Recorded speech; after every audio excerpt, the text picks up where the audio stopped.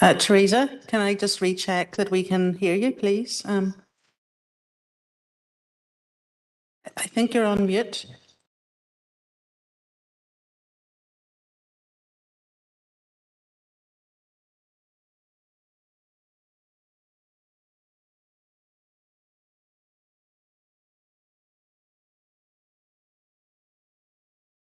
Can you hear me now? Yes, thanks, Theresa. We're just not started and Martin is joining us. We've had an email, so he'll be with us shortly. Okay. So you can hear me, yes?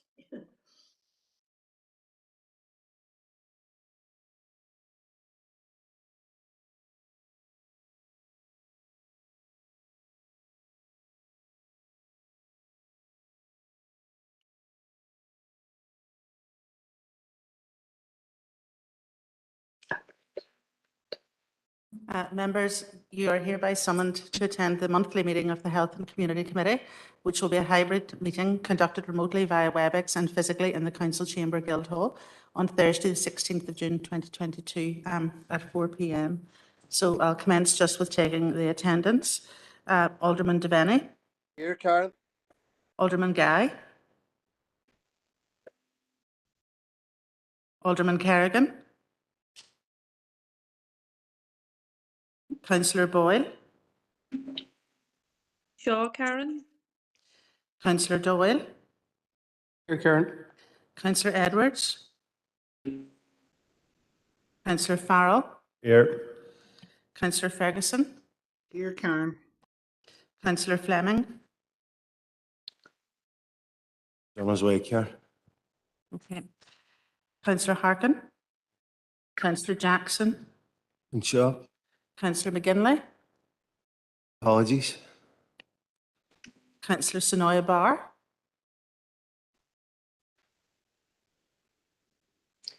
And Councillor Tierney. Apologies from Councillor Tierney. Okay, thank you. Can I just double check? Alderman Guy. Alderman Kerrigan. Darren, I'm here. Sorry there.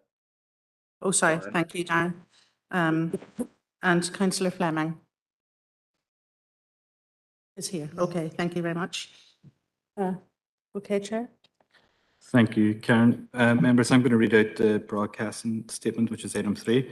I would like to remind everyone present at this meeting in the Guildhall or in attendance remotely that this meeting will be broadcast live to the internet and will be capable of repeated viewing. This broadcast will be terminated or suspended in accordance with our protocol. Due to your attendance at this meeting, you're consenting to being filmed and to use and storage of those images for broadcasting and training purposes and for the purposes of keeping historical records and making those records available to the public. Members and approved speakers are reminded to only have their mics and cameras on while speaking at the meeting and to use the chat facility to highlight a request to speak. A copy of the Council privacy notice may be found on the Council website at www.dariustraban.com. Okay, members, I'm going to move on to item 4, which is declarations of members' interests. You can make those now, or you can make them as item arises during the meeting. I'll just give you some moment. Chair.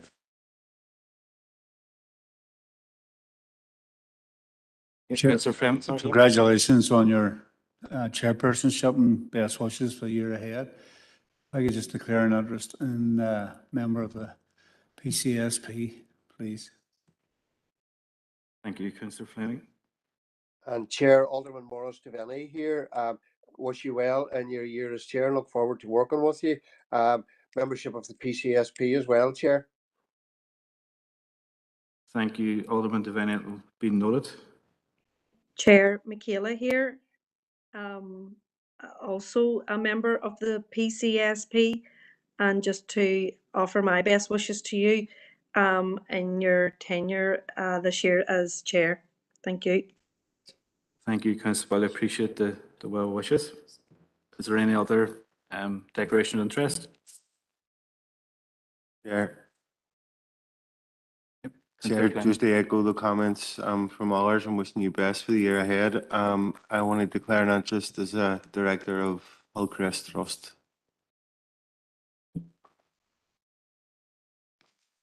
Thank you. Members, we're going to move on to item 5, which is a deputation from the Disability Equality Group NI. I know we've got Theresa on the line. Do we have Martin and Brian there as well? No, no. Oh, You're Brian here. they're Brian now, yeah. Sorry, Martin here as well. Okay, we'll get your presentation up on screen here now. Thank you.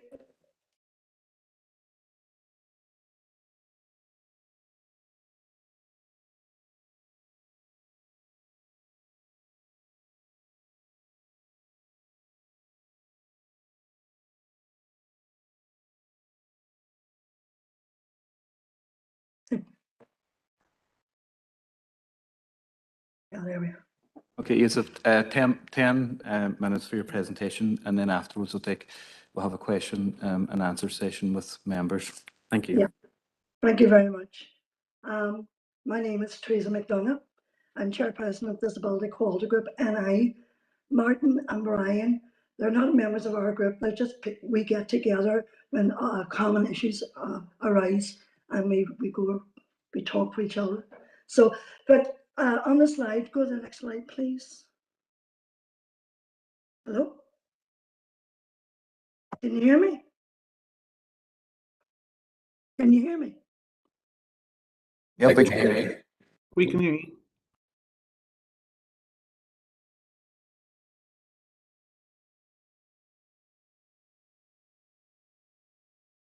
You're on mute again, Theresa. Technology, I'm using technology. Please forgive me. Can you hear me now? Yeah. We can hear Yeah. you now, Theresa. Yeah. Right. Another city, we're looking at disability, and we're looking at the city, the most beautiful city that we live in. We're very unique in the fact that we live in a city with hills, which makes life quite awkward many times for many kinds of people with disabilities. But in order to talk about disabilities, we need to know what it means. Sorry for interrupting you, Theresa, there. We're finding it difficult to hear you. Is there any... Serious? Maybe speak closer to the microphone, maybe? Well, Might help. I'm on an iPad. If that's any good to you, is that any better? Yeah. Is this any Do you want better? to try holding the device closer to you just to see if that works any better? Is this any better? Is this any better? Yep, that's better. Yep. You okay with that? Right, bear with me. I can shout you, I'm very good doing all the shouting. But in order to look at disability, you have to look at the word disability. In order to make decisions, you need to look at the word. And the word disability, you know, there is Disability Discrimination Act, have signs, which you've already seen the slides on it, and a lot of mumble jumble, in my opinion. I feel, and my group feels, that when you work the word disability, it just means you are born, or for your illness, or an accident affects the rest of your life. That is for me and our group, that's how we talk about disability. Not long-winded things, as you would see from time to time, that they need to be there, but that is the real point. That's all you need to know. You don't need to know all the jargon that goes with it. The next slide, please. Hello, next slide. Yeah, so that you see yourself there, that's the sort of thing that we don't need to go into that. I already explained. So can you go on the next slide, please? Once again. Yeah, so yeah, that's fine. In disabilities, there's two areas. There's a medical mode and there's a social mode. Now, we're going to talk about the social mode because that's the most important for our council to have a chat about. But the medical mode is a mode where if you're diagnosed with a life-threatening illness or had an accident, you're diagnosed, your GP saying you're this, you're that, or you're consultant. For the rest of your life, you're going to be this. You can't walk, you can't do it. This is really important. But it's also very, very annoying. It's very sad in many ways because we are faced what's going to happen to us for our life, or someone who's born, parents have to listen, or your child's Down syndrome, or your child's this. It's a lot to take in, but it has to be done. But it's part of, So if we went to the next slide, Martin, you okay? You want to come in? You okay? Right. The social mode. Now this is where we are at.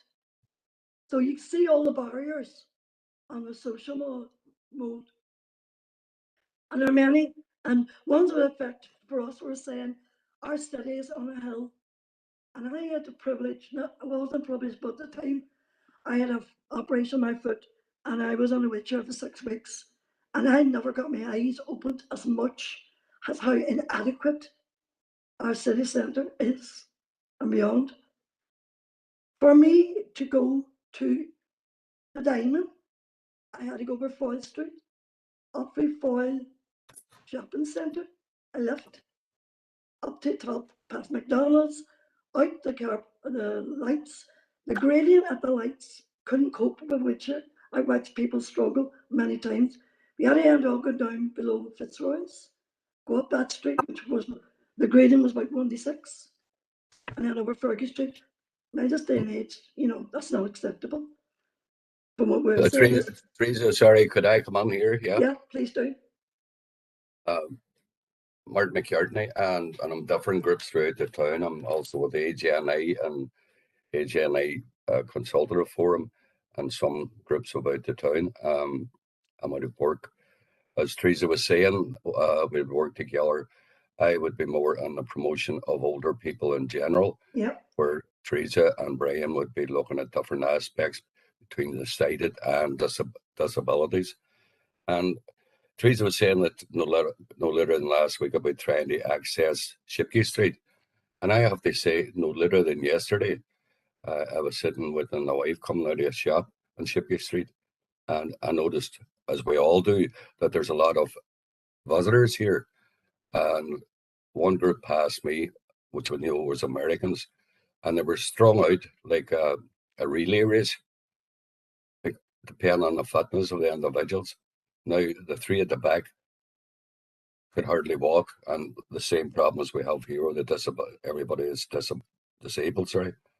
But the thing about it was, they were stopping, they were trying to get their breath, but there was nowhere, A, could they sit down, or B, even if we had put railings, space railings up either side of Shipquay Street to allow all our residents and visitors, if they need to stop at some stage, then they can lean against the railing.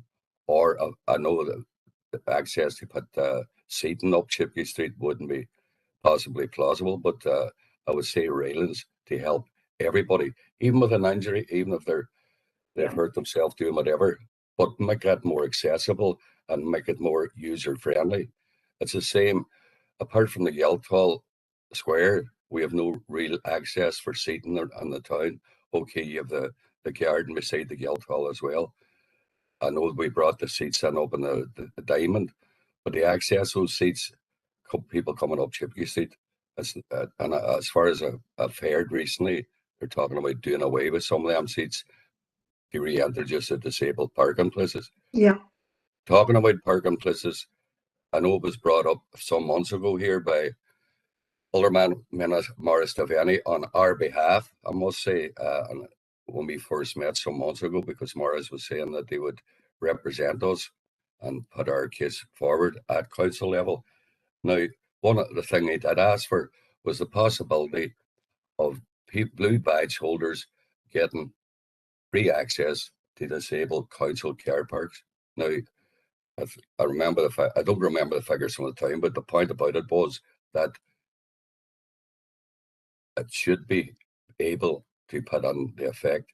We're not talking about blue badges taking those spaces in the council car parks 24 hours a day. I know the sums that were made up at the time was based it on maximum usage, which I think needs to be looked at. Can I come in there?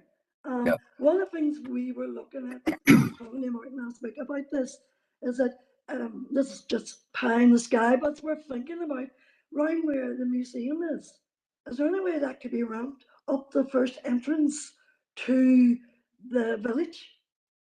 Because we have a beautiful inner city and a beautiful village that a lot of people cannot access.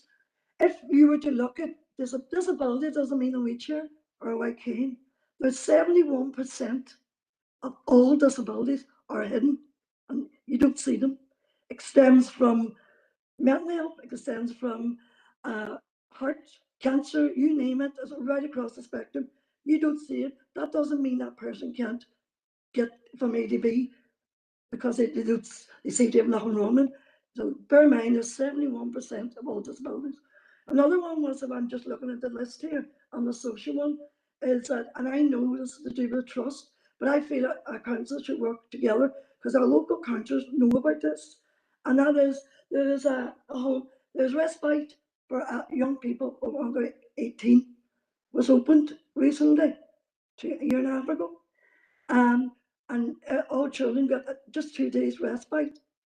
Now they closed it last November to accommodate one other person who really needed. Don't get me wrong. It's not about criticism.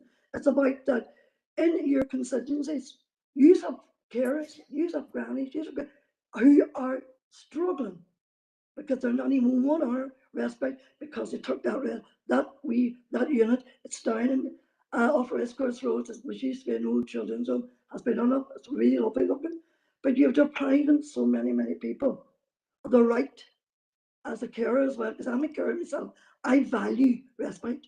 It keeps me sane. So there's a lot out there, and the young people and our younger people today, we adults will learn this. Young people have profound disabilities as well. Statistics is proven as time goes on, it's not just one disability, it's 3 or 4 wrapped up in the one. So I mean, there's an issue, and I hear parents every day. I had a group last week, mothers and carers, talking specifically just about that. It's crazy. But listen, can I go on? You can see the list for yourself on the social.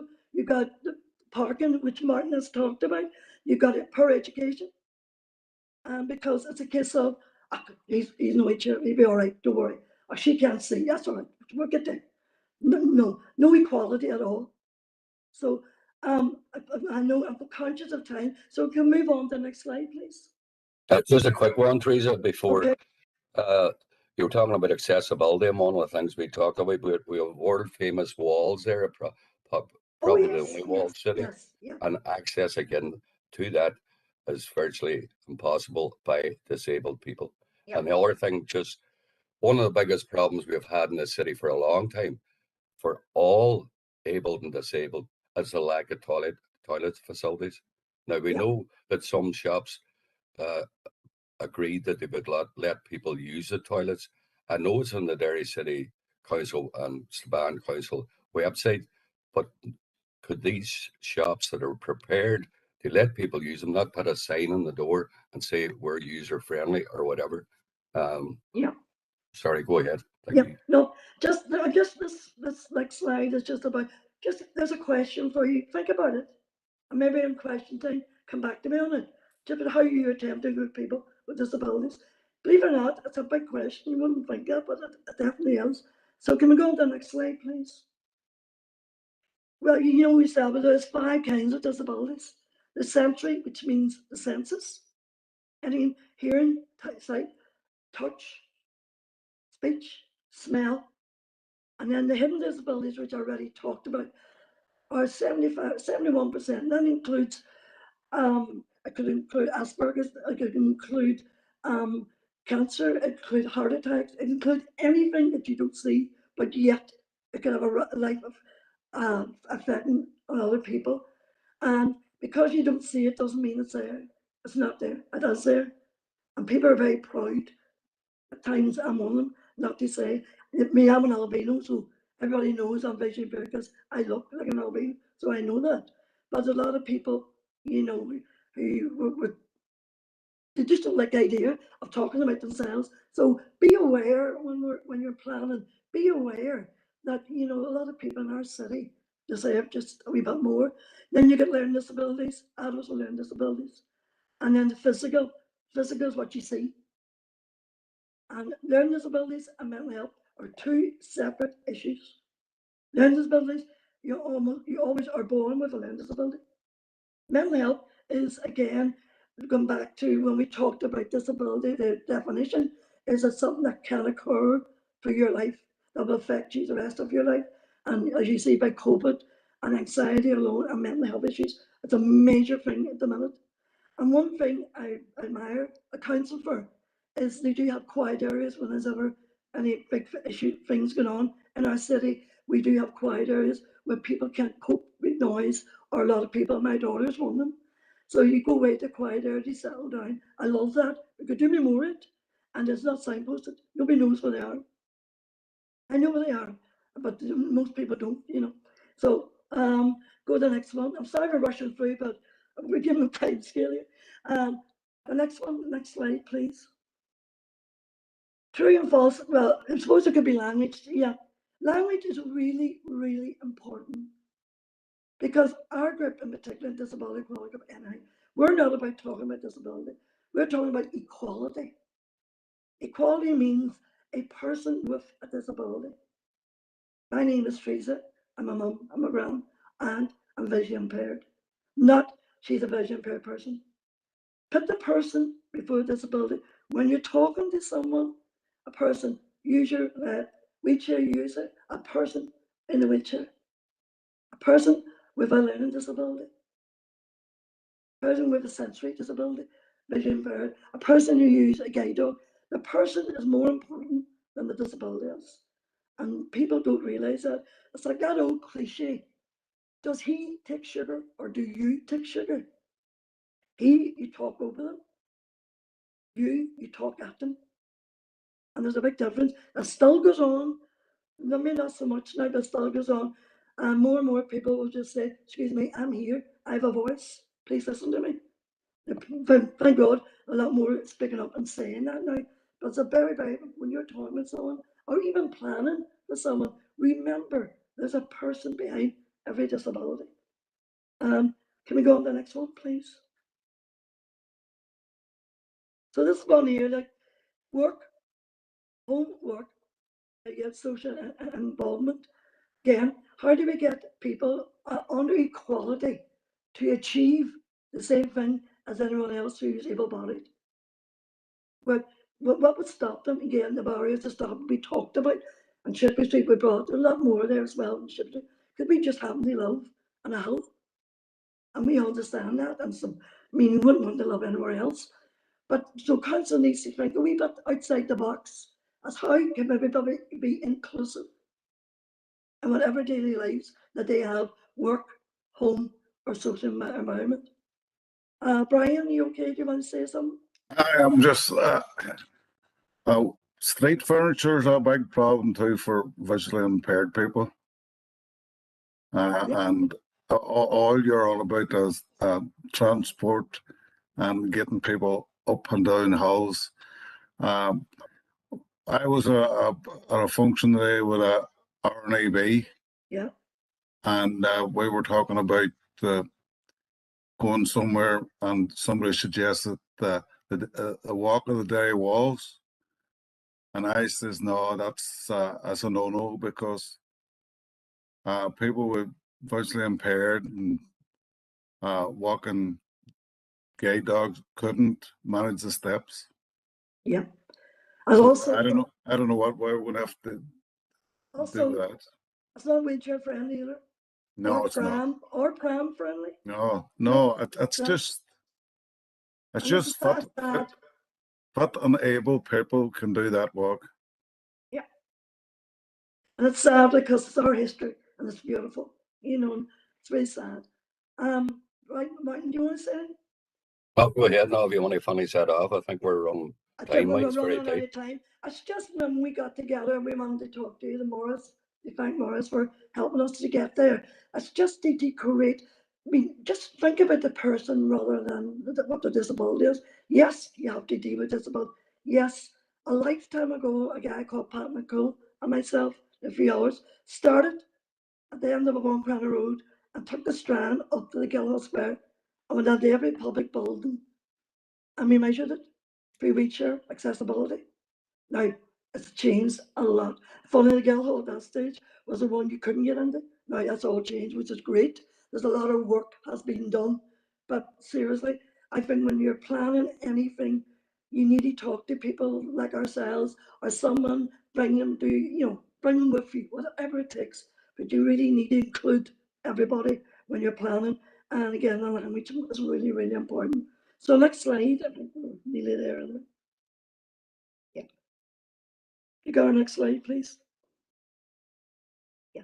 So no, just divide. It's just that that's more the end, but it's just that we three people feel very passionate, very strong. I went on that walk with Martin today as well, you know, or with Brian today as well. It was excellent. I really enjoyed. And we have people from on Harnaby, from Belfast, Coleraine, Dungiven, Omagh, all walking that beautiful walk underneath the Peace Bridge and then to St. Collins Park and then a nice meal afterwards. So there's a lot going on that we're doing, not going on, a lot of groups are doing. We just want council to think outside the box. We're asking you to consult more. We're asking you to think about the person, not the disability, and ask them the right to be heard. And the wee phrase I'll leave you with, can you just got one more slide, I think? Just one more slide there. Yeah. So there is no greater disability in society than the inability to see a person as more. So I'll leave you with that thought. Brian and Martin, is there anything else you want to say? A very good presentation, and all. I would just endorse what you have said, Theresa, that there's the vast majority of the city is all able-bodied, but there's older people, Yes. and particularly disabled people Yeah. of all different problems that need to be looked after more. Yeah. And we need to be stepping up to the mark to make sure we're a user-friendly city for all residents of this city. I think you're right, Martin. And one thing I would say again, maybe I'm a bit passionate about respite care and stuff. I think our council needs to work with the trust and the fact, because there's so many families out there, and all you council, they're all in your areas. That families are on their knees. They can't get 1 hour's break. And this is a child could be up all night, creating noise, creating havoc in the house, being quite physical towards themselves and others. So there's a really cry out there, and you know, I don't know what, but I'd love to think that you could really help and support each other, because we need this respect for these young people. We really do. I'm very lucky. My daughter's in her 30s. I get respite about 4 times a year for rest up in the colleges, because that's established and Clare's established. But these young families are suffering. That's not fair. So that's my soapbox. So thank you very much, Chair. I appreciate you inviting us today. And I'd like to think in the future that anything concerning that you have concerned, that you come back to us. Thank you, Theresa, Martin and Brian. We're going to bring in members here for contributions and questions. So the first indicated speaker is Councillor Ferguson. Thank you, Chair, and thank you, Martin, Theresa and Brian, for your presentation. I think it's something that a lot of people oversee, but it's something you have highlighted really, really well here today, that you need to think about the person and not necessarily the disability. Yeah. I know only too well. I have arthritis, and I know myself in the considerations when you're going somewhere on how far you can walk on a good day and a bad day.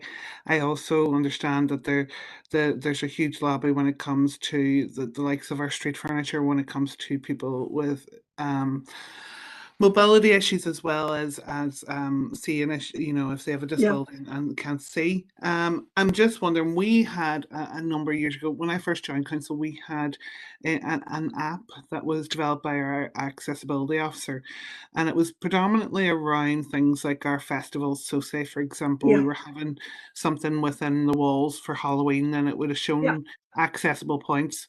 Is that something that you have used or found useful, or something that we could at council maybe use more often when it comes to access to our sites? I know when it comes to things like Shipkey Street, that's going to be a big ask from the likes of DFI, but it would be interesting to see if you could think of any ways the council could help.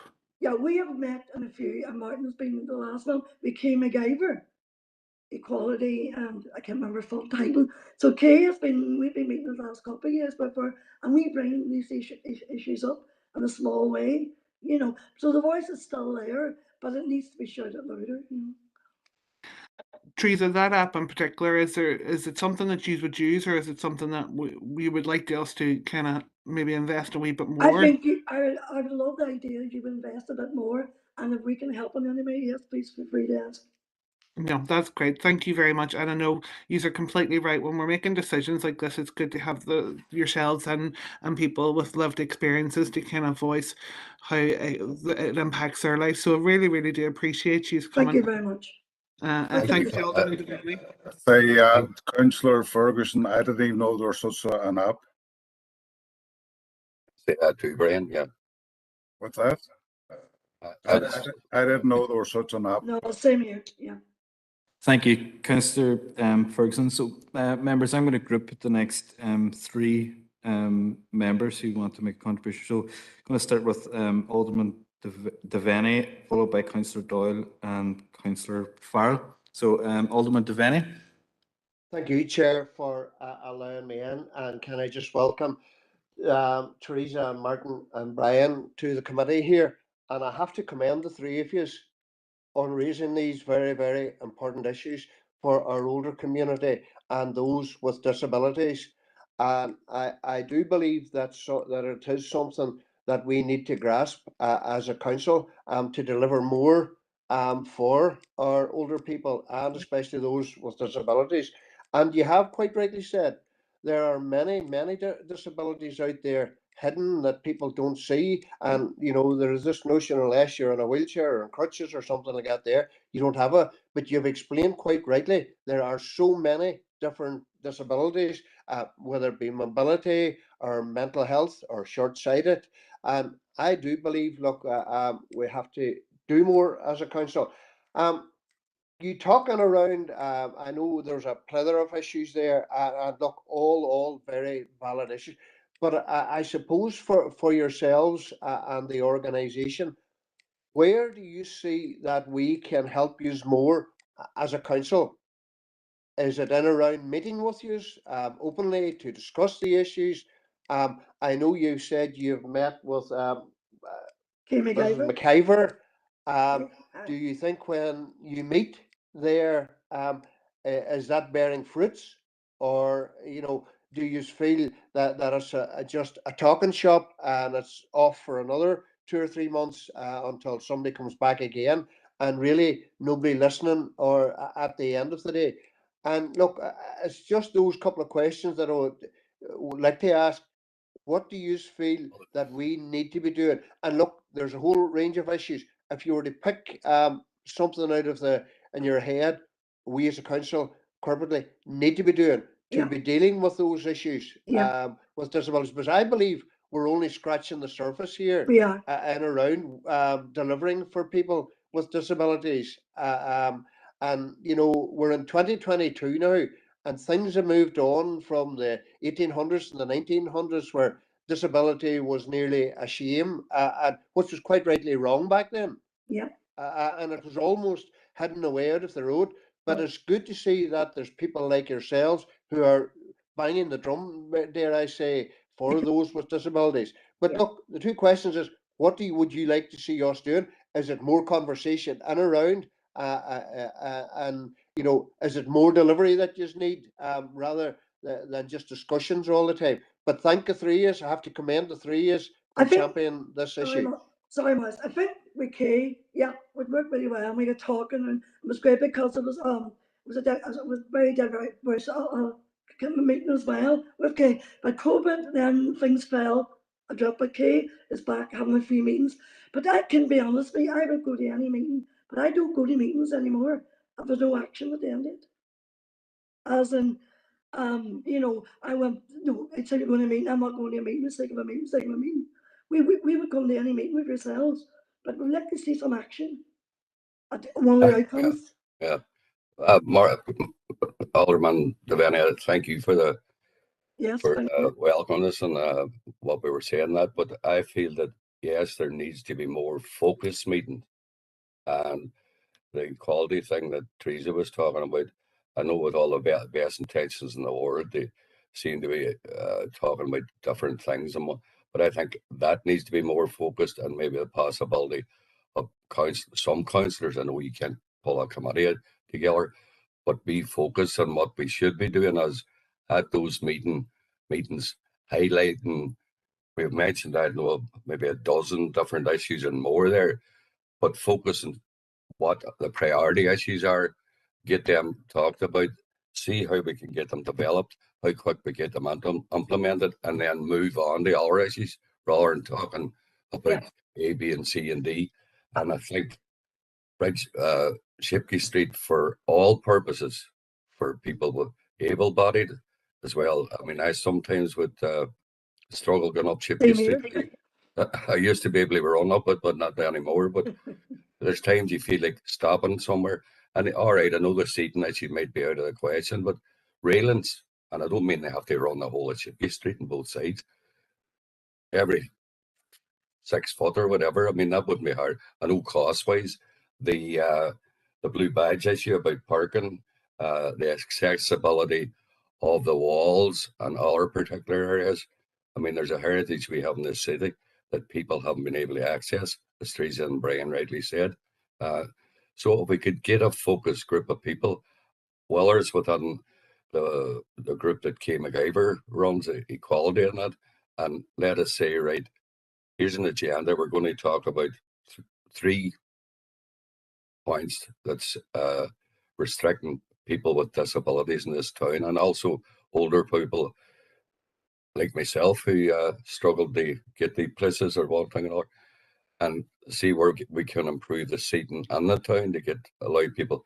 But let's be focused and let's get a group together that we could say, right, we're going to look at the whole problem of disabilities throughout our city and what can we do urgently to improve it. Do endorse what Martin is saying as well, but all the years I spent in community, to pick 1 or 2 things and do it well. Yeah. Better than doing a whole lot and not succeeding. So ideally, stay within our means and pick 1 or 2. Like they're writing something about Shipkey Street. How best can we put more support, a better word for Shipkey Street, for people to get up a lot easier? Something, but don't put a whole lot together. Just 1 or 2, and then we could work on that. That's not a problem.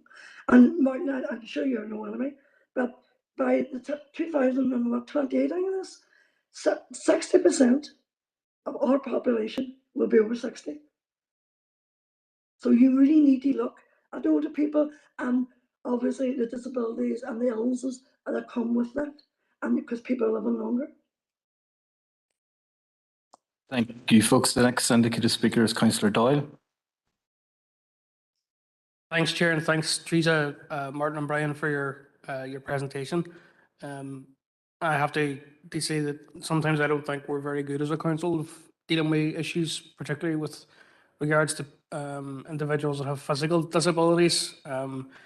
Just to give one example, in my own DA, Ballyarna Country Park, half of it is almost inaccessible to people who have mobility issues, which gets on my nerves. There are aspects of what you're saying, which I totally understand. I mean, I'm only 35, but I don't mind telling you it's difficult even for me at times to get up Shipkey Street. But for people that have physical disabilities, it is near impossible the more that you think about it. Yeah. One of the things, and I'd like to hear maybe what you think about this, is particularly with the street furniture, you see whenever we get a report about a specific issue from our officers, one of the things that's at the bottom of it is implications for those with disabilities and some other issues as well around equality. Sometimes I don't think that's detailed enough. So for example, with the street furniture, I'm fairly sure when I went back and had a look at it, it was, we were basically saying there aren't a lot of implications for people that have disabilities. You're saying different, and I'd like to hear more from you in terms of individual projects. So I'm wondering if you think it would be helpful. I know Shipkey Street and some other issues those are things that we can work on a long term. But I'm thinking in terms of us being able to help you and the wider community move this forward, would it be helpful if on an individual project basis, so say for example, we're going to be getting new street furniture on Bishop Street soon. On that, whenever we're getting reports, I would like to have some of our officers make contact with you and say, look, these are the plans. do you think that they're going to be accessible for people who have the same mobility and other difficulties? I would be interested in your view on that, because if that's the case, then I would certainly like the not convene anything formal, but have you integrated into the process that we use to get these projects over the line? Because there's been too many over the last while. I mean, Ballerina Country Park's the one that gets on my nerves, but we've had play parks, for example, as well, Yeah. where young children with physical disabilities have almost been an afterthought in the whole process of getting the Yeah. project over the line. That can't happen. And maybe it's just that we're not asking the right people. We're just doing it on the basis of, here's our legal responsibilities. So I'd be interested to hear your views on that as well. Nobody I is just, saying that we don't want furniture. I love sitting outside. I give me right down to sit on a coffee outside and watch the world go by. That the issue right now is when you put furniture outside and people, even a mother pushing a pram can hardly get back without going on the road. Yeah, I think Bishop Street's wide enough. Let's have a look at it. Let's see. I don't think we're not against all having furniture. We're against, but the thought goes on that people can go comfortably around it, or push a wheelchair, or push a pram, or a guide stick, or a guide dog. So it's not about black and white, and we don't want that. So it's just looking at other ways that can be achieved. Martin, do you want to? Brian was looking on there. Oh, sorry, can Brian. I just ask you, do you consult anybody before you go ahead and these new schemes, or I don't know, as you say, Bishop Street, have you consulted any groups about this? Can I just ask the previous speaker? I'm going to bring Karen in. She's going to answer that question for you, Brian. Chair, depending on the scheme, they vary upon which directorate is taking them forward. We have officers who are very experienced in taking forward the capital delivery of projects, and they do engage on a wider basis as part of general service planning with organisations who represent the range of groups across that sort of wider inclusion sphere. However, in terms of Bishop Street or specific projects to do with regeneration or public realm, those sit within our environment and regeneration committee structures. So I can't comment on those specifically today. What I'm very happy to do is to take your feedback. I think it's important feedback, and feed it into that wider process. If you're content with that, and to ask for officers perhaps to follow up with some consultation with groups such as yours and those on a wider basis if needed, to see how your learning and your lived experience can be taken into account in terms of taking projects forward. Thank you. Brian, are you happy with that response? I'd be happy enough for that. Thank you. Just to add on to it, it's just that it is, we're not killjoys, we're just saying, let's look at it a wee bit different, what we can do. Thank you, Theresa. The next indicated speaker is Councillor Farr. Thanks, Chair, and thanks, Theresa, Martin, and Brian for coming here today. Obviously, I'm very, very sympathetic to the issues you've raised, and I fully appreciate the issues you've raised in your very detailed presentation. And our city and district has a strategic growth plan, and there's a number of commitments contained within that align with the issues that you've raised today. We've got a commitment to develop an age-friendly city. We've got a commitment to support the independence and inclusion for older people, and to develop citizenship for people with disabilities. And Alderman Devaney sort of beat me to it. You've come here with like a whole load of ideas about how to make the city and district better for people with disabilities. And I think that needs to be crystallised. I think you need to have a really, really clear ask with something really concrete. So if a genie came to you and says, make a wish about one thing that you would do to make things better, and I know Martin talked about the railings on Shipkey Street, what is the considered view of your collective about one thing that you would want us to do? So one thing. One thing I would like to do is, I would like to think I left here today and you listened to what we had to say and we do a proactive on it. And I think Theresa, Brian? Well, I just listened to this, maybe. You know, I've been to many meetings and I've been to, filled out many disability strategies and all, and I still haven't heard one thing come back with a whole lot of them. Yeah. You know, listen to this. Yeah. And I would think it probably would be very difficult at this stage to pick one out of the hat because we all feel that they're all very important. Yeah. But I would like maybe, as yourself, we talk about setting up some form of talking group. I think what we could do there is what's feasible in the short term. What will be the easiest ones to fix on a short term, and look what it's going to take over a period of time, so that we could then say, right, we can get these done within the next 3 months, 2 months, or 6 months, or and put that in something to work to, and tick the box and say, well, that's been done, that's been done. What's the long term one? Like, you know, so I think it mightn't necessarily be priority. It's more one, it's going to cost a lot of money, to what's going to be needed to put it into place. Yeah. And again, as we say, involve groups like ourselves, it's already been mentioned, and other groups, to get them involved with decision making around any type of impact that things are going to have on the city, so that we can at least all be singing of the one hymn sheet. There was one thing I didn't say today, which I think is important as well, is that you talk about equality. Equality is right across the board. Equality is also people with disabilities, accepting, and because you're a disability, you think you're an advantage. You're not. Your equality is right across the board. So everybody has an equal say.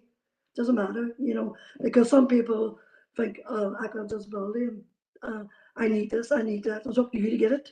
No, it's not up to you to get it. It's up to the person with disability to do what we do, or parents or guardians to do the same, stand up for them. But because it's not all just about people with disability and go over them, we need to do this for them. This is about equality right across the board. Thank you, Theresa. Alderman Devine, I see your proposal in the chat box, and I'll take that at the end. The next indicated speaker is Councillor Michaela Boyle. Thank you, Chair, and thanks to Martin and Brian and Theresa for the presentation. I think in terms of disability and equality, obviously they go hand in hand. And I suppose at the outset I want to say that, you know, our council, and fairness, we do have an expansive, continuous consultation process through our strategic growth plan. But we can always do more, and by doing more is being inclusive of the user groups across the local city and district area, including yourselves, because sometimes we kind of, I suppose, you be a step removed and you would go to the larger umbrella groups like Disability NI and those kind of groups, you know, when we're consulting. But it is good to do more, and we could always do better at what we're doing. I myself, I am sight impaired, so I do know the issues out on the street, but there's a lot that we can do more as a council as well in terms of size of font, and we can do that, you know, very easily. There's a lot. You go into any chemist, any health centre, any public building, and there's signs all over the place, and if you're sight impaired you can't actually read what's on the sign. So I think font, for me, the size of font is a big issue. I think it was yourself, Martin, mentioned the toilets and the communication around where are those toilets and who and what businesses offer the opportunity for the public to use them. And I think Shima's there today, and maybe that's something we could action right away. you know, that the signs are on the windows of the businesses offering toilet facilities to the public. I think there's an opportunity as well to, correct me if I'm wrong, Karen, but I think we still have the social inclusion disability officer in council. I know Louise used to do that job and done it very well. So there's an opportunity there to maybe work with the social inclusion officer within council. There's an opportunity also that we can do in terms of working with DFI roads, you know, drop curbs, railings, all of that, you know, be inclusive with them. Transport's a big thing. Accessibility, transport is a big thing, particularly for people in the rural areas. And I know, you know, if a young person's looking in a wheelchair is looking to go somewhere, say from Newton Stewart to Derry to the cinema, you know, they have to pre-order the bus that has the dropped ramp, you know, to get them on. And there's a lot of things we could do better in terms of supporting people, you know, have better transport accessibility across the board. Guide dogs for the blind, I know they do a street project where, you know, they allow elected members and others to you know, go out onto the street with the dog, and they wear a blindfold and they try and master the street furniture and that type of thing. And they're very good at doing that, and they offer that to all councils and elected representatives to support and do it. Education is also very important when we talk about disability. Educating our young people about the hidden disabilities that you talked about, Theresa.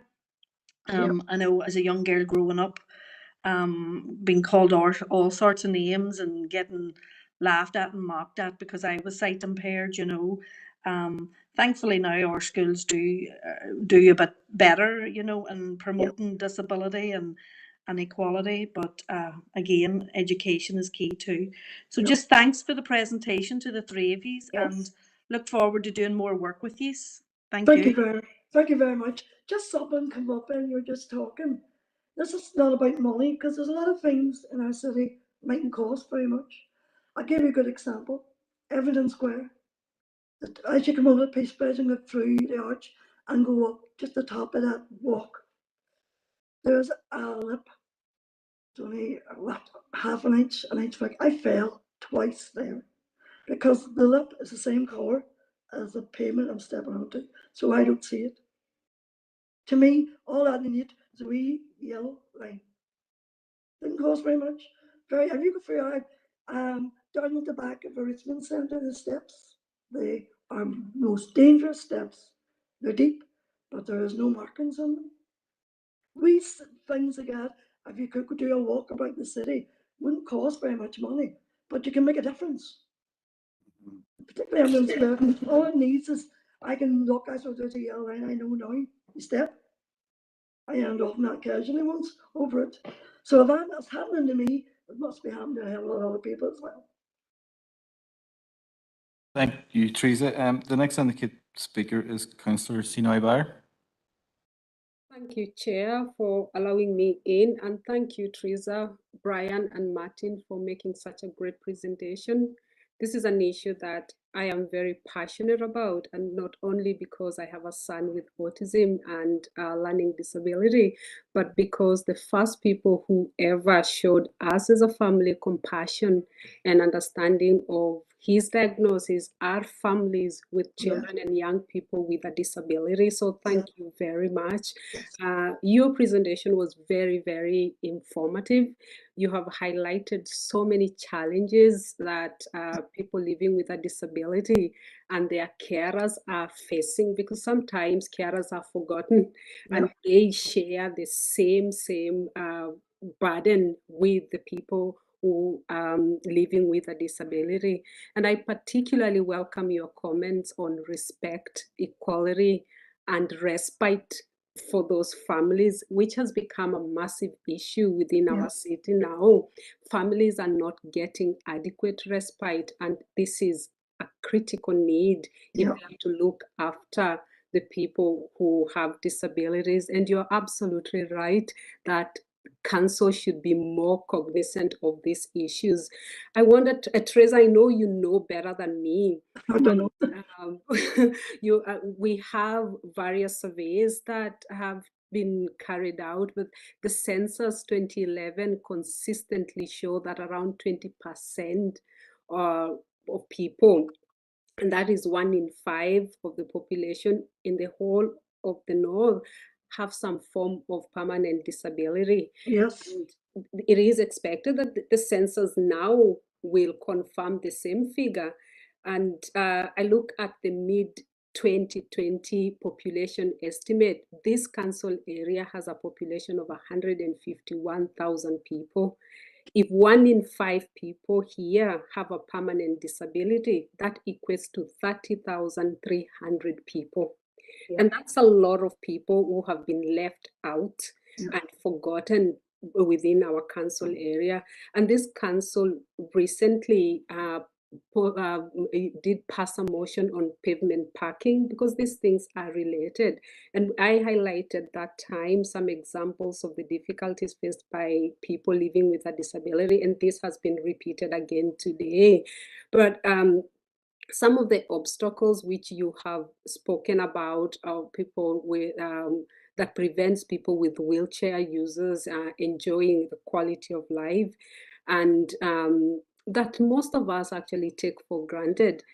I don't wish to repeat all this right now, but what I wanted to ask you, and I know a lot of members have made a few suggestions, and I agree completely with everything that has been said.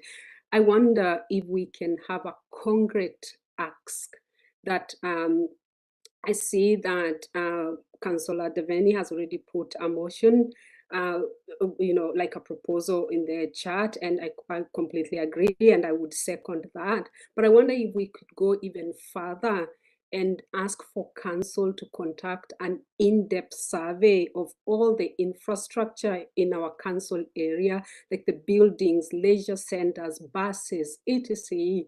Because I think this is now law. Yeah. Hello? Councillor Sinabar, if you want to put that proposal into the chat box, and we'll take it at the end of the questions and contributions here. Can I respond to make that, a difference? I would like to make this a formal proposal tonight.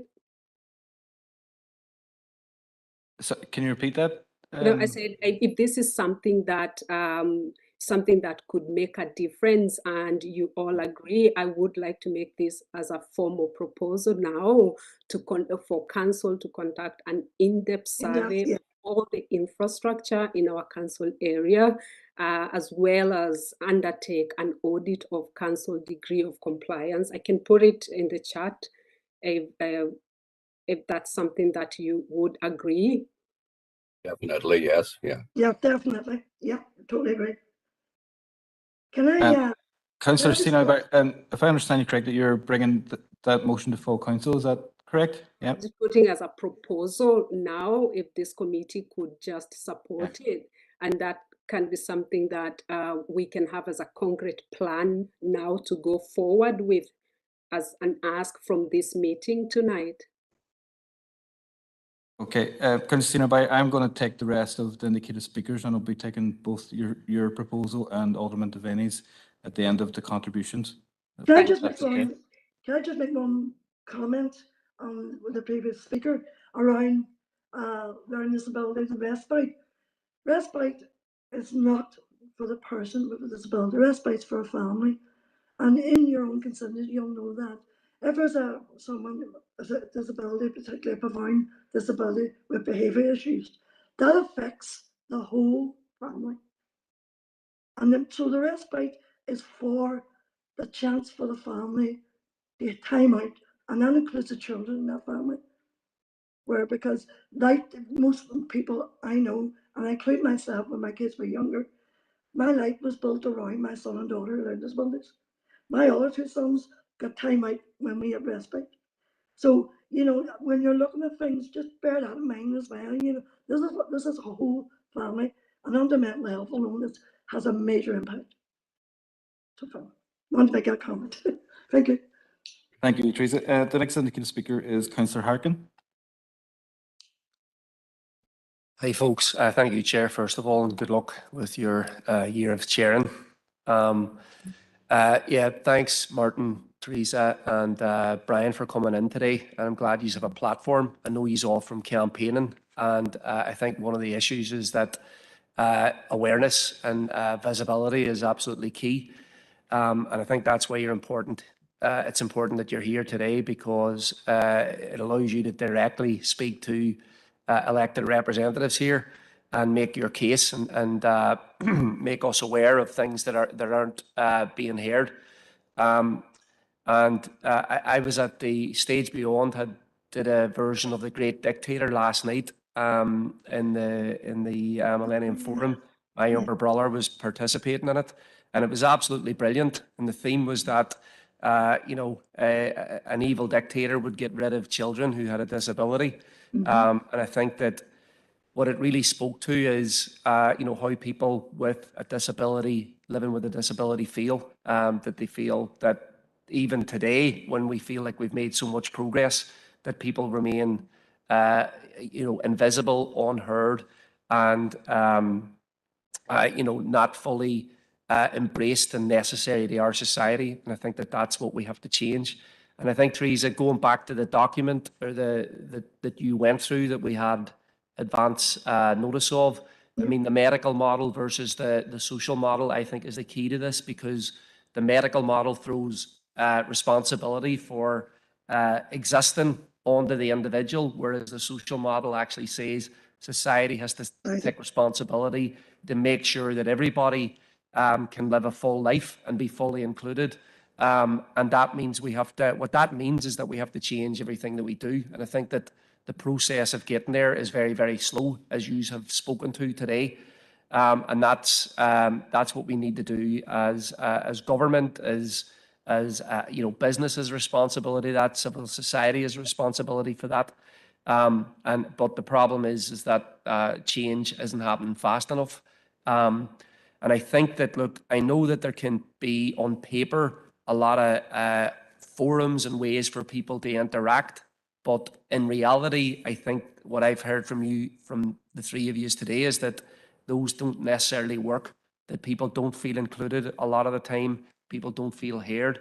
And I think that, you know, it isn't the case to my mind that for a lot of our planning and a lot of our redesign of the city, which needs to happen, that there is enough inclusion of people's voices, and that's a big part of the problem, and that needs to change. So I think that you know, the council can do more. I think it has to go beyond the council. I think this is to be island wide to actually change things. I was part of campaigning with Brian for the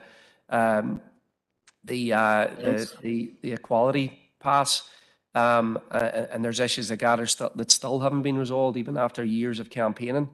But I think that this is useful today. So there's two good proposals there. I'm not going to make an additional one, but I'm going to take Theresa's offer up. I mean, I would like to go on a walk around the city with yourself, or even in the city centre, because spending a couple of hours doing that and actually saying, here's where there's a problem, there's where there's a problem, would actually be very, very useful. So if you're up for doing that, I would be delighted to do that.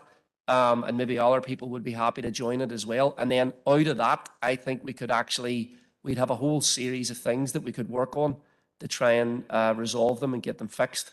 But the last thing I want to say is, look, you know, the key to this is going to be campaigning, and yous are all campaigners. I mean, look, you know, speaking at rallies and organising campaigns, and that is going to be the difference. I mean, that is what's made the progress that we've got, and that is what's going to continue to be the difference.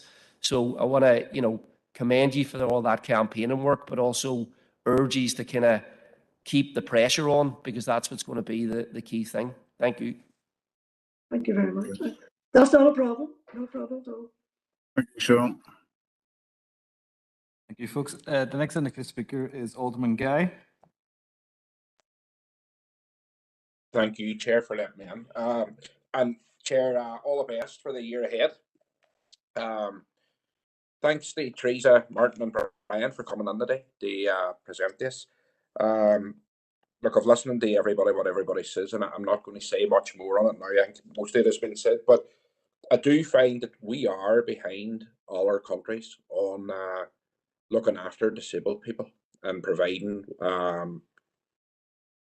let's say, they're providing an easier time for them and getting about when they're out and about, when they're out shopping, when they're moving about.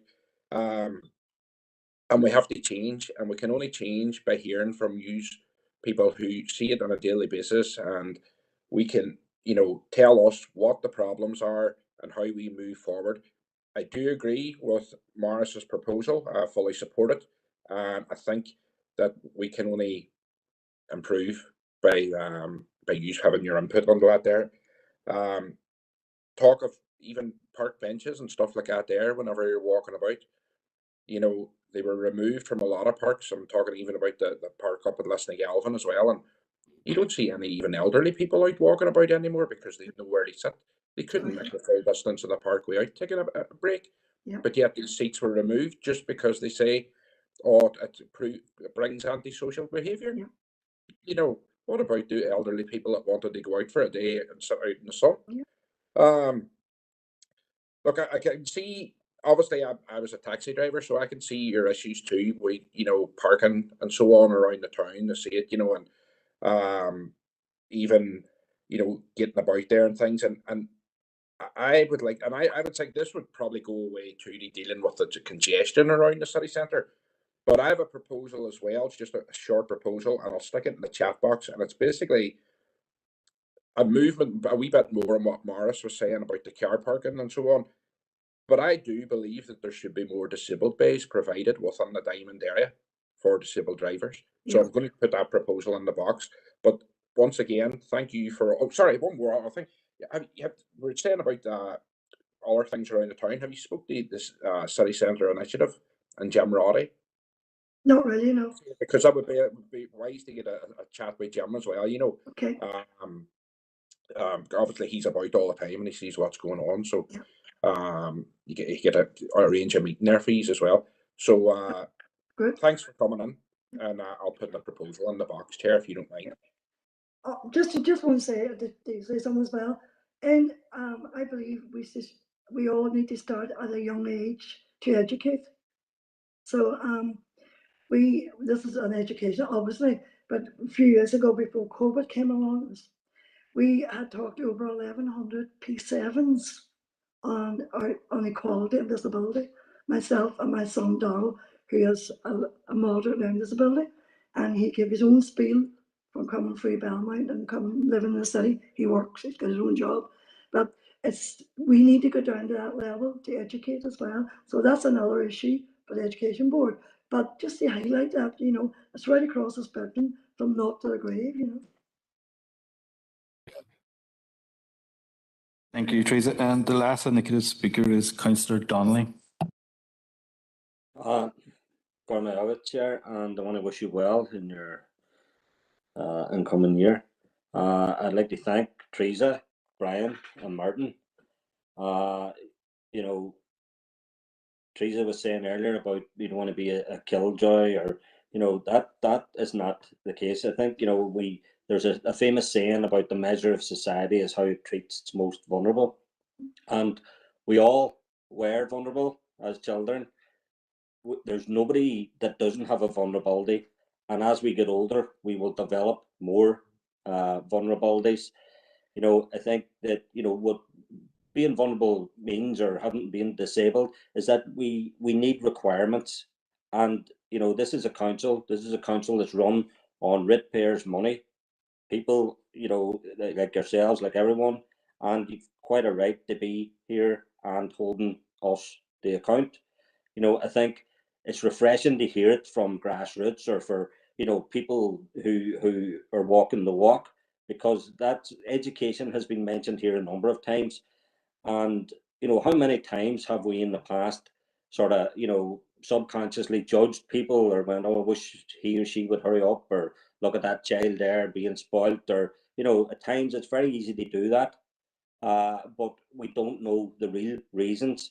So I think it's very important to hear from people like yourselves, and you know, I think the ideas that were mentioned earlier about, you know, doing the walk, see what it's like for disabled people, I think it's very, very important, and we need to be held to account as a local council. You know, we've been tasked the run the city and they spend ratepayers' money, and it's important that you know, we do it in an inclusive way and a fair and an accountable way. So look, I'd just like to commend you. It's not easy to do this. So again, I want to wish you all the best, and I don't have any, I'm not a member of the committee, but I can at full council support the recommendations, and again, thank you. Okay. Thank you, Gary. Much appreciated. Thank you. Thank you, Councillor Donnelly.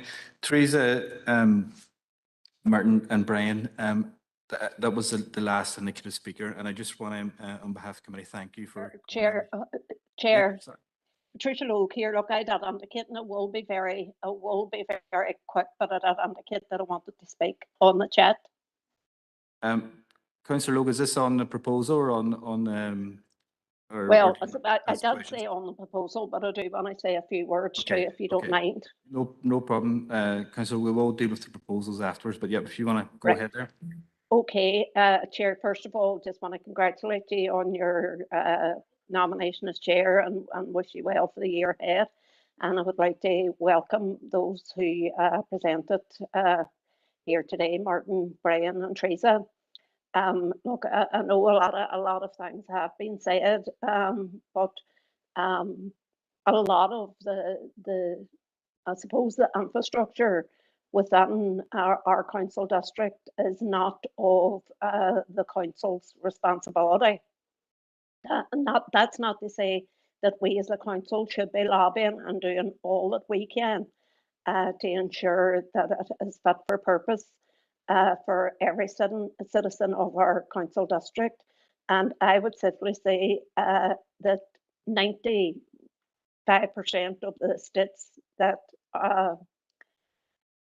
within our council district wouldn't be up to the standard of disability action now. You know, they just wouldn't be up to the appropriate standard, and that all needs looked at too. I would like to say, as a council, everybody could do a lot more, but I would like to say our council have been proactive.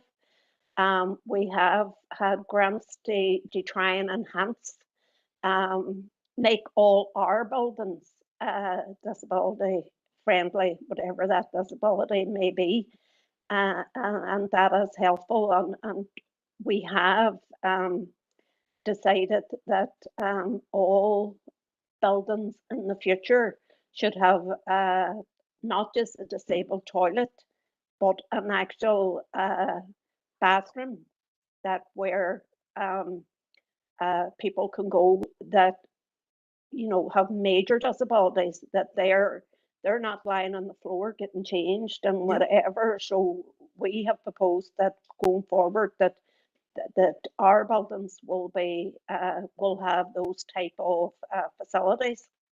And I know it was through a grant at the Millennium Forum got that type of facility from the council, but we do need more. Just on the proposal, I've no problem with doing that survey. However, as I said at the start of my speaking points, a lot of what we would be surveying is not actually council's responsibility.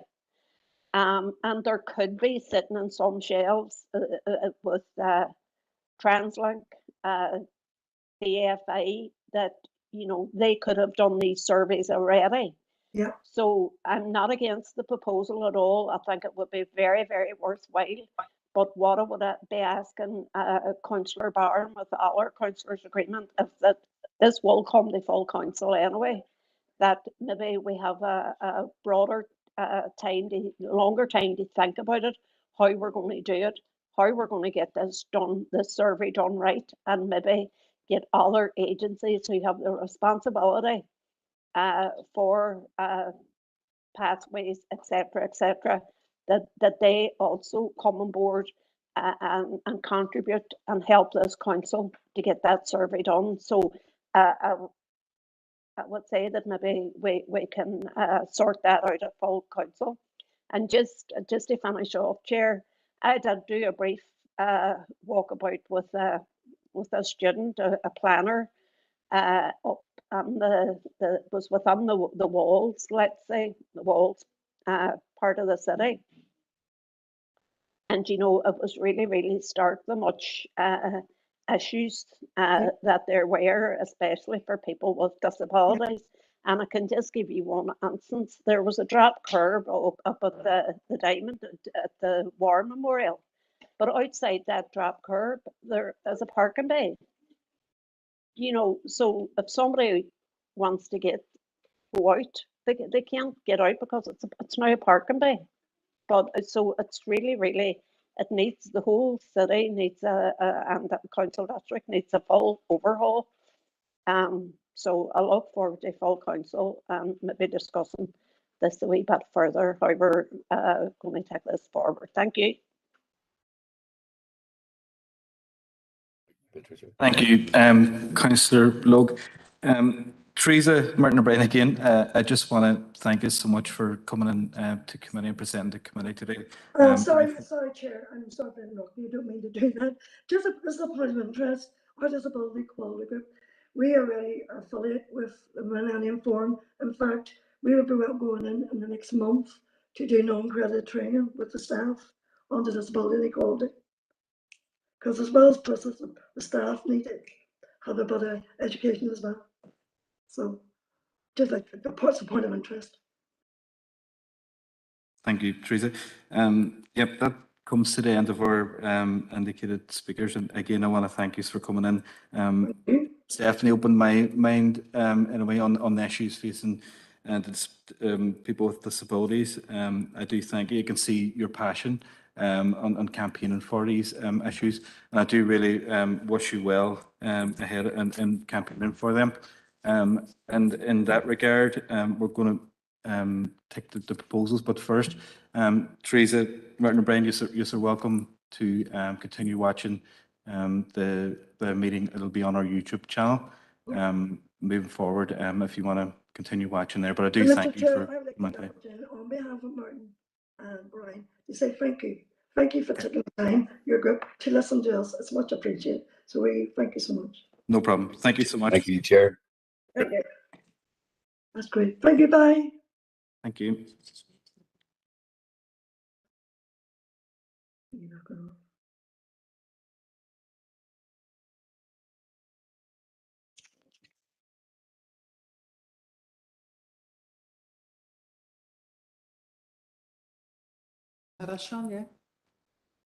Okay, members, there's a number of proposals made during the deputation. We'll take Alderman Devaney's first, if you want to get it up on screen.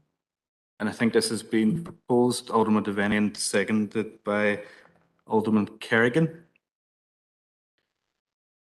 If anyone wants to speak on it, please let me know. Councillor Dowd. Chair, proposer, could I not speak first? No. Oh, yeah, yep, Alderman Devaney, yep, go ahead. Apologies, go ahead. Sorry, Chair, and thank you for allowing me in. And look, once again, I just want to commend the three people who came on and spoke, you know, about the crisis that we have with those with disabilities and our older community. And I thought this was a good proposal here. And look, I have no problem with Councillor Senna Ibar's proposal and Alderman Guy's proposal, because in around this discussion, these would probably been there as well. And I think this is an issue, Chair, that I believe we would look to set up a working group to discuss with those disability action groups in around the issues, because we asked them quite clearly today, you know, if you had a priority, which would be one? You know, you probably get three different answers from the three of them. And they did clearly come out and say, look, very clearly, that more discussion and more help and around the process of discussion. And I think, Chair, I think it'd be a good idea to set up the working group, that we can meet with these groups and we can get reports coming back to our committee that deal with the issues and deal with the issues that are being priorities. And I do understand, Chair, as well. Look, I do agree with a lot of the other speakers as well, and around education. You know, this is about getting the message out there. And look, I know we're doing a lot for people with disabilities, but unfortunately, a lot of people out there with disabilities or older people don't know the facilities that we have there, or the help that we're given there. And I think, quite rightly, I think as Councillor Donnelly mentioned about educating, it's about educating everybody where it's educating where the need is. And it's for those, for we as a council, it's educating those with a disability where there is help there and help available. And I think that would broaden out the whole discussion and around and see what we could do. And I do appreciate the councillor that spoke and around all the disability issues aren't with council. I understand that. But I do think we have a duty of care as a council to be challenging those in responsibility for those issues that are around disability and our elderly community. And Chair, look, if it was viable, I would be very, very happy to incorporate the other two proposals into my proposal. I think they're very, very welcome, and see where they go, Chair. But thanks anyway. I'll just take them separately. Thank you, Alderman Devaney. Councillor Doyle. Thank you, Chair, and didn't get a chance earlier, but congratulations on your election as Chair. Wish you well for the year. No problem supporting Morris's proposal. What I would say is, and I think it's really important, just going off the back of the points I made earlier, is that you know, in terms of outcomes of this group, I would like us to be self-critical. You know, it's great hearing from groups that are going to come in and tell us about the issues. But I do think as well, we as a council need to be taking information from that group and applying it to the processes that we already use. I mentioned, well, again, Ballerina Country Park, where we look at, for example, you know, I've asked around that, how some of the layouts in that sit with regards to the DDA. And sometimes we're very good in a legal perspective of ticking boxes. So I do think that no issue with it at all, but I do think that you know, I intend certainly to use it on behalf of those relevant individuals to be self-critical towards this council, because sometimes I think we certainly need that. Thank you. Thank you, Councillor Doyle. And the next speaker is Alderman Guy. Thank you, Chair. I fully support the proposal. And I do think that it's important for us to be informed by all disability groups within our council areas and even further afield, because I do think that those people are the ones that are having to deal with these issues on a daily basis. And it's easy for us to say, oh yes, we'll do that, I can see that there, but we don't have them challenges that they're facing. And I think it's important for us. And I do agree with Councillor Doyle that we have to be critical of ourselves, but I do agree with Morris as well whenever he said we do have to be a leading example here for other people who it is also their issue as well to deal with disability issues around their workplace and so on like that. But we need to be a leading light in this here. So fully support the motion going forward. Thank you, Chair. Thank you, Alderman Guy. I have no other indicated speakers in this. Yep, sorry, Councillor Farrell. Yeah, thanks, Chair. Happy to support the proposal on behalf of the SDLP. You know, we asked Theresa, Martin, and Brian what did they really want from us, and two of them said was they listen. So we've listened intently, and Morris has come up with a very, very good proposal that will show that we're listening on a continuous basis. So happy to support on behalf of the SDLP. Thank you. Thank you, Councillor. Councillor Harkin.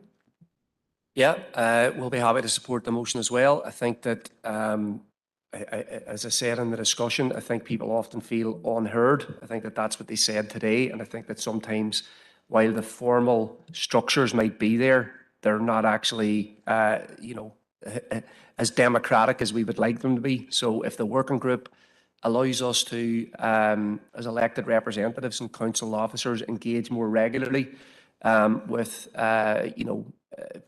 organisations and people living with a disability on how we can better structure the city, utilise council resources. We should do that. Thank you, Councillor Harkin and Councillor Jackson. Good Chair, and just to reiterate Sinn Féin's support for the proposal. I think a lot's been said around the work of our council officers and the emphasis that our council officers do put on the supporting and taking into consideration people living with disabilities. And I know as somebody who has been involved working alongside council officers on numerous capital projects, I know that the accessibility considerations is something that weighs heavily on the thoughts of our council officers and all those that are working towards it. But we have to accept that as a council, we have a responsibility. They listen, they lobby groups and campaign groups. We have a responsibility under community planning to help shape our council district so it meets the needs of all going forward. So this working group is a good opportunity for us to hear the voices of those that are living within our council area with a disability and take whatever necessary steps to support them. So as a party, we're more than content and happy to support the proposals in front of us. Thanks, Chair. Thank you, Councillor Jackson. And the final speaker is Councillor Rachel Ferguson. Thank you, Chair. And the Alliance Party are more than happy to support this proposal. I think it's a good proposal for us to come down and figure out simple ways in which we can make people's lives a little bit easier. But I wanted to just check with officers when we do convene this working group and we bring people in from different backgrounds to share their lived experience. Could we also have the Access and Inclusion Officer included in it? I know they are under the Business and Culture Committee, but from my understanding of being on that committee, that they do have remit across the entire directorate, because I think going forward, we as a council need to make decisions when it comes to future plans, and that could be as simple as our play parks, making sure that every single play park has accessible play, not just added in as an afterthought. So more than happy to support this proposal. And Chair, if you don't mind, will you bring me in under Councillor Sinai Barr's proposal too? Thank you. Thank you, Councillor Ferguson. Are you looking for Karen to respond, Councillor Ferguson? Just to clarify, if we could have the officer as part of the working group, if that's okay. Chair, the matters raised today cross all three directorates. I think it's critically important that we involve staff who are involved in the planning and delivery of particular schemes or involved in consultation exercises. Obviously, one of those will be our Equality Officer, and secondly, our Access and Inclusion Officer. So we'll take that feedback into the wider team within senior leadership and ensure we have the, I suppose, most effective breadth of representation from our officer team. Thank you, Karen. Folks, I'm not hearing any dissent on this proposal, but if anyone wants to vote against or abstain, please let me know. Okay, we'll take that as unanimous. Members, the second proposal put before us by Councillor Sinai Bai, I am not going to accept this proposal, although I agree with the merits of it. I think there's a potential that it could place an extra burden and finance on our council resources. So in that regard, I don't think it's fair that we consider this today. It can be tabled for full council, or if the members agree, the officers could bring back a report to scope this out, because it is cross multiple departments, but I am minded not to accept this proposal.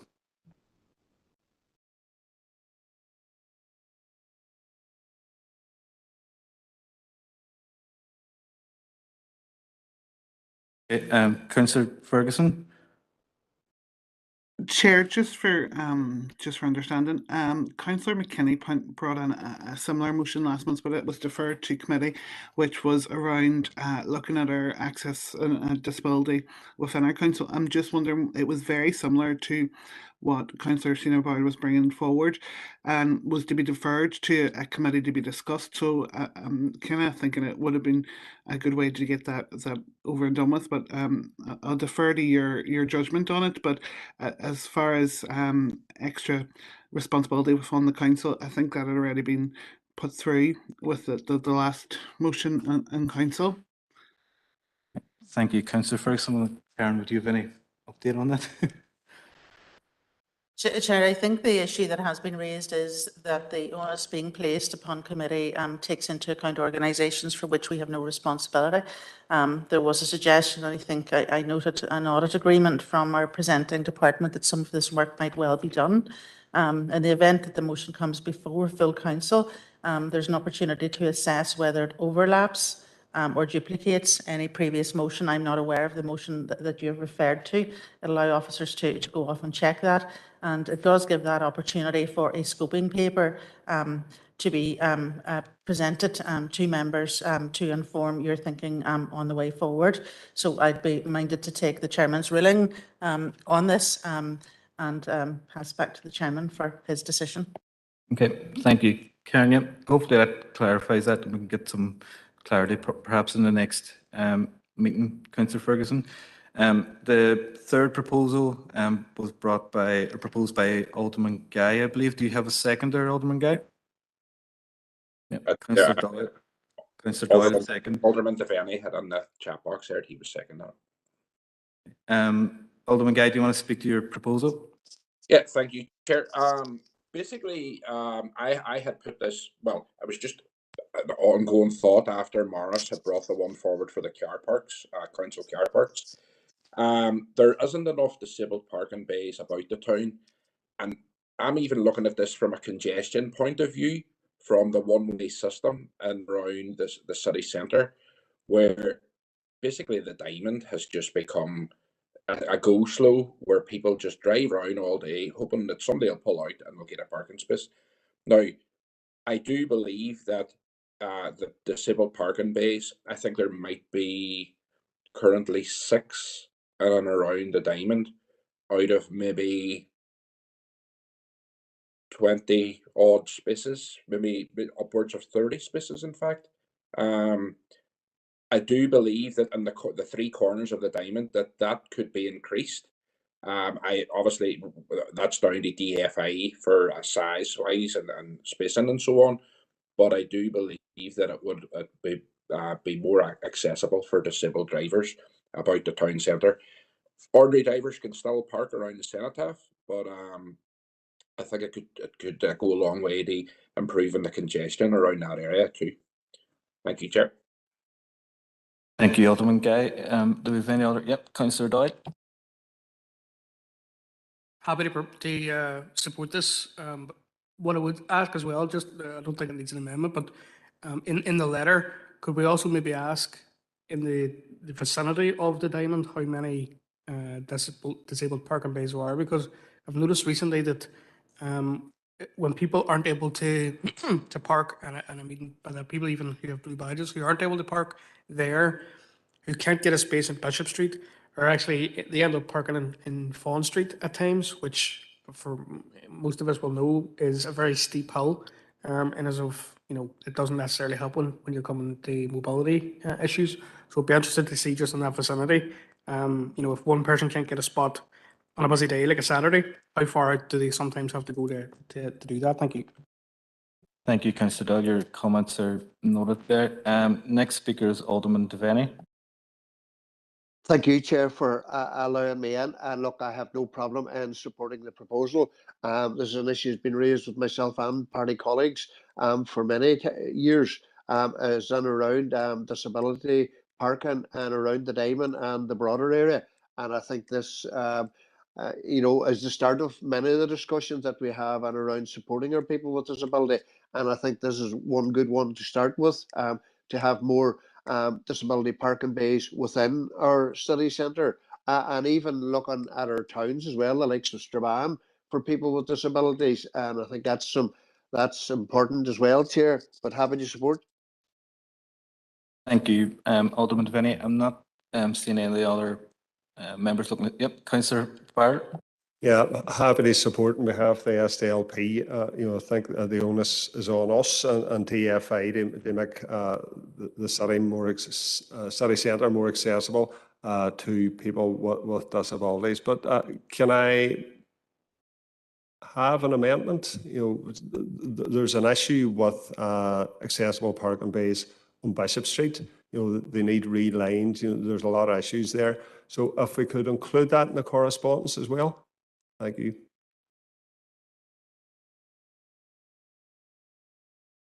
Yep, that's been. Can I come on there and just, if you want to add to there, in the city centre, or sorry, corners of the diamond and other parts of the city centre, I'm happy enough to. Happy enough, Councillor Farr? Yeah. Well, the issue on Bishop Street is it isn't very clear where the accessible parking bays are. They need repainted. I think that the formal terminology is relined or remarked. So that needs done as a matter of urgency. Obviously, we want to see more parking bays in the diamond, but the ones that we have in Bishop Street need to be clearly visible as well. Thank you. Alderman Gay, you happy to have that included? Yeah, I'm happy enough with that. I'm happy enough. I know some of them parking bays in Bishop Street will be taken out now with the new seating area that's being put in. But no, happy enough with that, no problem at all. Yeah, thank you, Alderman Gay. Folks, again, I'm not hearing any dissent. If you're looking to vote against this proposal by Alderman Gay, please let me know. It has been proposed and seconded. Okay, we'll take that as unanimous, members.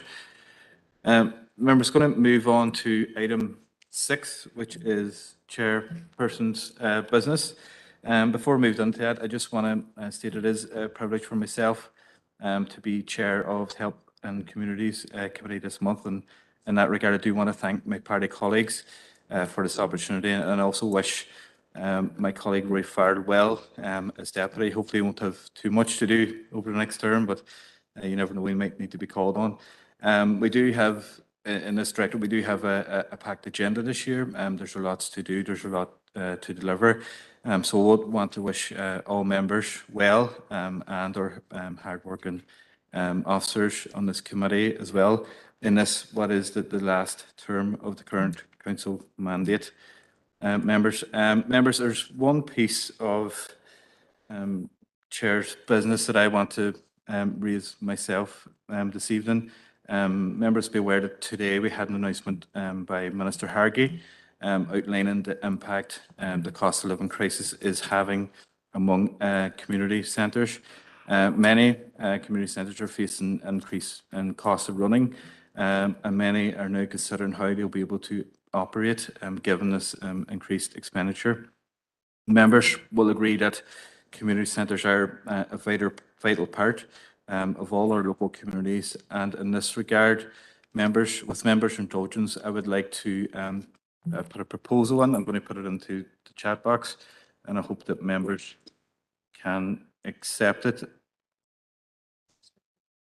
Yep. Councillor Farrell, you want to come in?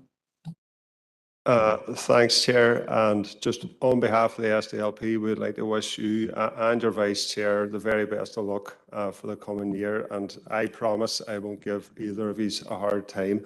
On the proposal, the SDLP fully supported. Community centres right across this city and district, like families and individuals right across this city and district, are faced with soaring gas, oil, and electricity prices. Electricity bill or energy bills, they're mounting and placing extreme pressure on already stretched budgets across our community sector. It's an existential crisis across community hubs, which provide much needed services to the most vulnerable people in society, and they need more support to continue to stay open and to continue to function. So we fully support this proposal that we contact Stormont departments and relevant funders to ensure that finance gets down to these community centres as soon as possible, because they're vital community assets and they need to stay open. And one thing I've heard is people can't heat their homes, so they're going to community centres to stay warm. And if the community centres close, what option do they have? So fully support the proposal. Happy to second. Thank you, Councillor Farr. The next speaker is Councillor Ferguson. Chair, and can I just give you my best wishes for your term as chair from the Alliance Party, and as you're also your deputy chair or your vice chair. I think this is a fantastic proposal, Chair. I think it's not just only community centres that are the heart of our communities, but it's also our community groups, and they are struggling just like our families within our communities. Chair, only today I've had 2 community groups who have buildings in which they facilitate for children and young people, as well as domestic violence and support for women, who are having increasing bills across electricity, gas, heating, and as well as their core projects, and it's not been reflected within their funding reams. It's not been reflected in the money that they're receiving. I think that this is something that all departments have to consider now going forward, whether it's cost of living or whether it's even the increase in people's wages within our community sector. So we're more than happy to support this motion. And hopefully it won't just be community centres that will receive more core funding, but also the community groups and the vital services on the ground. Thank you, Chair. Thank you, Councillor Ferguson. The next speaker is Alderman Devaney. Thank you, Chair, for allowing me in. Look, the DUP has no problem in supporting the proposal going forward here. I think it's very, very timely. And, we all know the great work that these community centres do, and we have seen that work being carried out during the 2 years of COVID and how they work tirelessly to help out. And, they are the heart of the community out there. They're the place that people go to for help and, support at times. And we all understand the crisis and the energy crisis at the minute. If someone had said to Maurice Devaney 5 years ago that we would be paying over £1,000, for 1,000 litres of oil, I would have laughed. I would have said highly impossible. But we are here with it now. And it is difficult for everyone. It's difficult for community centres. I take that on board, but it's difficult for everyone out there at the moment. But Chair, on behalf of the DEP, very, very happy to support the proposal. Thank you, Alderman Devaney. The next speaker is Councillor Doyle. Thanks, Chair. Absolutely no issue with this. But look, I think we have to be honest about the situation we find ourselves in. There are market forces at play, but there are also political forces at play here. We can write the DFC, DRA, and all the organisations we like. I know that Minister Harkin referred to the Supporting People programme today when she was up at Women's Aid, I think, in Uri. But the fact of the matter is that there's going to be no extra money until the executive gets back to work. So whilst, and I mean this respectfully, whilst Morris and the DUP are saying, a couple of months ago or a year ago, if you had told them about £1,000 for X litres of oil, he would have been surprised. I'm telling them now that it's their responsibility to get back to work, because it is getting to a point where there are community organisations right throughout the city and district who will not be able to get extra support. There are people in their homes who will not be able to get extra support until they get back to work, and they should do that. Thank you, Councillor Doyle. Next speaker is Councillor Jackson. I'm good, Chair, and we as a party fully support the proposal. I don't know, it comes in the back of comments that was made by the Communities Minister around the challenges that are facing our community centres due to the rise in utility costs. And as what's been outlined by other members, those rise of utility costs are affecting every sector. They're affecting our households. There's not many people that I know that are even contemplating buying 1,000 litres of oil. for a lot of people within the communities that we represent. It can be a challenge getting small quantities of oil. But that aside, Minister Hargy that outlined that the challenges facing the community sector is unsustainable, and that we need to have a pandemic type approach to addressing the cost of living. And that is, there does need to be a fundamental change in the support that's made available to people that are struggling, made to people and organisations that are struggling with higher energy and utility costs. But as Councillor Doyle outlined, there's over 425 million that is sitting in the executive. That funding could be a game changer to supporting organisations.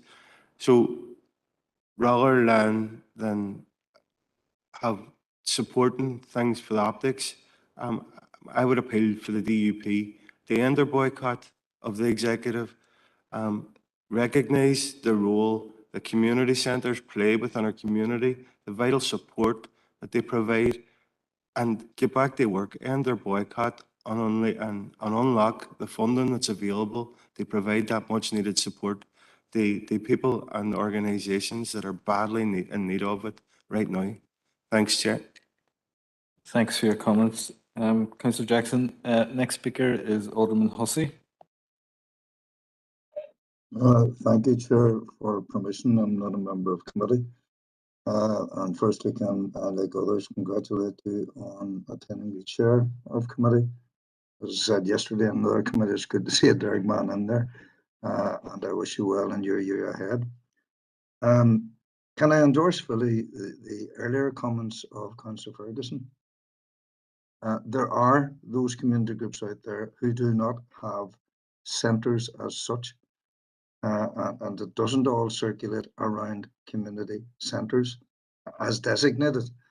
And remind all that there are other, shall we call them, community hubs, be they local sports clubs, etc., throughout our district. So be mindful of that, and not just looking at where the centres that are available, but other places that people congregate and utilise as community facilities, other types of community hubs. I think we need to be mindful of that. And I'm also mindful that many of the groups operating in those other, what I would describe as community hubs, were the groups that were stepping up to the mark during the COVID pandemic. And they are truly community organisations. So let's not forget that. Thank you, Chair. Thank you, Alderman Hussey, and thanks for the kind remarks as well. Councillor Harkin's the next speaker.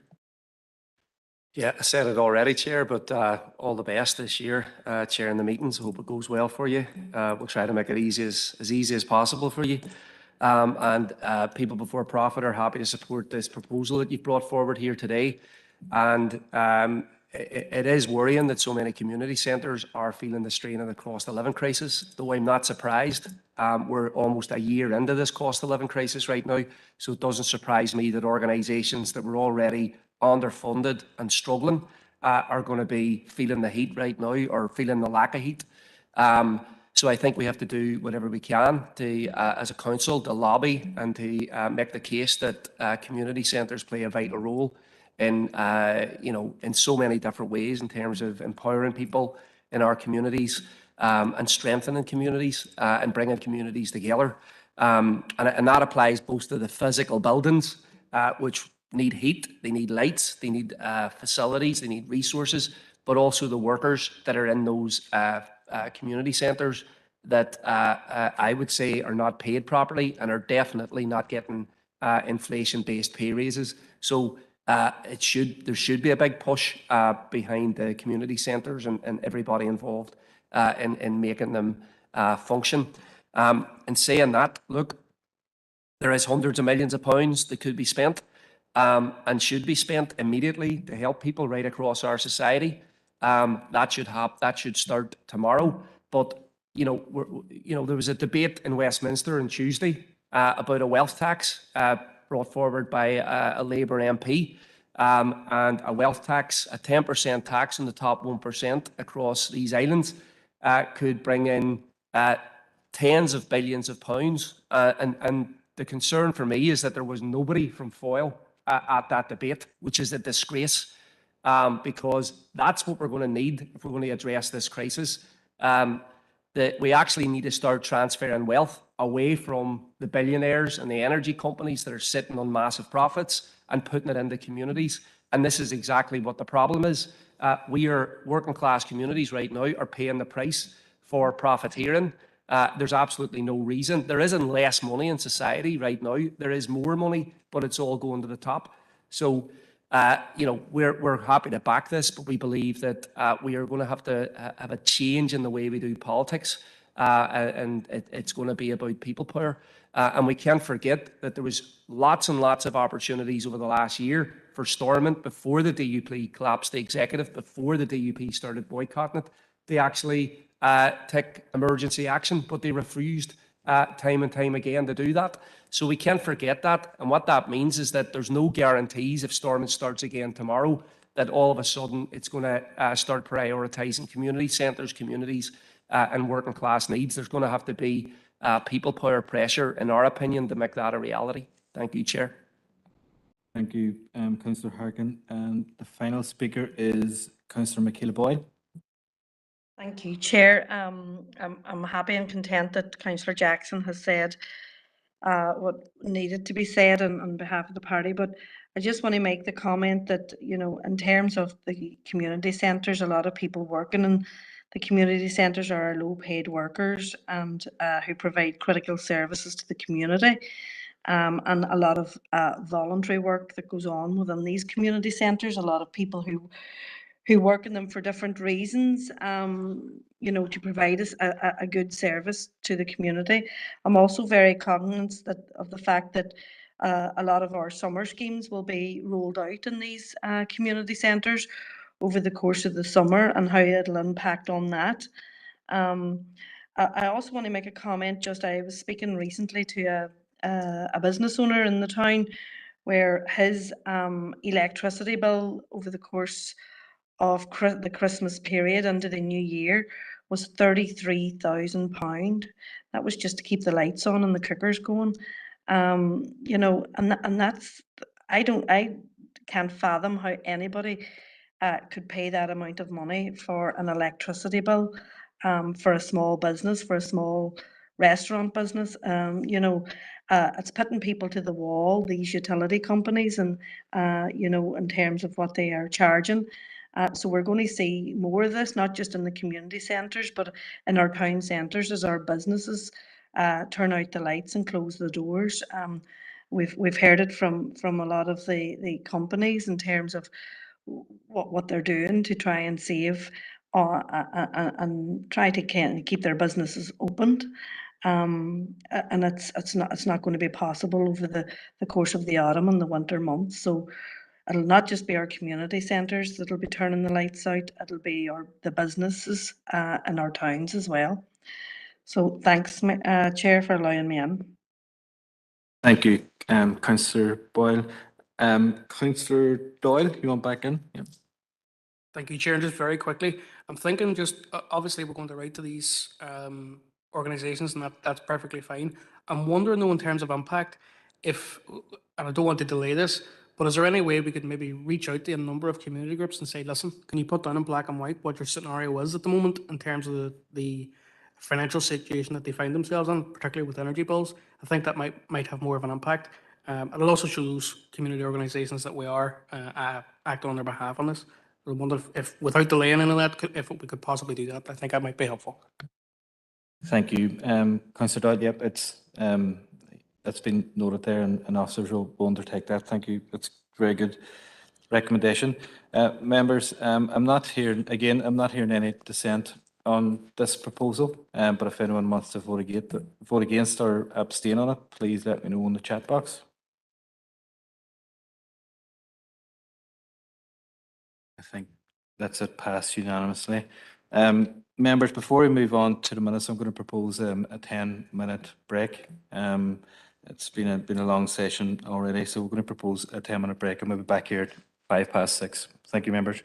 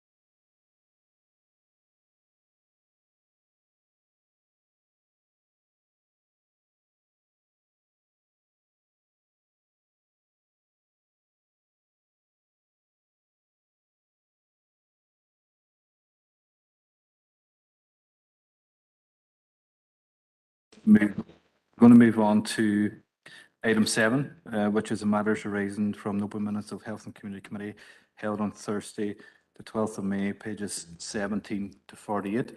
If anyone has any matters arising, please let me know. Yep, Councillor Doyle. Matter right, HC 12722. And in this instance, Chair, I have to personally congratulate you because this is something that has been on my mind for a while. And I see that you rightly stood up for your local public conveniences. And I've had discussions, I don't know many times now, about the lack of public conveniences for Ballyarnett Country Park. I know I mentioned it earlier. It's going to be engraved on my tombstone at this stage. But we do have a community toilet scheme, but I've said it before. If someone is down at the Paddock Lane entrance of Ballyarnett Country Park, the nearest place for them to go and use a bathroom is Northside. It's not acceptable. It's far too far away. And there are a number of obstacles on their way, we'll put it that way. I've written the DFI a number of times about this, particularly around the fact that it is a fairly isolated park in terms of it's at one corner of Ballyarnett, whereas when you compare that, for example, with Brook Park, it's more centralised. I would like to ask for this committee to carry out some sort of, or bring back a report on how we can put public conveniences in and around Ballyarnett Country Park, because previously I had conversations around the former Amelia Earhart building at the top of the site and was told we can't do that because of A, B, C, D, and F and G. But at the same time, when I listened to your contribution at this meeting last time around, Sam Mills, I think it was, all of the same issues came up, and there doesn't seem to be as much of a pushback. So now I'm finally on this committee after a good while of trying to get here, and I have to say this is something that's going to be a priority for me. So I'd like to have a report back around the feasibility of doing that, because if we don't, we're going to get to a stage where Ballyarnett Country Park is the type of place where people park their cars and that's it. Because only very, very local people in Cornshell Fields or Paddock Lane, for example, will be able to use it without having to leave and go somewhere else when they have to use a bathroom. Thanks, Chair. Thank you, Councillor Doyle. Seamus, is that something that you want to comment on yourself? Thank you. Chair, just by way of an update, I have been liaising with members from the Strabane and Derg wards in relation to reopening public toilets following the committee last month. In relation to Ballyarnett Country Park and Castle Derg as well, that probably sits within the Environment and Regeneration Directorate and ties in with their park and place strategy.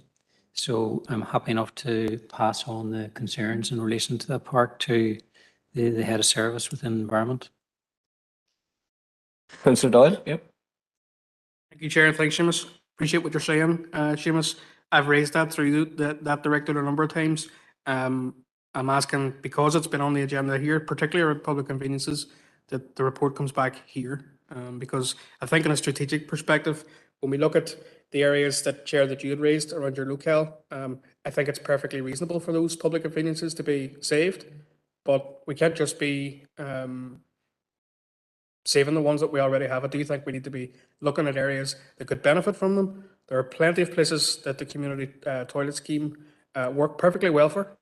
But for those that don't, we do have to look at other provisions. So I'm asking that it does come back to this committee. Thank you.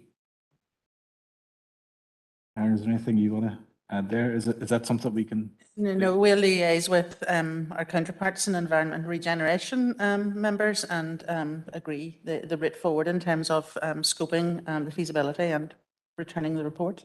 And note your request that you wish it to come, should it be a collective report or otherwise, to this committee. Happy enough, Councillor Doyle? Okay. Alderman Hussey on the same issue. Yeah, I have another issue, but Councillor Doyle has moved on to that issue. Totally concur with his remarks, and the motion has been successful. You'll be delighted to know, Chair. I had a request from the Reverend Jonathan McFarland with regard to the toilets in Sion Mills, the possibility of them being reopened to facilitate the Strawberry Fair in the village this weekend. which I would recommend everyone to go to.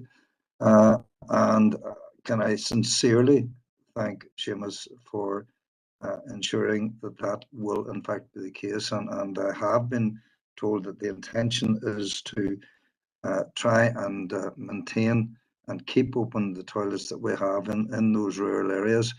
And I welcome that with open arms. Clearly, what we need to be doing as we move forward on the process is, before we close anything, make sure there's a viable alternative, and I mean viable alternative, in situ, and trusting that that lesson will be learnt as we go forward. And further to Councillor Doyle's point about the park, a similar situation exists in the Castle Park, and again, it's an A&R issue. I've raised it before.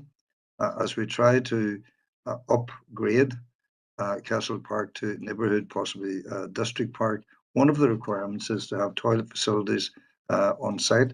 So I trust that that will be kept on board, and I trust that Seamus will reiterate the message to A&R as we try to upgrade that particular facility. Thanks for the opportunity, Chair. Thank you, Alderman Hussain. I do concur with you there. Councillor Harkin, on another matters arising. Chair, yeah, HC 117/22. At the last committee meeting, we heard from Unison members who talked about the challenges they were facing as a result of the cost of living crisis and having a dismal pay increase imposed upon them last year that fell miles short of inflation, and that has only worsened since then. And I wanted to make colleagues aware and the council aware that Unison and the Irish Congress of Trade Unions have called for a mass march and rally on Stormont on June 25th. And there's also going to be this weekend as well across these islands, in Derry and Strabane Town, in Dublin, in Belfast, in London, huge marches demanding cost of living action. And I think we probably all welcome the fact that Rishi Sunak, the Westminster Chancellor, was forced into a bit of a U-turn in windfall taxes, but that none of these measures go anywhere far enough to addressing the scale of the crisis.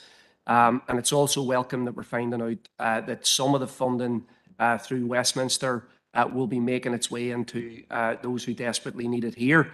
But clearly, it's not enough. It doesn't go far enough. And there's many people, especially workers, who are not seeing any help at all and who are falling into poverty and who are going to food banks. And that's why we are seeing these massive cost of living protests being organised. And that's why we're going to see a very angry march on Stormont. And I think that that's rightly so. So I think our council has to acknowledge this. I want to propose that our council give its full backing to these protests that are upcoming.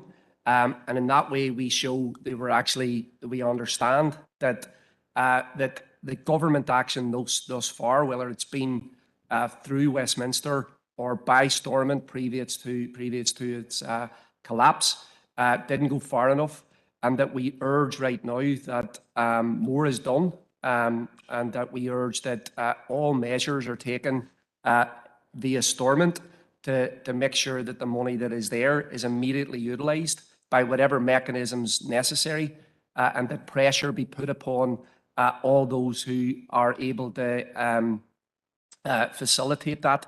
And indeed, that's what these mass people power protests are all about.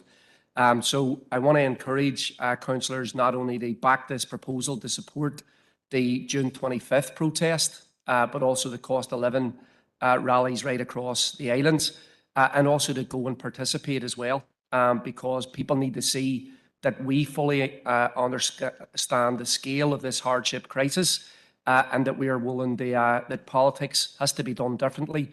And that's why these mass protests and actions are being called. And that's why our residents right across the district are going to be involved in them. Thank you, Chair. Thank you, Councillor Harkin. And you have a proposal in the chat box there. Do we have a seconder for your proposal? Councillor Doyle. Is anyone we'll get the proposal up on screen. Does anyone want to comment on Councillor Harkin's proposal? Yep, Councillor Fard. Councillor Doyle.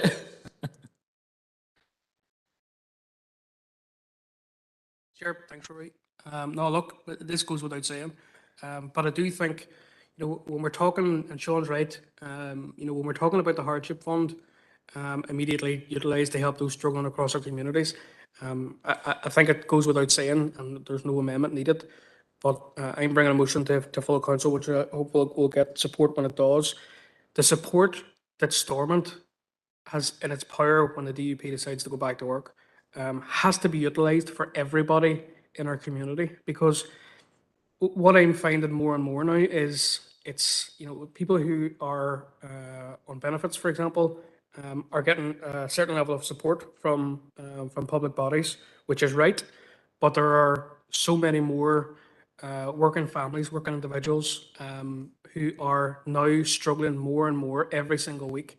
I'm finding when I'm going to visit people now in my own DA and further afield, that the bank of mum and dad, where people have the opportunity to do that, is getting hit every week, because there is just a gap in people's incomes that is getting bigger and bigger every single week. Those who are working, who just cannot meet the increased costs of fuel and food and energy. So whilst we're saying, and I totally agree with what Sean has put forward here, there has to be that emphasis that this support has to be for absolutely everybody, because there is no one untouched, unless you're Rishi Sunak and his family and their cronies in London. There is nobody that is not touched by this cost of living crisis. So I think we as a council have to be very clear that it's, while it has to be targeted support and has to get to the right people, we have to widen out the base of what we're talking about when we talk about the cost of living crisis. Thank you, Chair. Thank you, Councillor Fard. Yeah, thanks, Chair, and happy to support Councillor Harkin's proposal. We have a cost of living crisis, and it's not going away anytime soon. And Councillor Doyle has already touched on the support that is currently available for families across the north. So the Tories introduced this cost of living payment, 650 quid if you're in universal credit, pension credits, income support, ESA, JSA. 150 quid if you're in DLA, attendance allowance, PIP, 650 quid in a few months' time if you're in working tax credits or child tax credit. But there's vast swathes of society that are earning slightly above the threshold that don't get a penny in support. And what they have introduced in Britain is a £400 universal payment to support energy bills. And lo and behold, that can't be delivered here because we don't have a government. And we don't have a government because the DUP cannot accept that they're going to play second fiddle to a nationalist. They're saying it's about the protocol. We know that's lies. So I think the DUP need to grow up, because people are suffering, and people who are paying taxes on a daily and weekly basis that never get a penny in support won't get a penny in support until they grow up and go back into government. So the DUP have a decision to make here, because people are suffering, and they will continue to suffer until the DUP go back into work in Stormont. And we've got 435 million in Stormont that we don't know what we're going to do with. I'm talking about 400 quid for each family. There's 435 million pound that needs to be spent. It needs to go into people's pockets. And it's going nowhere. It's gathering dust in Stormont, and that needs to change. Thank you. Thank you, Councillor Fard. Councillor Michaela Boyle. Thank you, Chair, and we'll be happy to support Councillor Harkin's motion. I, along with yourself, Chair, attended the Strabane cost of living crisis meeting the other evening, where we heard firsthand from people within our communities how this is affecting them, the cost of living, and obviously not just affecting their families, but we have to be realistic when we talk. Even people who have a pet, the cost of keeping a pet, a dog, even now, currently, they've seen the cost of food for animals even rising. And it's going to leave people in a position where they can no longer, you know, look about caring or feeding their pet any longer, and that's what we're hearing on the ground. And the result of that is that our you know, the homes for pet homes, and that's going to be inundated with pets having to be returned because people can't afford them. That's the reality on the ground, and I just heard that this morning as well from a lady who said to me, I need to make a choice of feeding my family and feeding my dog, you know, and that's the reality of this. So we support the motion in front of us, and happy to do that. The hardship that people are facing, and we spoke earlier about the cost of prices and electricity and fuel and that, you know, but there's a reality out there that people are, you know, I spoke to a lady, as I said this morning, about, you know, the decision whether she keeps her pet because she can't afford to feed it any longer. I spoke to a lady yesterday who said that she can no longer put a bag of crisps into her child's lunchbox because of the cost of the crisps. You know, that's what we're facing. This is the reality on the ground, and these are the decisions that people are having to make. You know, the cost of living's gone up, but the wages aren't. So, you know, happy to support the Crisis Day of Action that's been held locally here in our town on Saturday. Thank you, Mayor, or Chair, sorry. Not Mayor yet, Councillor Boyle, but thank you, Councillor Boyle. Councillor Ferguson? Thank you, Chair, and I likely yet hopeful soon. But no, Chair, Alliance are more than happy to support the proposals in front of us, and I think the previous councillors before me have outlined how we have all seen, I mean, we have all seen constituents and residents and family members who are struggling. You know, Chair, I go back to Alderman Devaney talking about the price of 1,000 litres of oil. I know of so many people who can't even access 100 litres, and even if they do, they're terrified to turn on their heating. Michaela spoke very well about the impact on having family pets and the fact that, you know, even children, parents having to make the sacrifice, children not being able to access certain aspects like crisps in their food packet. It's getting beyond a joke, Chair, and I think it's going to get even worse. It is going to get even worse. I know it's going to get worse, and we're luckily enough within the warmer months of our country, but we're going to be looking at a very dark winter, a dark winter where people aren't going to be able to turn on their heating.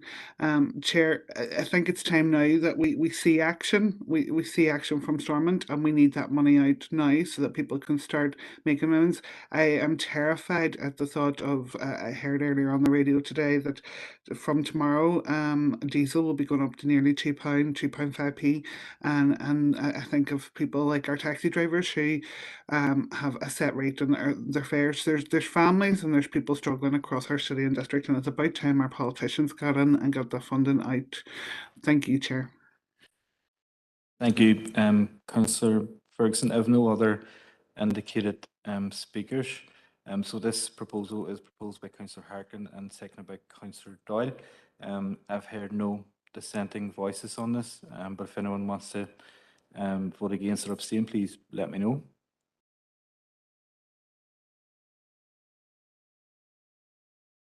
Okay, members, that motion passes unanimously.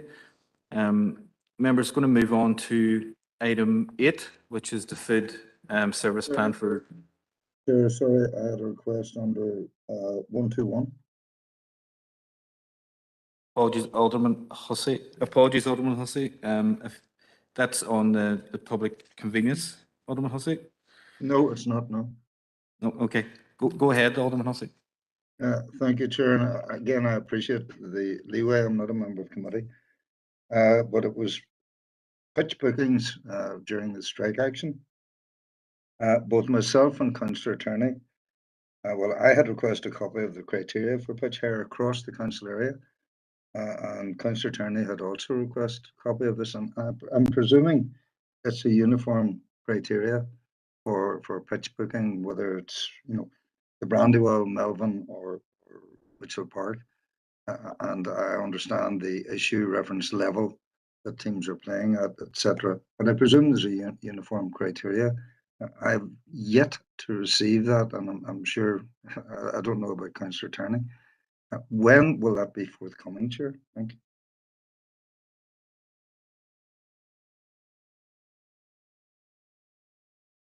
Okay, I'm going to ask Barry to come in there, Alderman Hussey. Alderman Hussey, it's my understanding it was sent out, but I'll double check that for you. It's been sent. There was a detailed email, but I'll double check that. Thank you. Appreciate that, Barry. Thanks. Thanks, Chair.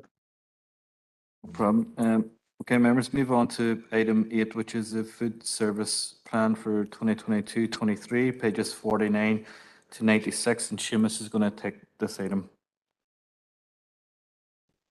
Thank you, Chair. And the purpose is to seek members' approval to adopt the food service plan for this financial year.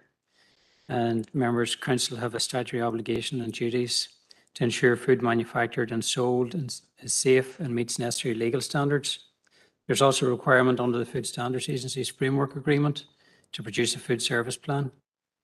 The plan covers the multidisciplinary work carried out by the Environmental Health section of the Directorate, including the inspection and sampling programme for the year, other activities relating to food standards and food fraud, food poisoning and complaint investigations. Members' standards of food businesses in the council area remains high, with approximately 75% of food businesses having a food hygiene rating of 5. During the pandemic, some businesses have closed or changed ownership. However, there's been an overall increase in the number of food businesses operating within the council area, which is good news. And the plan outlines the Food Standard Agency's recovery plan. Members here are asked to approve the plan, which will be delivered within the budget allocated. Seamus and Councillor Fleming. Thanking you, Chair, and thanks to Seamus for the report. And just to acknowledge the report and the work that obviously is behind it and goes on the report. And given the sheer number of facilities that we have in the council area and the number of visitors that visit each year, and obviously as well as that keeping our own citizens safe and the percentage in terms of the food standard is something to be welcomed. Unfortunately, and as we've heard earlier on a number of occasions throughout the meeting, not just the pandemic, but now the cost of living crisis is going to obviously, unfortunately, have a hard fact on businesses surviving, but that's not the take away from the work that our council officers do and do at times fairly quietly, but obviously very effectively. Thank you. Thank you, Councillor Fleming. Councillor Doyle, sorry. Thanks, Chair. No, I read this one just because there has been such a flux in even just in the city centre here of businesses that have closed or reopened under different names, or new ones that have just reopened altogether. Credit to our environmental health staff who've been very diligent managing all the difficulties that have been through COVID. I suppose just a question really, in terms of, because I spoke to a local businessman recently around an inspection that he had, pardon me, and just to try and get some clarity in my mind, if, for example, a new business opens, is there a mechanism where an environmental health officer can be asked to come down and look around the premises and give advice prior to a formal inspection? Because what he found was that he was already operating, thought everything was fine, and when actually an officer came down, pointed out a number of things to him that meant that his initial rating was actually low, but when he immediately fixed the things that he was told to do, maybe a week later, meant that the officer had to come back out again, do the assessment just to bump him back up to the 5. So I'm just wondering how we can make that process a bit more efficient, particularly for newer businesses. Thank you. Seamus, you're going to take on. Through you, Chair, there is a registration process. So if ownership changes, then the new owner should complete a registration form. And by all means, contact any of the officers for advice at that stage prior to opening up. And again, if there's a difficulty in terms of the rating, there's an opportunity to have that reviewed as well. Thank you, Seamus. Next speaker is Alderman Devaney. Thank you, Chair, for allowing me in. And first of all, can I just say thanks to Seamus for bringing the report forward here.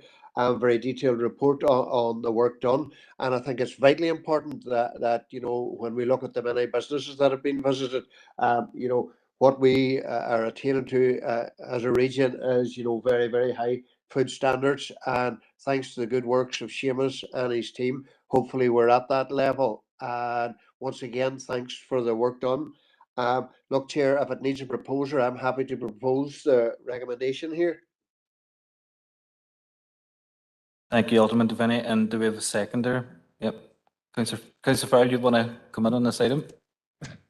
I just wanted to speak on it and ask a question, but happy to second if everybody else is okay with that. I think we need to have confidence in the food that is produced and provided across the city and district, and it's really encouraging that 80% of the premises surveyed nearly 80% have got a 5-star rating, and I see that in terms of restaurants and other caterers, there's over 1,200 of them.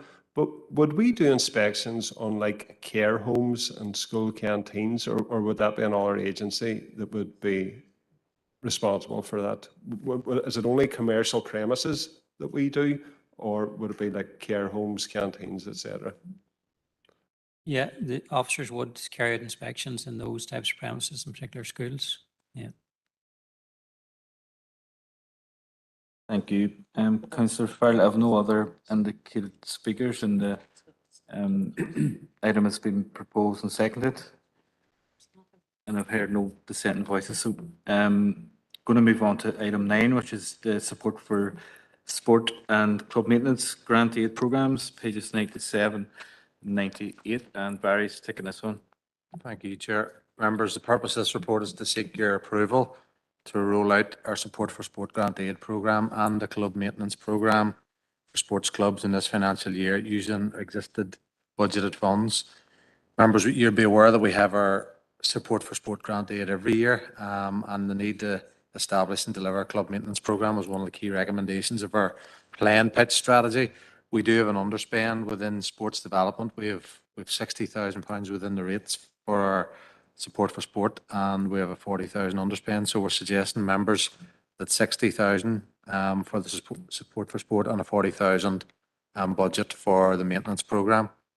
So in terms of recommendation, that you approve the delivery of the support for sport and club maintenance grant aid programmes. Thank you, Chair. Thanks, Barry. And the first indicated speaker is Alderman Devaney. Thank you, Chair, for allowing me in, and welcome the report coming forward here. And I think just from our DP's perspective, we're very happy to propose it. And look, I think in the times that we're having, I think it's important that there is funding there for club maintenance, for those clubs to enhance their facilities. And we all know the crisis, the cost of running clubs at the moment and everything. But just happy to propose it, Chair.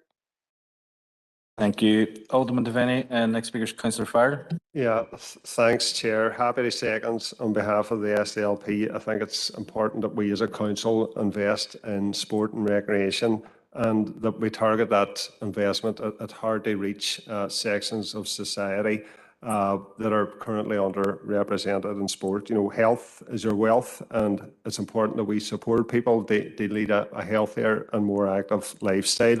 And it's important that we support local clubs who are, the backbone of communities right across this city and district to improve and upgrade their facilities. But I've got a question, and it could be stupid, but it's saying that the club maintenance funding is 40 grand underspent from last year. And at governance last week, we were told we had a £68,000 underspent in total for the whole council, and the proposal was that it went under the district fund, and then we decided to put on the hardship. So where was that put in reserves? I don't understand the mechanics of that. If the total underspend for last year was 68, and that's going into hardship, where's this club maintenance money coming from? Yourself, Chair, yeah, that's reserves. That's actually been a carryover over a number of years since COVID. We had a maintenance programme and we planned to go out, and then Sport NI run the programme, so that's been in reserves and it's over a couple of year period. Yeah. Thank you, Barry and Councillor Farr. The next speaker is Councillor Doyle. Thanks, Chair, and thanks, Barry. Declaring interest just as a member in the Maya in Ballyarnett.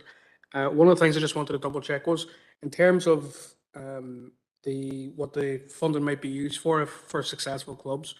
The Maya, for example, members will probably know, are working on expanding down there at the site with a new car park. If, for example, there are ancillary costs that are related to that, because I know the funding for that is elsewhere, would that be able to be used, for example, for those costs? Or is it only specific aspect of a space that they already use and own that this can be used for? Just so I can get my head around that. Thank you. Through yourself, Chair, is that in relation to the maintenance programme you refer to, or? I'm sorry for so say, for example, at the moment, if they apply for, if Namaya, hypothetical, were to apply and be successful for a few £1,000 in this fund, would they be able to use it only on the site that they currently are operating in, or would they be able to also use it to utilise the space that they're working on at the moment to try and expand? Thank you. Chair, through yourself, the first programme is a revenue programme, Councillor Doyle, so the support for sport would be about growing participation, coach education, so and capital wouldn't be allowed. The maintenance programme the clubs can apply for that on their own grounds is for, maintaining their pitches, dugouts, lighting and that type of thing, so it wouldn't, new capital expenditure wouldn't be eligible for that particular programme. Thank you, Barry and Councillor Doyle. Folks, I have no further indicated speakers. The report has been proposed by Alderman Devaney, seconded by Councillor Farr. I've heard no dissent on it, so we'll move on to item 10, which is the nomination of the chairperson of the Strabane PCSP, and that's pages 99 to 100, and Barry is going to take this one. Thanks, Chair. The purpose of the report, members, is to nominate the chairperson for the Derry and Strabane Police and Community Safety Partnership. And members, the recommendation is, as the UUP is the fourth largest party in council, nominate their sitting PCSP member, Alderman Darren Guy, to serve as PCSP chair for a 12-month period. Thank you, Barry. The first indicated speaker is Alderman Kerrigan. Thank you, Chair. But I think in this instance, I'll let Alderman Devaney go first. Apologies, I thought his name was already in before me. I'll let Alderman Devaney go first. No problem. Alderman Kerrigan. Alderman Devaney, if you want to come in. Thank you, Chair, for allowing me in. And I was just going to nominate Alderman Guy for the PCSP. And look, welcome him, wish him all the best as he takes up. What I would like to say also, Chair, is I would like to declare an interest in the PCSP as well, as I'm a member of it.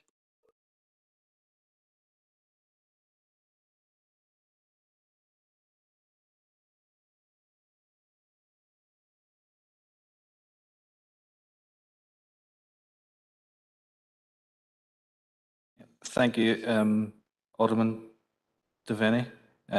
Alderman Hussey. Chair, just to thank Alderman Devaney for that nomination. Obviously, not a member of committee, therefore couldn't nominate.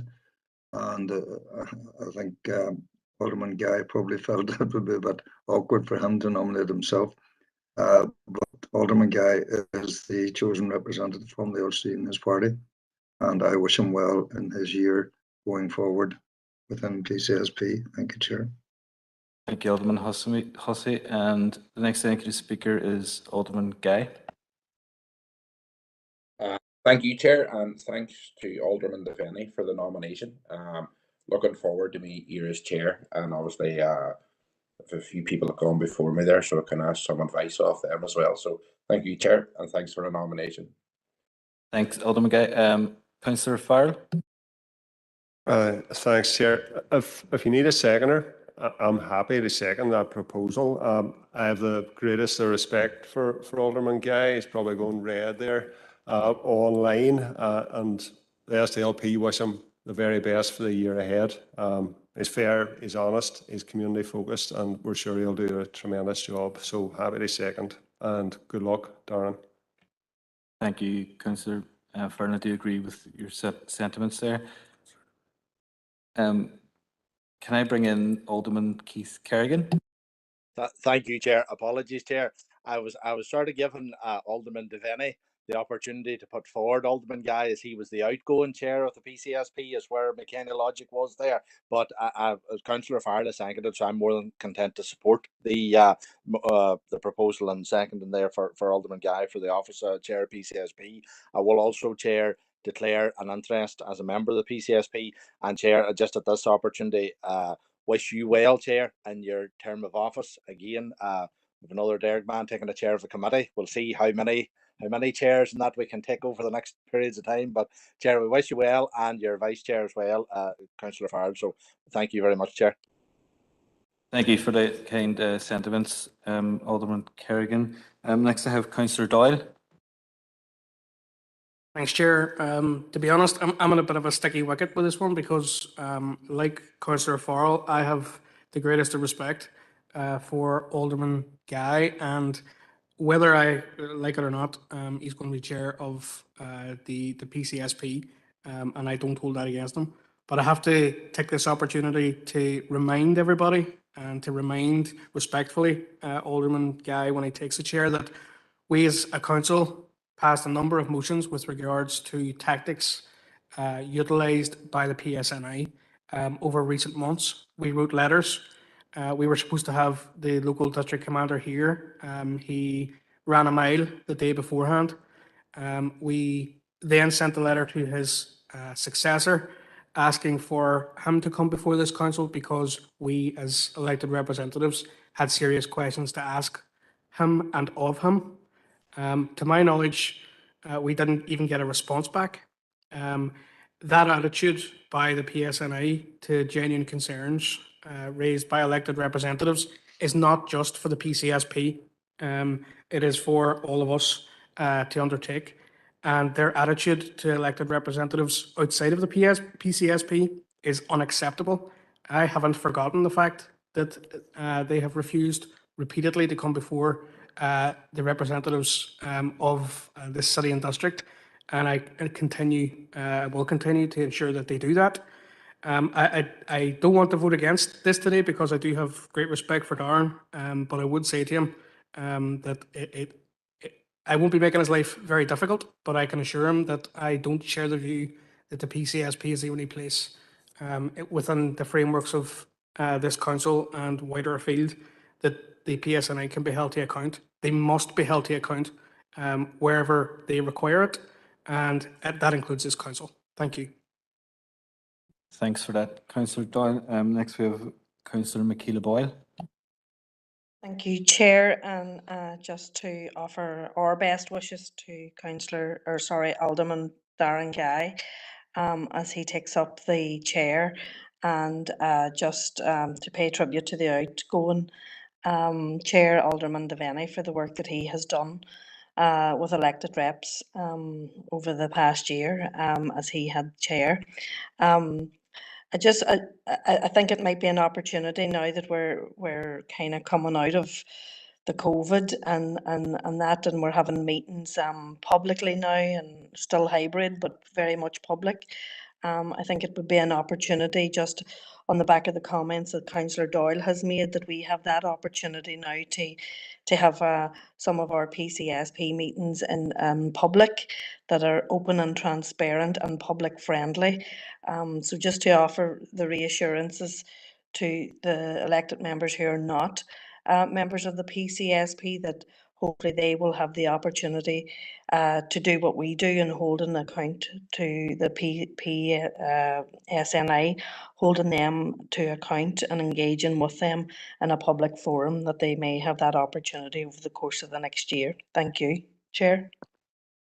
Thank you, Councillor Boyle. Next we have Councillor Ferguson. Thank you, Chair, and I just want to give my party, Alliance Parties, congratulations to Alderman Guy, and wish him well for the next 12 months. I know there's been a number of comments whenever I've had any dealings with the PCSP, it's been on the positive manner, and I know that'll continue with the work that they're doing within our communities and the community wardens, as well as their work with domestic violence victims. So just best of luck, Alderman Guy, and look forward to working with you over the next 12 months. Thank you. Thank you. And Councillor Harkin. Thank you, Chair, for letting me in. Well, this is really just to the councillors and aldermen that are going to serve on the body. I just wanted to make people aware that the PSNA turned up when members of UCU, the Lecturers Union, were holding a rally a couple of weeks ago. They immediately turned up to harass those union members who had the right to be where they were, and were demanding, who had taken strike action previously, and who were demanding fair treatment in a cost of living crisis.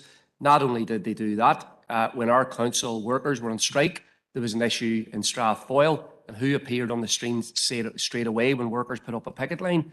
But the PSNA. Now, to my mind, throughout the pandemic, all sorts of things were tolerated by different organisations, but when there was Black Lives Matter protests, when Hovis workers were on strike, when foil port workers went on strike, the PSNA appeared immediately in the scene and were harassing people. There has been no change as far as I can see, despite the discussions that have happened in this council. And I think that the PSNA need to continue to be challenged in this, and we have to attempt to hold them accountable. Why are they harassing workers who are asking for pay rises? It makes no sense.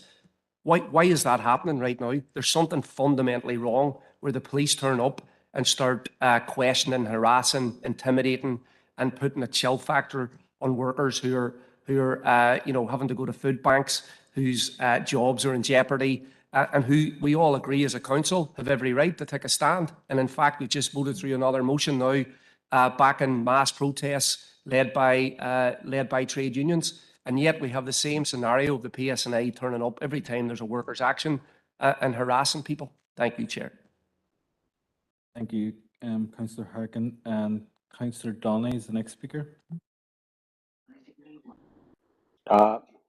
Thanks, Chair. Not a member of the committee, but I think I hadn't planned to speak here, but I think some of the comments made earlier are absolutely ridiculous about making the PSNI accountable. 40% of PSNI's budget goes to MI5. I must remind members of the corporate position of the council to remove that link. The way the PSNI have treated elected reps, they treated them with disdain. I have great time for Alderman Guy. However, when he's where he's going here is on the bodies that have individuals like Wanky Irvine. It's an absolute disgrace. We've seen some of the stuff in the audit where ratepayers' money is going. We pay £400,000 a year into this body that's trying to make a group acceptable, and it has failed miserably. So I just wanted to put that on record. Thank you. Thank you, Councillor Donnelly. There's no further indicated speakers, members. And although I heard some frustrations around the operation of PSNA, I haven't heard anything against Alderman Guy being appointed as chair of PCSP. So I'm happy to move on to the next item, members. So item 11 is the approval of allocations from Health and Community Budgets 22-23, and Barry is going to take this item. Thank you. Members, the purpose of this report is to seek your approval for budget allocations from the Health and Community Finance allocations for this financial year. You'll see the detail below, members, in section 2.1 and provisions within the rates this year and every year for those particular groupings and elements of funding. It's just a requirement that we need to get that signed off by members. The likely way ahead with this will be to actually include those details in the rates book, so it wouldn't need committee approval, members. In terms of the other key issues, in addition to the above, members should note that the community centre budget for 21-22 has been increased by 62,500 in relation to the running costs due to the new Topple Hill and Gallia community centres. And members, that money is not new money that's come from the capital allocation for those two particular projects. So in terms of the recommendations, that members approve the allocations outlined in the report above. Thanks, Chair. Thank you, Barry. Councillor Fard.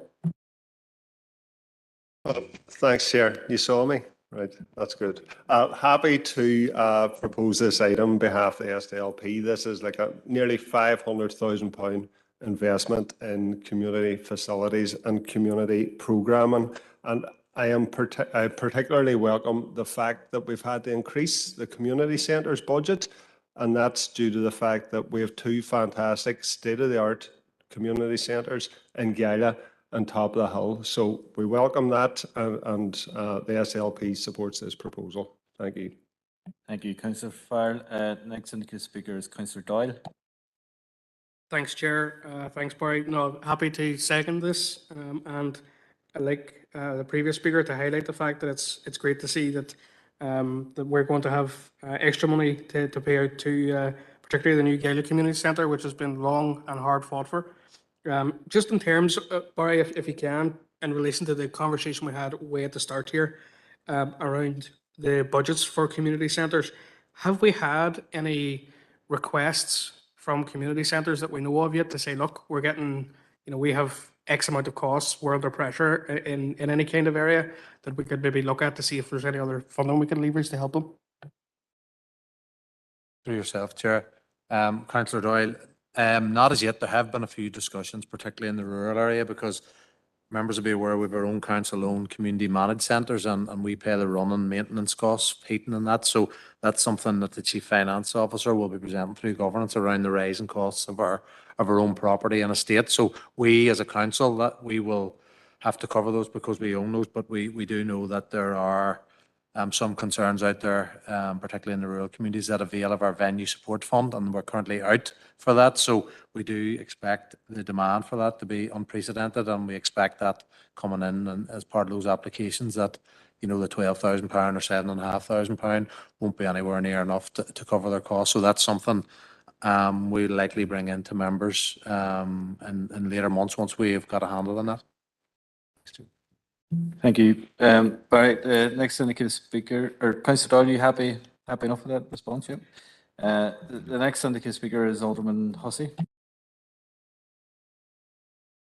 Well, thank you, Chair, for permission to come in. And can I say thank Barry for his the closing section of his remarks there and the recognition of the need. Quick clarification: Bonfire Officer Programme. Is that programme money, or does that include officer costs? Through yourself, Chair, it's programme costs, Alderman Hussey. Thank you, Chair. Thank you, Alderman Hussey. I've no... Councillor Jackson, apologies. Thanks, Chair, and just on behalf of Sinn Féin to offer our support for the recommendation in the report. I know it's been proposed and seconded, but I just wanted to give our party's endorsement and in a personal capacity say that delighted to see that there was a necessity to increase the community centre funds, and I know it's been well rehearsed within this committee around the benefit of community centres. I know I had a particular interest in the Top of Hill community centre, and I know whenever we've seen previous budgets coming through, there was a glaring gap where there wasn't provision in areas like Top of Hill and like Gallia, and hopefully as council moves forward with the capital list, we'll see the community centre provision in other areas where there's gaps. I've seen day and daily the massive impact that the centre provided by this council provides the people of Topple. I have no doubt that the Galia Centre is going to serve the same purpose. So I want to congratulate everybody. I don't know, it's been well rehearsed in the past, but now as we're looking back on what we've delivered, and I suppose the cost implications in maintaining that service, I think there needs to be recognition of the amount of work that's been put on to ensure that these services are available in areas where they're so badly needed. So happy as a party to support and endorse the recommendation, but I just wanted to pay that particular gratitude to the council officers who have got us to this stage. Thanks, Chair. Thank you, Councillor Jackson. I have no further speakers on this. That has been proposed by Councillor Farr and seconded by Councillor Doyle. I haven't heard any dissent at all on this. So in that regard, members, I'm going to move on to item 12, which is the update regarding the Department for Communities plan to develop a new people and place safety and implementation plan, and that's pages 103 to 112, and Barry will be taking this item. Chair, members, the purpose of this report is to provide you with a further update on the AFC's plans and the process to develop a new people in place strategy and implementation plan, and to advise members of the AFC will present to the Strategic Inclusive Growth Partnership and seek representation to sit on the co-design group for the council area.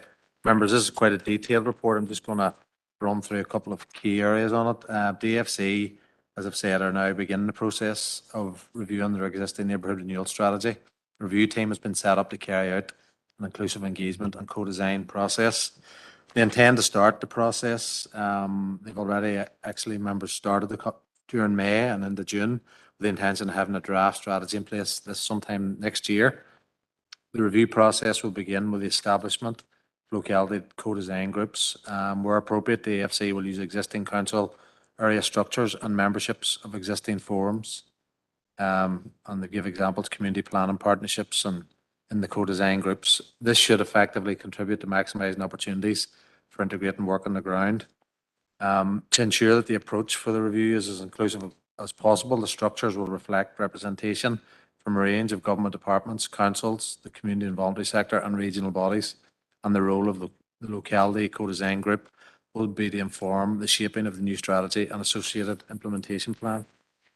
In terms of our own role, members, you'll see in section 3.13 and 14, local councils will play an important role in the co-design, including representation in co-design groups, ensuring the new strategy and programme is appropriately aligned to the council level strategies and plans to tackle deprivation, disadvantage in the council area, and supporting the department to communicate and engage with stakeholders. As one of only two councils to take the community planning process to a local level, council officers will liaise with the AFC to recommend representatives from all 8 local growth partnership boards form part of the co-design group for this council area. And this will ensure alignment with the community planning process and maximise opportunities for integration at a local level and within our council area. So members, there's quite a bit of detail. I'm happy to answer any questions, but the recommendations are that you note the content of the report and that members endorse it, that the AFC will present to the Strategic Inclusive Growth Partnership and seek representation to sit in the co-design group for the council area. Thank you, Chair. Which is tomorrow morning. Which is tomorrow morning, the Growth Partnership. Thank you. By first speaker is Councillor Farrell. Thanks, Chair, and thanks, Barry, for the report. And I welcome this review under the existing structures and processes surrounding neighbourhood renewal, and I'm particularly interested in this outcome-based approach. So this public money is taxpayers' money, so it's important that DFC sort of can stand over, understand, and quantify, the outcomes of that investment, and that should be the case for all government spending, local and central. But I've got one question, and it isn't immediately apparent. When they're looking for council representation, is it officer level or is it member level? I'll get that clarified, but I think it could be both. Happy to propose. Thank you. Thank you, Councillor Farrell. I have no further indicated speakers on this item. Wondering, could we get a seconder for the I'll item? second it, Chair, Alderman Devaney. Thank you, Alderman Devaney. And Chair, that item is passed. Going on to item 13, which is the Food and Essential Items Transition Fund proposals for the Waterside DEA, pages 113 to 122, and Barry's also taken this item. Members, the purpose of this is to seek your approval on the action plan received for the Waterside DEA in relation to the Food and Essential Items Transition Fund provided by DFC, the Council, and issue a letter of offer for £16,138 to the lead group, the Churches Trust Limited, and also to seek your approval for a change of the lead delivery partner for the Moor DEA action plan from Triax Neighbourhood Partnership Board, including issue of the letter of offer for £16,138 to the Bogside and Brandywell Initiative. Members, you'll recall that DFC allocated Council over £165,000 back in March 2021, and this allocation was carried over into Council reserves to allow for spend and delivery beyond March 2021. The funding proposals had to be in line with the objectives around these programmes with a focus on strategic and sustainable approaches to food poverty and food insecurity. The funding can't be used, members, as you'll be aware, for food or fuel vouchers. So you'll see, members, in the key issues section report, each DEA was allocated the same amount of money, £16,138. We have received, as you've seen, a proposal from Waterside, and we had previously approved allocations to Triax, and they're now looking to change the lead partner, members. So in terms of the finance around this, the remaining allocation of the £129,105, it doesn't require match fund from Council, and it's been carried over within a reserve. So the recommendation is we approve the outline proposals for Waterside DEA, and the members approve the change of the lead partner for the Moor DEA. Thank you, Chair.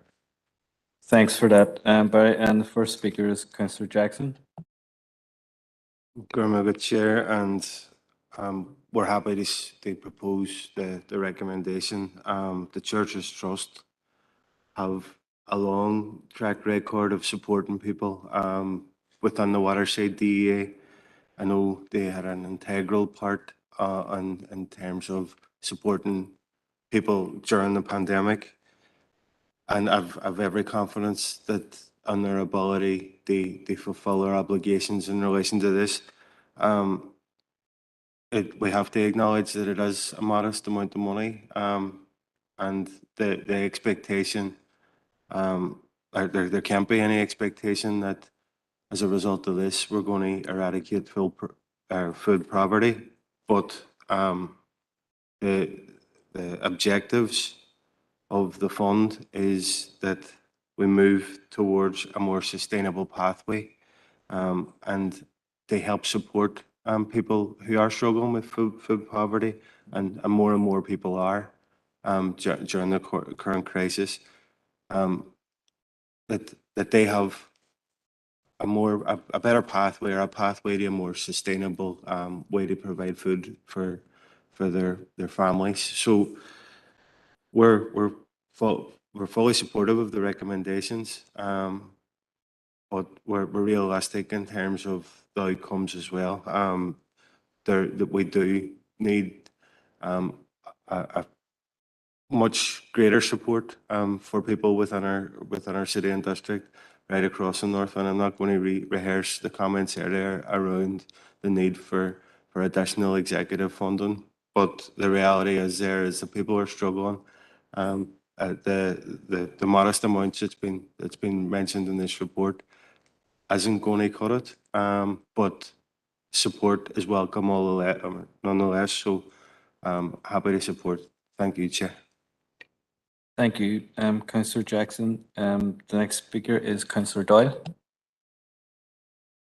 Thanks, Chair. And, to echo a lot of what Christopher has said, I have to say, though, that on reading this report, I nearly had to go and lie down afterwards, having read some of the language in it. to be honest. You know, the objective of the Food and Essentials Transition Fund is to enable transition from emergency food support. People shouldn't have to avail of emergency food support at all. This is the whole problem. You know, we're almost getting to a point where this is becoming normalised in communities right up and down this island. And what we have to be doing, of course, is helping people. And there's, look, I have no issue with money going to areas to support people. But the idea that, you know, people need to move away from emergency food support to more sustainable pathways. The more sustainable pathways is for people not to be in poverty. We have an executive who's sitting up the road, and I know Christopher didn't want to go over what had been said before, but I'm going to. There's hundreds of millions sitting in Belfast. There's very much more in London. And yet we in this council, collectively, all of us, are having to take money out of programmes where we can to put together a hardship fund. It just seems to me that, and it's certainly not a criticism on a political basis of the Department for Communities, because, you know, their support has been well documented. But when we see these, sometimes I see these types of programmes and think to myself, when was the last time a senior official from the Department for Communities came down and sat in someone's kitchen in Derry and asked, you know, and had a conversation with someone about, we need to move you from emergency food support to something more sustainable? I mean, £17,000 is not going to do it, Christopher's right. But this approach that I see creeping on a regular basis now of, we don't need to necessarily address, or people won't address, the overall systemic problems that we have in society where people can't feed themselves or their families, to an almost nitpicking approach where we say, well, we don't want people to continually rely on emergency food support, so we'll put a programme in place for that. But then when it comes to the decision-making processes around actually trying to address the root causes of poverty, there are people who, and the DUP are at the forefront of it, who see it happening and don't want to do anything about it. And it's absolutely disgraceful. I don't want to send anybody to a food bank in Derry. None of us do, or Strabane. But, you know, I look at the waterside plan, for example, and this isn't a criticism of them, because I recognise what they're doing here with the funding. But it says, for example, pardon me, the project will be delivered between September 22 and March 2023. Over the life of the project, we'll work with 30 people. Now, that's fantastic, great, and no criticism of the Church's Trust or any other of our lead partners around this. 30 people. Is that, you know, genuinely, if that is the level of support that we're getting from on high at this point, please, somebody in the DUP at this meeting, tell me what it is that you are here for. If that is okay, but we can't stop people from going to food banks in the first place because they can't feed their families. It's unbelievable. And that type of language, I have to say in the reports, and this isn't a criticism of officers, because I know it's DFC language, that is not acceptable either. We have to be fighting against the premise that the hardships that people are on right now are normal. I leave it go at that. Thank you, Councillor Doyle. The next speaker is Alderman Devaney.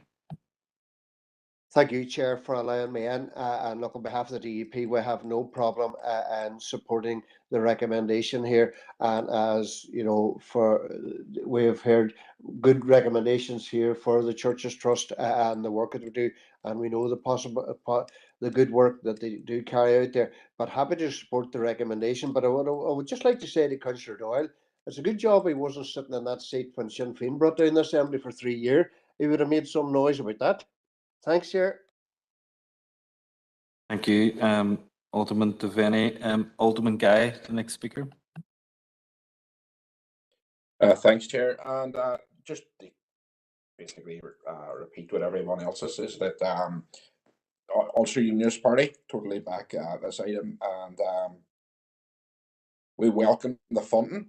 Church's Trust obviously have a great record in implementing such assistance to those who are struggling.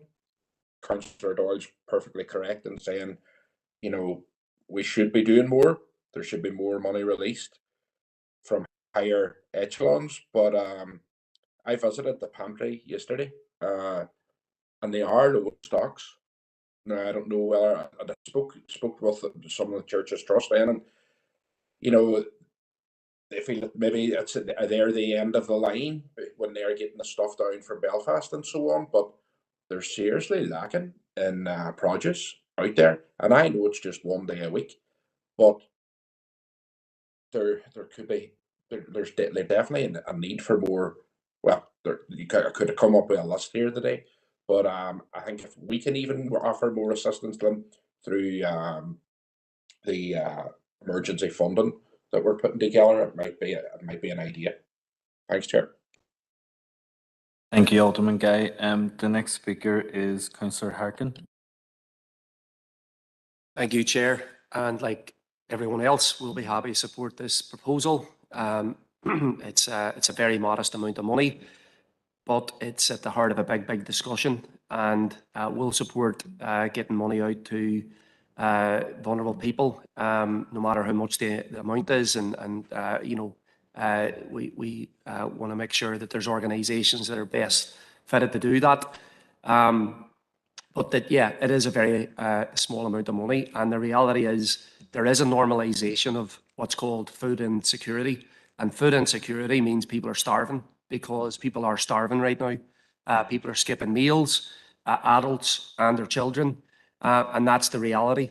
So we need drastic action. You know, what does drastic action look like? If we raised benefits in line with inflation, we would pull a lot of people out of poverty.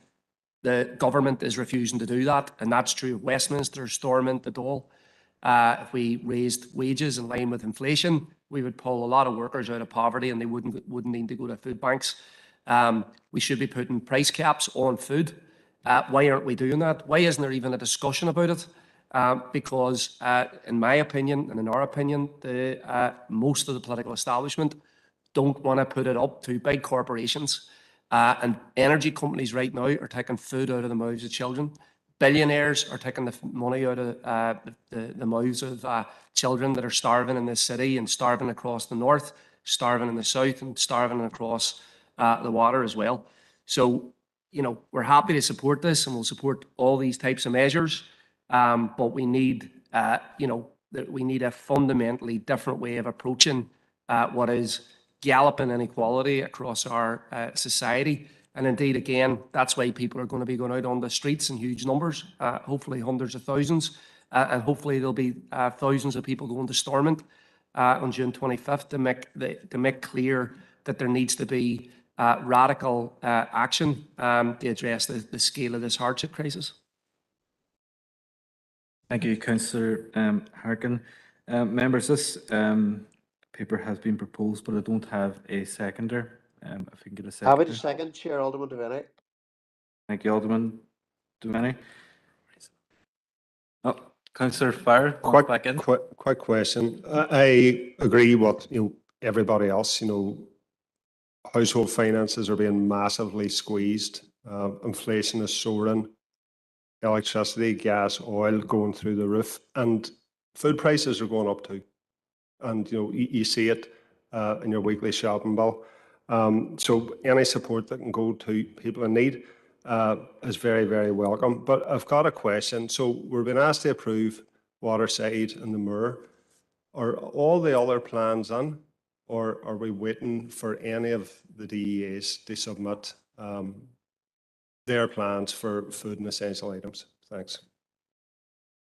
Chair. Councillor Farrell, I don't have the specific details of all the rest of the days, but some are in or we're waiting some. There's further detail, but the office work is ongoing with the officer team to get them in, and they will be in the committee over the coming months. Thank you, Barry, and Councillor Farr. And members, I don't see any more indicated speakers. The item has been proposed and seconded.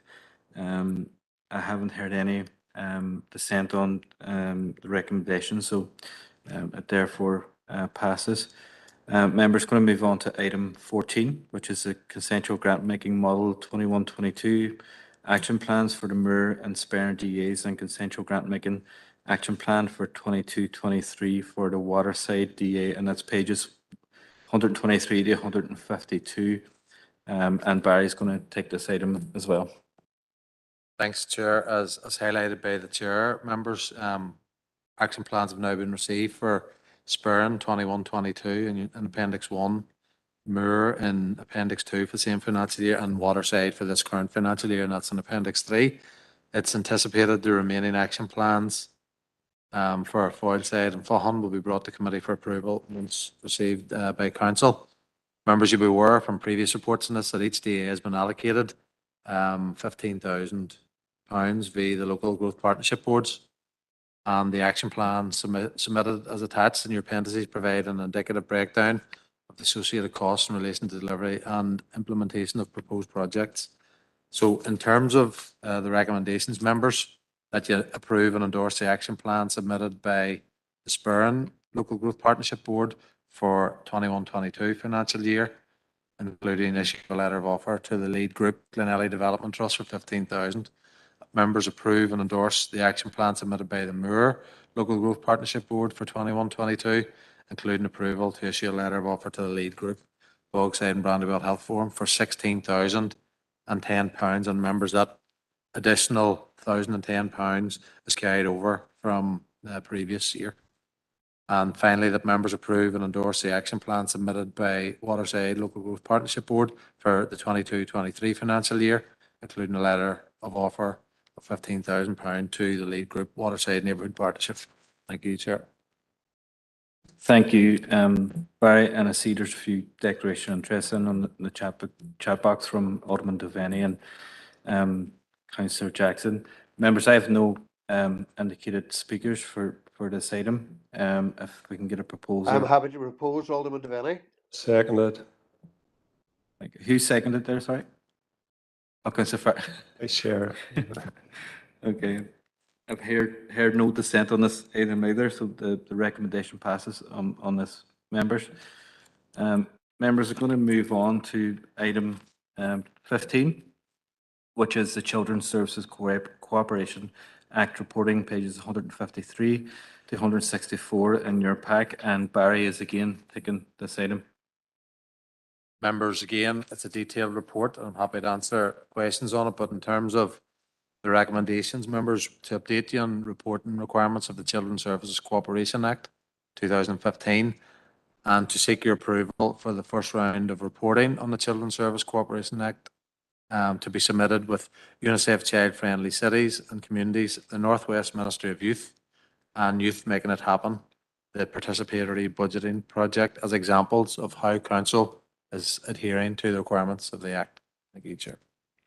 Thank you, Barry. And first indicated speaker is Councillor Ferguson.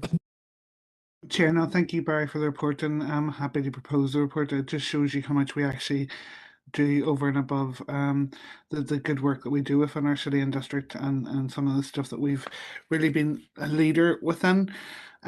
Chair, I have no issues with the report at all. I'm just wondering off the back of this whether it might be worth bringing someone like Action for Children into our committee to do a deputation at some point, because I know a lot of the stuff that is within the report and advocating for children and families is stuff that they touch on, but happy to propose, Chair. Thank you, Councillor Ferguson. I'll definitely take that suggestion on board, and I thank you for it. Members, there's no further. Oh, seconded by Councillor Farr. There's no further speakers, and I've heard no dissent, so we're going to take the recommendations as approved. Members, moving on to item 16. It's Asylum Seekers Health and Wellbeing Programmes, pages 165 to 168 in your pack, and Barry is again taking this item.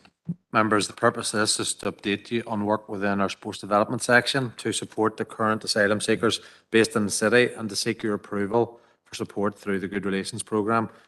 Members will be aware of the current asylum accommodation in the council area following presentations to governance and strategic planning last month.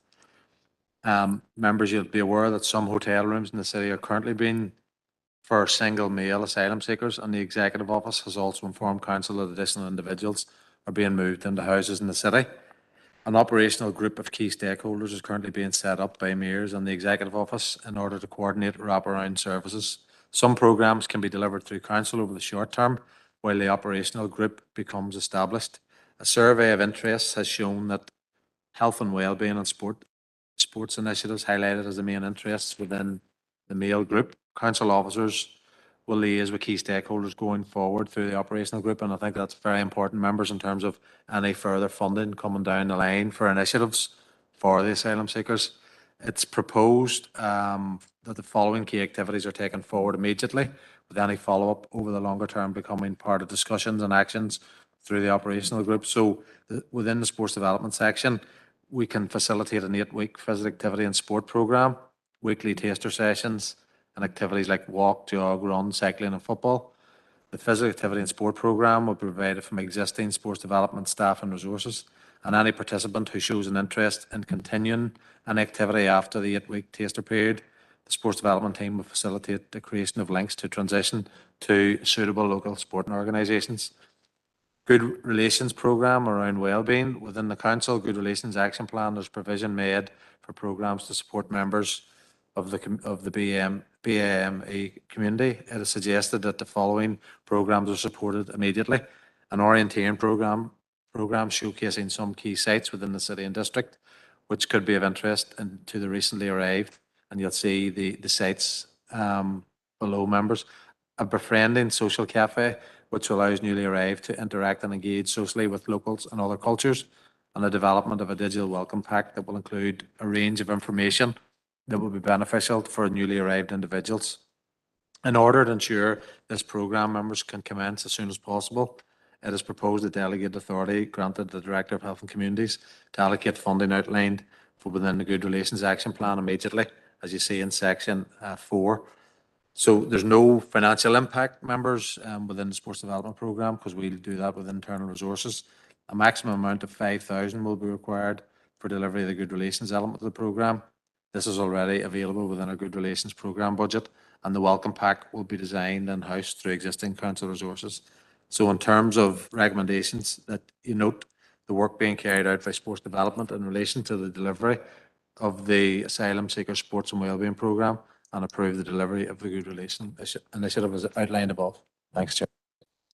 Thank you, Barry, for that. And I just note Councillor Sina Byer's declaration of interest in the chat box. And Councillor Sina Byer, if you want to come in now on this item. Thank you, Chair. And may I start also reiterating my interest as the Chair of the Director of Programs at the Northwest Migrants Forum. And let me start by thanking Barry for the work that he has personally done and other officers prior to producing this report, which is very much welcome. I think the 8 weeks physical activity and sport program as proposed will be a definite morale booster for our new arrivals and who are really often just left staying in their hotel rooms with very few things to do. Likewise, I also welcome the proposed social cafe as it will provide a much needed opportunity for the new arrivals to socialize and make new friends in a very safe environment. So I take this opportunity to propose the report. The proposed welcome pack, can I ask that officers consider working with groups, working with people seeking protection in the city to ensure that it is comprehensive and that it can be fit for purpose. Chair, I now wish to draw your attention to a number of issues which have arisen since Mia's group and the Executive Office made a presentation to the Governance and Strategic Planning Committee. I think this morning, the BBC Radio Foil breakfast show covered a story of a family of 5 which arrived in the city just a few days ago. And the BBC Newsline have also highlighted their horrific ordeal. On the 1st of June, this family received a letter informing them that they were to be moved to an undisclosed location. They used to live in a hotel in Belfast for 11 months. Nowhere in the letter did it say where they are being taken. 2 of their children were attending a local school, one of whom was sitting an exam that very day. A taxi called to pick them up at the hotel, and neither the Mia's representative or the taxi driver told the family where they were going. In fact, the taxi driver specifically told the family that he had been instructed not to tell them where their destination. As you can imagine, the children were very distressed and cried continuously throughout the long journey, particularly the daughter who had missed her exams. Some hours later, the family arrived in Derry, where they were greeted by Amia's representative. The family alleged that the female representative was abusive to them and threatened to call the police if they did not cooperate. The house itself is of satisfactory quality. I have seen it. But the fact remains, the family were moved to an undisclosed location against their will. This family story is heartbreaking. And they told me that the experience re-traumatized the whole family and subsequently caused their mother a series of panic attacks, which she is still experiencing them as we speak. Many people seeking protection experience kidnapping, torture, mock executions, even before they escape from their country of origin. So it is not difficult to imagine that being taken on a long journey where no one is telling you where your destination could feel like a kidnapping is taking place all over again. Being treated with dignity and respect doesn't cost much. And it is about recognizing that people are often traumatized, coming from situations where they are distrustful of the government and authorities. And oftenly it's right that they are distressful, because this is exactly why they left their home to begin with. Imagine how terrifying it will be to be put in a taxi when the driver is not even allowed to tell you where they are taking you. And you come from a country where routinely people are taken away and disappear. Being treated with dignity also means recognizing the importance of education, and that children who have already faced great disruption to their education need stability, rather than being pulled out of a school mid-exam cycle and left without school until a plan is made. Is it too much to expect a degree of forward planning, ensuring exams are completed and new schools are ready to receive them? And Mias are hiding behind the Home Office Section 97 policy, which provides accommodation on a no-choice basis, a policy that has been labeled cruel and inhumane. But even with this policy in place and the billions of pounds given to Mia's group by the government, is it unreasonable to expect basic level of awareness, care, and concerns about their clients, even just to know the stage that the client children are at school and to make reasonable adjustment for them? How come a small independent charity can pick up the slack within days and this large company cannot? And of course, this is just one example of a past few years in Belfast, and indeed across the UK, many charities have been the ones picking up the slack and filling the gaps despite not being the company paid by the government to fulfill the contract. And we are told time and time again of failings in the system. And how long do we have to listen to claims that people are wrong instead of facing up to failings in the system? As if this one story wasn't enough today, I was informed yesterday that some of those settled in the city here have been told they will be moved again, just days after being told they would not be moved to Scotland. At this point, they don't even know where they are going to be going to, the planned destination, if it will be a home or a hotel. They have no clue whatsoever what is going to happen to them. After this city has welcomed them, befriended them, and invested in programs to support the long-term stay that they will be staying here, and even after us being presented with a report that is going to support them again to settle properly in the city, they have already started making friends. They are relieved that they finally found safety, but this happens again. If you look at the report in paragraph 3.1, an operational group of key stakeholders is currently being set up by MIAS and TO in order to coordinate wrap-around services. I have no faith, neither do I trust that this operation will be realized. In my view, it seems like Derry is destined to be a holding pen instead of a home. Human rights have been at the center of Derry's politics for generations. We are a city that prides itself on its fight for justice and equality, and we are being reduced to this by the Home Office, that it is not what Derry is about, and we should not tolerate this kind of treatment to people seeking protection here. So I would like to see officers contacting the Home Office and me as directly, asking urgently to set up this operation group. And when setting up this group, it is important to note the differences in the current treatment of refugees from Ukraine compared with Iranian families like Fatma's.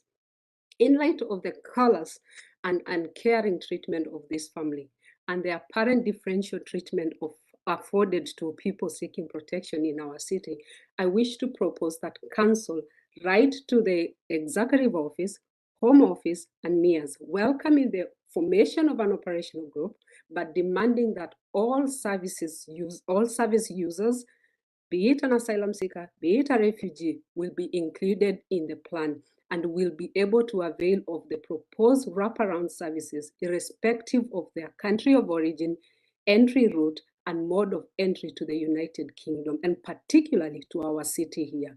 No one should be excluded because they were forced to use an unauthorized route to reach safety. Second ask, write to MEAS and Home Office to provide the committee with an urgent evidence and practice update on education, health, culture, welfare, and safeguarding provision in place for children and their families seeking sanctuary in Derry. Thank you, Mayor and Chair, and I endorse and propose the report. No problem. Councillor Sinai, Councillor, would you be able to put your proposal in the chat box for us? Yeah, perfect. Members, I'm going to deal with the report in front of us, and then I'm going to bring in the proposal after we deal with the reports, if that's okay. So first on my list here is Councillor Jackson. Good Chair, and I want to thank Barry for the report, and I'm happy to second it on behalf of Sinn Féin. I know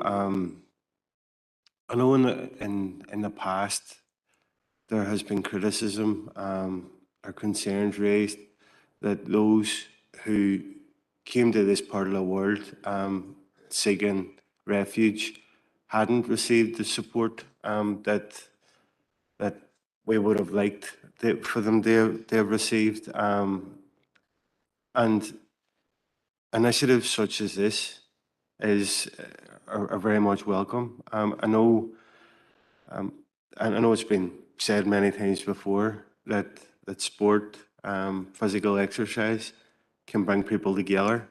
It can overcome language barriers, but I suppose first and foremost, it's something that these individuals have requested. As Councillor Sinai Barr has outlined earlier, is that some of the devastation and I suppose just the sheer hell that people are arriving on these shores are fleeing from, we as a council need to be supporting them, and this is one way in which we can. This is one way in which we can listen to them. And I know one of the Barry had outlined in the report around the benefits of physical activity and all of that, but there's also that additional benefit that they're being supported by council officers. They're being supported by somebody who is there willing to listen, and that can't be underestimated. The examples that Councillor Sinai Barr had outlined are simply disgraceful, and there's no other way of putting it. And as a council, we should be doing everything that we can do to avoid those situations arising. But for the report that's here in front of us, we're fully happy to support it and second it. And I'm going to take the time now just to read through the proposal that Councillor Barr has, and if necessary, we'll come back on it. But in terms of the report, we're fully supportive of it. Thanks, Chair. Thank you, Councillor Jackson. The next speaker is Councillor Harkin. Thank you, Chair, and we'll be happy to support the recommendation from Barry as well. And we're also happy to second and support Councillor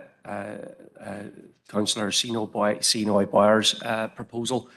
And I wanted to add, I think we as a council should invite in the representatives from the Home Office because we have to try and hold them to account. And as Councillor Jackson said, like we want to make our district a welcoming place for people coming here from all over the world, and whatever failures or inconsistencies there's been in the past, we're trying to learn from them. And so these proposals that are contained in the report are the outcome of that. And this is what should be happening right across the north, but unfortunately it isn't. It's unfortunately the case, as we know, that there is a two-tier immigration system, and some migrants are being punished and others are getting, different treatment. And I think what we want to strive for is the same humane treatment for all people coming here, no matter where they're coming from. And it seems to me that that many of the people who are being treated very badly are coming from places where the British government has been actively involved in either bombing, sanctioning, and that's past and present, or where they are backing dictators and regimes that we should have absolutely nothing to do with. And that is a serious, serious problem that we have to highlight. And I listened as well, as Lillian was saying, there was an Iranian family on BBC Radio 4 this morning. It was great that they were on there telling their story. And it's like, I mean, this is how people are being treated. It's just a disgrace. I mean, and we shouldn't stand for it. I mean, the Home Office is creating a hostile environment here for migrants and refugees. And I think that they feel completely unaccountable, and Mears is their representative. And as Lillian said, they'll tell you one thing one week, tell us one thing one week, and a week later they're doing something else. And it's the same with the people who are here down at the Travel Lodge. They're in a horrendous situation where they're not being treated as full human beings. So I think that it's once again, we are in a situation as a council trying to make up for the fact that the institution that should be doing a lot more for people isn't. It's failing people. And that's probably compounded now by the fact that it's down. But that, I mean, there seems to be no accountability from Stormont in how all this is being allowed to pass. I mean, there wasn't, to my mind, much. I don't see how this all got green lighted in the first place. I'm glad our council is being very, very proactive. I appreciate the work of council officers in trying to do as much as we can for people who are here. I think that, so we want to back that and express our solidarity with people that are here or people who are coming here. But I think that we have to go further, and that's why we want to support the proposals that Councillor Sinoy Barr has brought forward. And in addition, I think we should invite the Home Office in here so we can grill them. Thank you. Thank you, Councillor Harkin. That'll be taken on board. Next speaker is Councillor Doyle.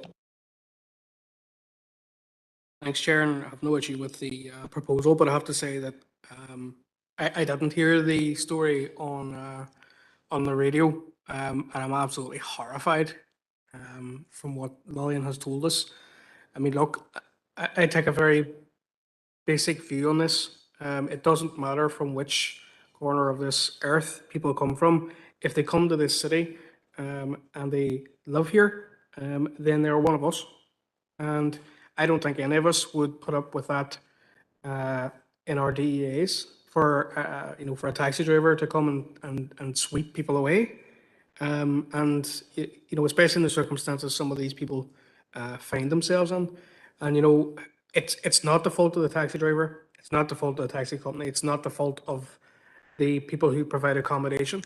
But if we're going to be having conversations as a corporate body with TEO and the Home Office and Mears, I think that today we should be mandating whoever it is that's going to speak to these people to tell them that will not be tolerated in this city and district. I think we should be writing to organisations, for example, like the Northwest Taxi Proprietors, and saying this council will back you up if you tell the Home Office and mayors you're not doing it. You're not going to allow your staff to be used in a process whereby people are being moved around like cattle. We should be telling the people who run the travel lodge, if someone comes for someone, whether that be in the broad daylight or in the middle of the night, and you are not sure where they're going to go and you're concerned for their safety, lock the doors. This council will have your back. And we genuinely should. I mean, I would love to hear actually maybe from Philip in a future meeting as to how we can do that, because that is not acceptable. There were people taken away and disappeared on this part of the earth a long time ago, and we're still discussing with that. Are we really now going to allow the British government and their lackeys to do the same under whatever auspices they like in this city? It's absolutely unacceptable, and I would propose, and I'm not on the group chair, but that we do send a letter out to those stakeholders, representative of taxi drivers, the owners of the site there on the Strand Road, to say to them, don't comply with orders that you're being given from the Home Office or any organisation like the TEO if you are not content that those people are going to be looked after and treated respectfully. Because once this, I can't remember who made the comment whenever Mears was here. I was listening to the presentation, but one of the members did say that, once this train starts rolling, this is just going to become, like Gillian said, a holding pen, and people are going to be here one day and gone the next. That's not something that I'm willing to accept, that we just stand by and allow. We look after the people who live here. It doesn't matter where they come from. If they live in this city, we have a responsibility to them, and we genuinely have to send a message that we are not going to be putting up with that kind of behaviour, and we don't care who it comes from. Thank you. Councillor Doyle, if you want to make a proposal, you can put it into the chat box. I see the proposed one from Councillor Harkin. We'll come to that after this item, Councillor Harkin. The next speaker on the report is Councillor Ferguson. Thank you, Chair. And first and foremost, can I say thank you very much to Barry and the team for the report and for the efforts that they've really gone above and beyond to trying to facilitate some sort of programs so that, these people do feel that they have something that to look forward to and something to embed them in the community. Chair, can I completely agree with the proposals coming forward, but can I also caution members, and I want to do this, and there's no criticism at all, but we need to safeguard the areas in which these people are staying and try not to name any particular area, because there are people within our city and district that may not necessarily see the same way that we do. So just for safeguarding wise, I would ask members to please try and not disclose the name of where they're staying. Chair, these people are newcomers, they're families, they're people just like us coming from places that are unsafe and insecure, and they need our help. And to hear the stories, like I can't say much more than what Lillian had said. The story in which Lillian tells us, where someone is re-traumatized by the fact that they're put in a taxi and feeling like they're being kidnapped and not disclosed to where they're going, is horrendous. And I do believe it's probably down to the fact that our city is so proactive. Our city and district are people who care and they get involved, and we probably ask far too many questions, and we ask too much accountability out of these groups or these companies and the government. I think we need to have regular updates from the likes of Mears and the Home Office to see what way in which they're going to make sure that these people are safe, make sure that their well-being is taken care of, and make sure that when we put in activities and programs like this for 6 to 8 weeks, that they actually pick it up at the other end. And a lot of these families and people aren't left waiting another 12, 18 months before another program is put in place. So What I'd like to say is more than happy to support the paper. I thank Barry and the team for it. I'm happy to support the proposals. I think mayors in the Home Office need to make regular updates with us so that they can be held accountable, because this isn't going to be somewhere where you just stop off and leave someone for a couple of months and then upset their world again and move them on. We will do what we always do, and we'll put our support behind them and make sure that they're treated fairly and they're welcome to our city and district. Thank you, Chair. Thank you, Councillor Ferguson, for that. Members, I've heard no dissent on the report. We have a proposer and a seconder on that. So the recommendations carry. We're going to now look at Councillor Sinai Barr's motion that she's put in the chat box. If we can get that up on screen.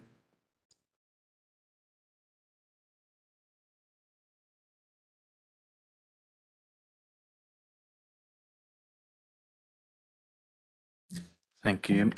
Councillor Sinai Barr, is there anything that you'd like to add in terms of this motion that you're proposing?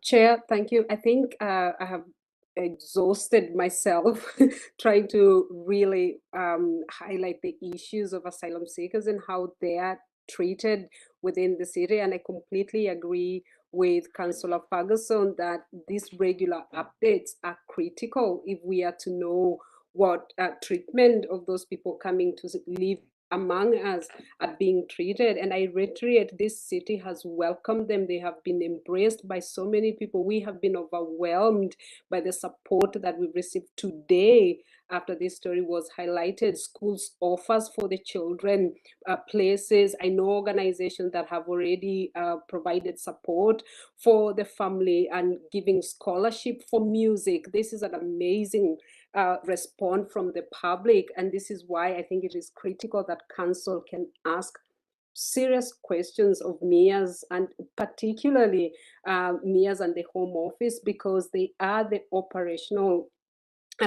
departments looking after people who are very vulnerable. So I hope that the committee will support this proposal, because I think it is really important to show solidarity and to show the newcomers who are coming to live among us that we care about them. Thank you, Councillor Sinai Barr, and just to note as well, Councillor Harkin has seconded this proposal. Next speaker is Councillor Jackson. I'm Cormac, Chair, and just having the chance to read through the proposal as a party, we're content to support the proposal that's been put in front of us. I think Councillor Sinai Barr has spelled out all the rationale, the reasoning for the motion, and we fully agree with it. Just to add on the point that anybody who's coming to these shores for whatever reason should be made to feel welcome.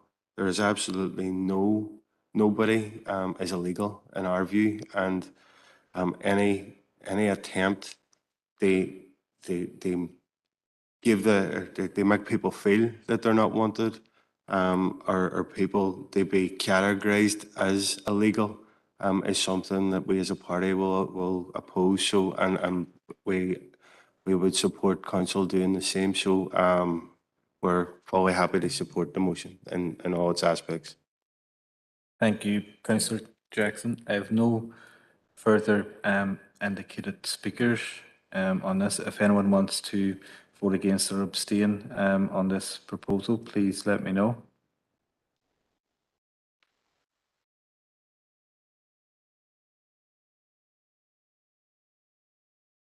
Okay, members should take that as unanimous support. Well done, Councillor Sinai Barr.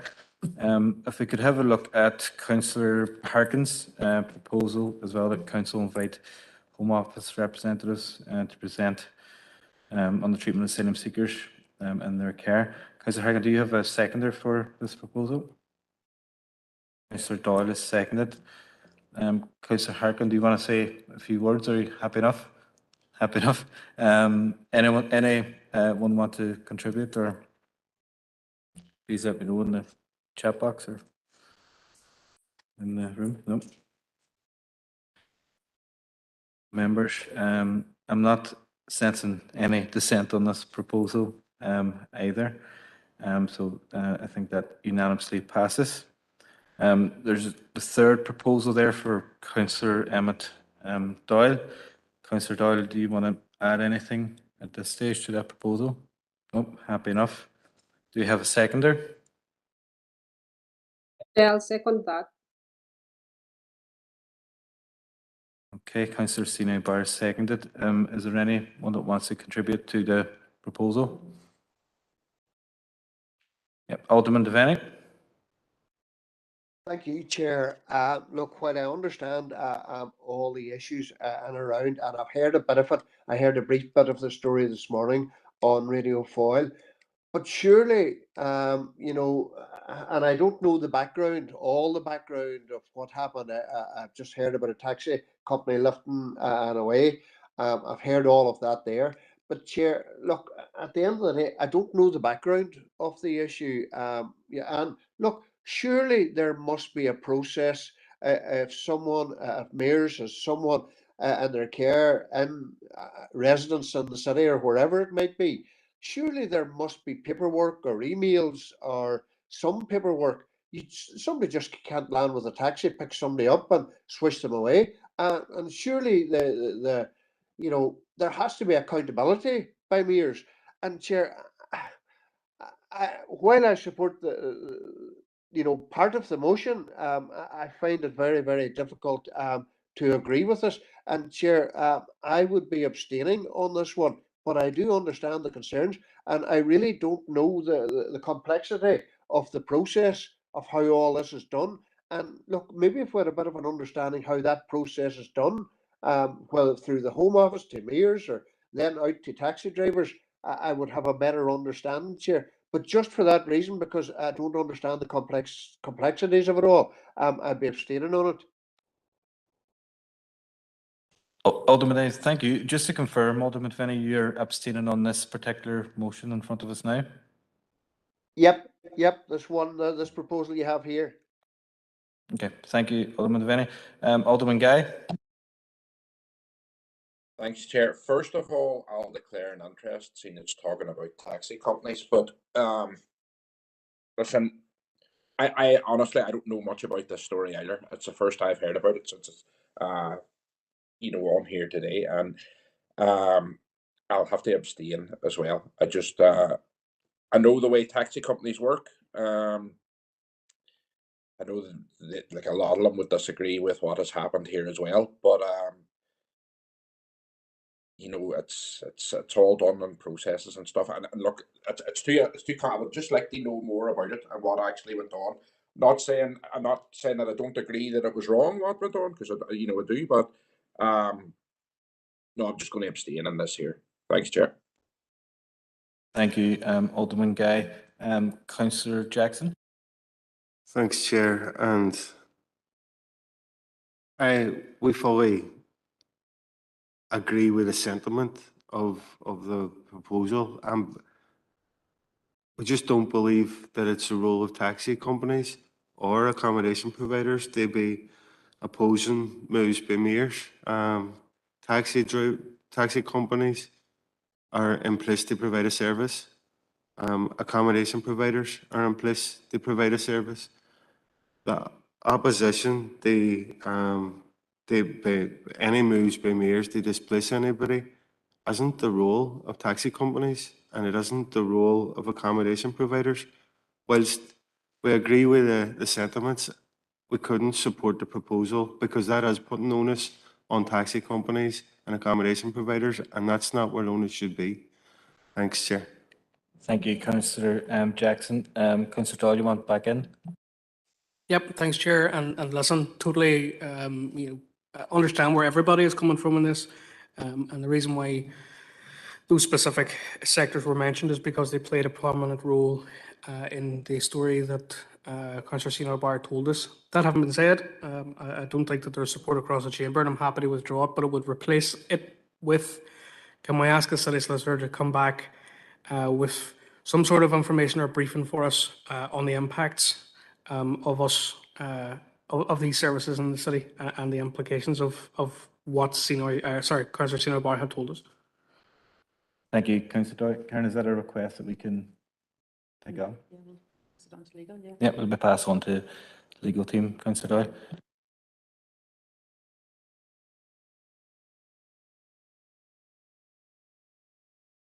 Members, I'm going to take 5 minutes and break me back at 8:05, members.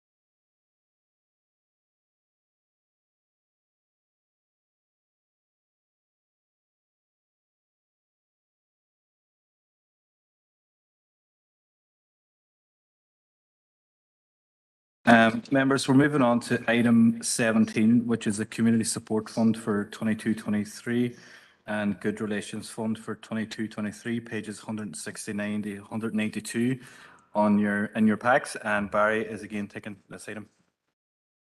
Thanks, Chair. Members, the purpose of the report is for your approval for the recommendations of the Community Support Fund Grant Aid, the Good Relations Fund Assessment Panel, and to seek your approval to strengthen procedures which ensure regular spend vouching and compliance with the conditions as outlined within Council's letter of offer to successful grant recipients.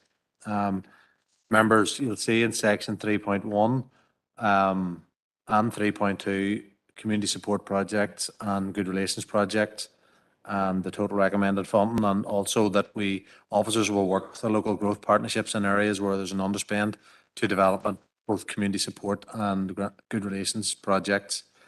You'll see within your Appendix B a list of recommendations per DEA for each of those funds.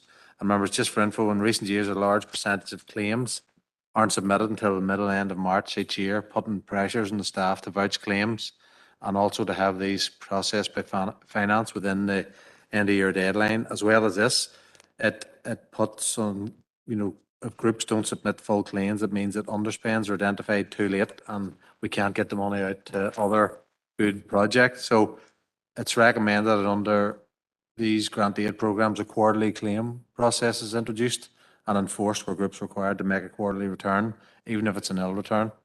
However, where expenditures incurred within 1 quarter, it should be vouched and claimed within that quarter. And it's further recommended that a condition of grant aid is that it's mandatory that a representative of all the organisations who are to receive grant aid attend a workshop with officers to agree all the requirements as outlined within the Council's letter of offer.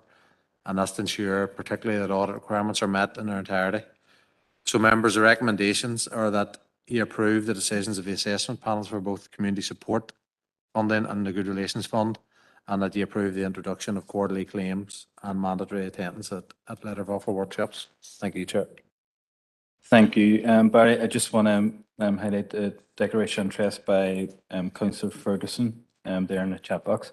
The first speaker on this is Alderman Devaney. Thank you, Chair, for allowing me in, and I welcome the report and thank Barry and the team for the good piece of work here. Look, as I look through the list of those who are going to benefit from this, and I do appreciate it, there are winners and losers in it.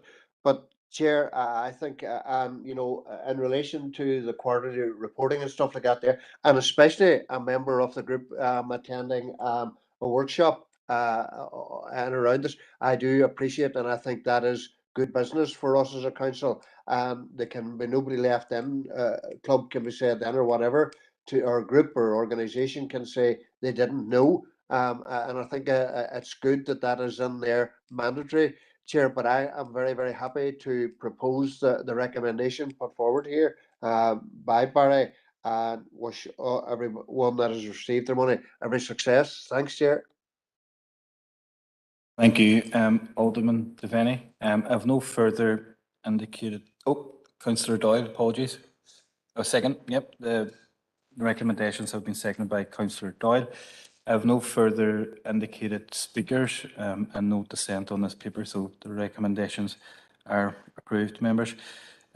Members, moving on to item 18, which is Advice Services 22-23, and that's pages 193 to 198 in your packs. And Barry is yet again taking this one. Thanks, Chair. Members, you'll be aware of Council's approved providers around Advice Services, Dove House, Advice Northwest and Resource Centre. Members, you'll also be aware you previously approved an allocation of £27,519 increased budget availability for the 21-22 financial year. And at the Health and Community Committee meeting in April, it was agreed to recommend that we extend the current providers for an additional 3 months.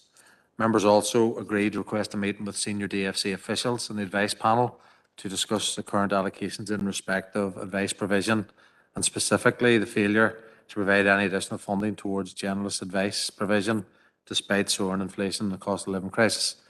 Members of the advice panel met with DFC officials in early May and raised the issue of the failure to increase funding towards generalist advice. Members, the Department officials advised that while they are aware of the great work carried out by our three agencies and the additional pressures over the period of pandemic and the cost of living crisis, they do not at present have any additional funding allocations towards advice.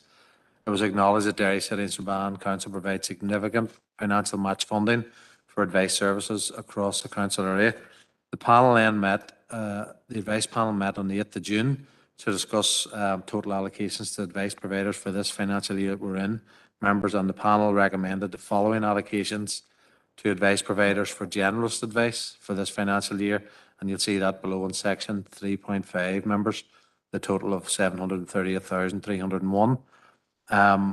Also, allocations for the Tribunal's Appeals Programme for the financial year 22-23, and again that totals £91,078. That's in section 3.6.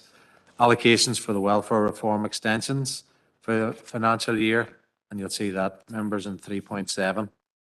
The above allocations for all three of those programmes are the total allocations to providers for the financial year 22-23 and include amounts already provided in the first 3 months of this financial year. So, members, in terms of the finance side of things, you'll see the 406,584 budget from Department of Communities and Council's 298,708 rates budget.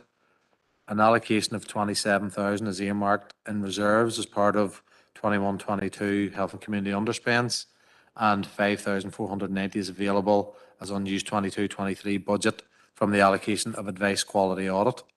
DFC have confirmed that funding in respect of advice provision will be based on the 21-22 allocations, and a letter of offer was received in early April by Council. An additional 30,000 of Council contribution is required to continue the Tribunal's Appeals Programme, and this has been earmarked in reserves as part of 21-22 underspends. It's important to note, members, that if no additional funding is allocated from the department in order to maintain the increased allocation in respect of generalist advice and the tribunals, and if these are to continue beyond this financial year, this will require a current rates investment for the shortfall, and that's £63,009. And this will have to be considered as part of the 23-24 rates process in the context of the wider financial challenges facing the Council. The Welfare Reform Mitigation Fund and members is fully allocated by DFC. So in terms of recommendation, members, across the three programmes, you'll see in sections 5.1, 2 and 3 that members approve the amounts listed to our three advice providers for the remainder of this financial year. Thank you, Chair. Thank you for that, Barry. Alderman Devaney and Councillor Harkin, your declarations of interest are noted. The first speaker on this item is Councillor Farrell. Yeah, thanks, Chair, and thanks, Barry, for the report. I think everybody on this council, and specifically the members that sit on the Advice Services panel, know that we are blessed across this city and district with a fantastic team of advice providers in Advice Northwest, Dove House and the Resource Centre. You know, they do a difficult job, they do a challenging job, and the demand on their service has just increased year on year. And, you know, the cost of living crisis isn't going away, and neither is this pressure on the advice services that we have. We've had detailed and lengthy discussions at the advice panel. We've met with officials from DFC. We want to see more support from DFC, but you know, the reality is it's not coming.